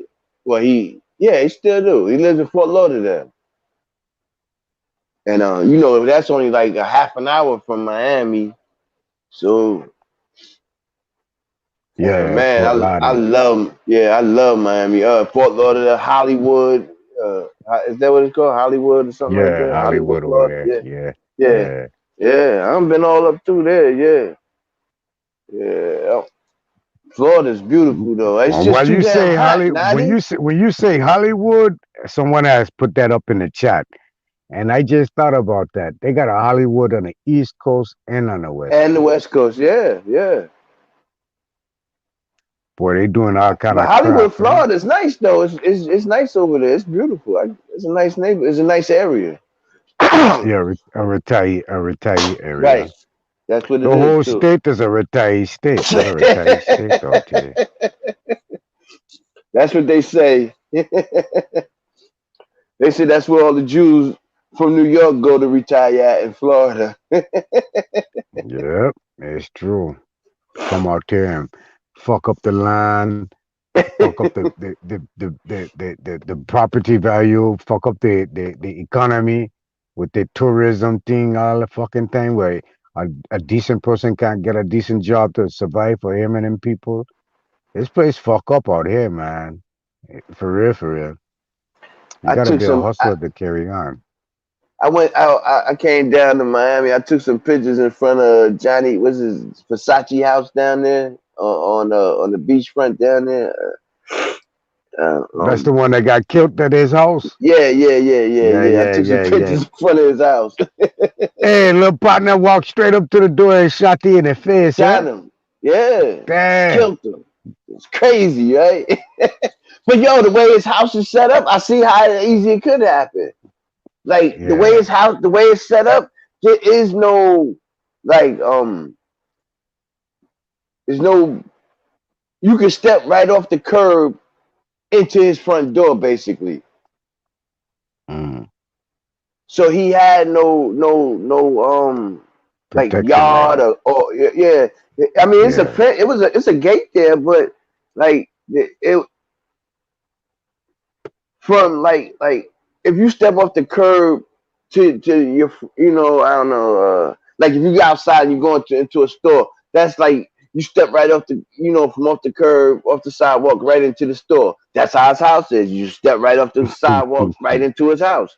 And yo, I see how easy that shit can happen because it's only like maybe 1 or 2 steps right there that lead to his door. One boom, and you in his house. You know what I'm saying? But They say yo, the you it's a grass. the It's guy said he raped him. what? Yeah. See, I didn't know nothing about what happened to him. I just knew it was Versace house, so I wanted to take a picture. But yeah, Yeah, that shit said was he raped crazy him. though. You know what I'm saying? I was what was I doing down there? Oh, never mind. But yeah, I was. Yeah, I had a good Mm. time in Miami though. Mm-hmm. Mm-hmm. Miami was nice, man. I was like, but you know what? Florida's too hot for me, man. Like January, I mean, January, February, March, those are 8 months. But uh, May, June, July, August, I don't see how y'all survive down there. Well, not this year though. This year it was pretty cool because it been raining like damn near every day out there. Oh, Hard. what? Okay. Yeah. Every time I ever went down there, man, I'm like, it was, if we went into a store, I went in the store, right into the car with the AC on, or right out from the car, right into the hotel, back with the AC on. Like it, I could not take the heat, that the humidity, and I thought New York was bad with humidity. Florida humidity is off the chain, man. I can't breathe. I got asthma, so I can't breathe, and Yeah, you gotta be I was careful going out through here. changes. Yeah, man. Oh my God. Yeah, all in my house I have a dehumidifier all through the house, Yeah, see, bro. I got that too. Yeah, so you know what I Yeah, mean? 'cause Then yeah, if you don't, you have a lot of mold and mildew growing in the house out here in Florida. I see. That's something I wasn't even aware of. Wow. And then fuck around and have mildew in your lung and everything. But yeah, it's too hot down there for me, man. God, just thinking about it, I started sweating. Mm-hmm. But Florida's beautiful, though. I get, man, that's one beautiful state.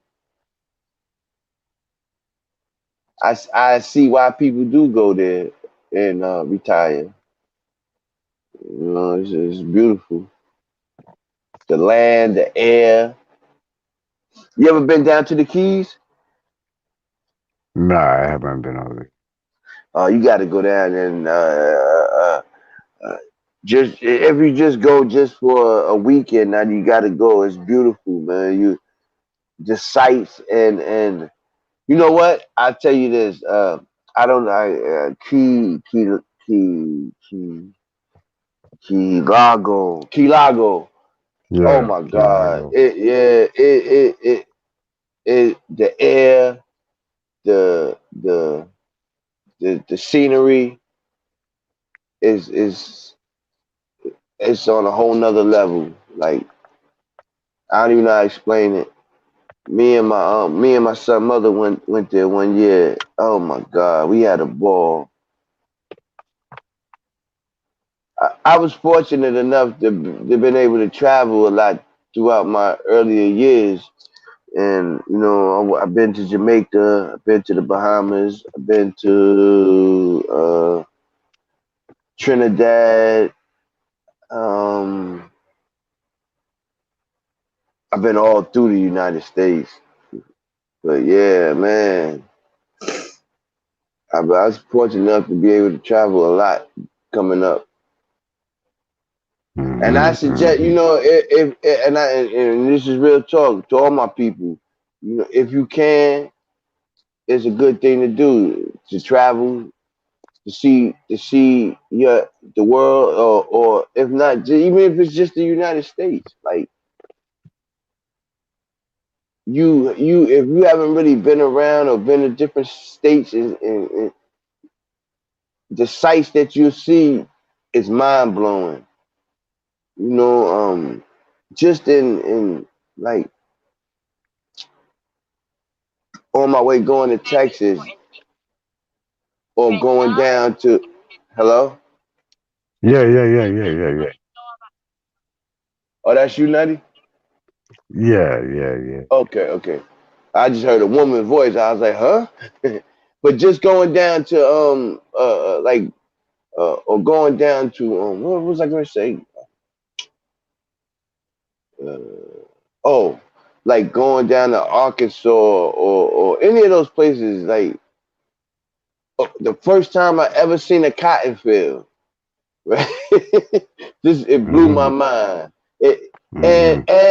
and this is no lie, Naughty. I had a moment, I guess, like because it was late and we was on our way to a casino called a town called Tunica. I think it's in Mississippi. And as the road that we was going down, it was at night, and it was nothing but these fields. And I was looking over because my wife was driving at the time, and I was looking over at these fields, and I was like, yo, what the hell is all that white shit out there? And my wife said, that's cotton. I said, nah, get the hell out of here. She said, baby, that's cotton. I said, wow. And right at that moment, I looking out there in those fields and seeing that cotton, and it just made me think about all the work that my people had put in. You know what I'm saying? And it blew my mind at that moment. You know what I'm saying? Like it really did. I'll never forget that feeling that I felt at that moment. I felt proud and angry all at the same time. I don't know if you ever felt that way. Because I was like proud that I came from that stock of people, but angry that my people went through something that was traumatizing and so emotional, you know what I'm saying, and so stressful. So it just had me out, man. I'll never forget that night. And this was on. I can't even remember the road. It's been so long ago, but I was on the road going to a town called Tunica, and I think it was Tunica, Mississippi, or Tunica, Arkansas. No, it was Mississippi. Man, crazy. So if you can travel, man, travel, see some things. It'd be well worth it for real. I would have sworn you would have been a traveling man, Nadi. Nah, shit, he done dropped off. I'm sitting there running my mouth talking. Chief, where you at? I'm getting ready to bounce, kid. I'm tired. It's 4 o'clock here in New York. I can't see the chat. I don't even know if anybody's still in the chat. Well, family, I don't know if y'all still there or not. Anybody still in the chat, but I'm gone. Love y'all, man.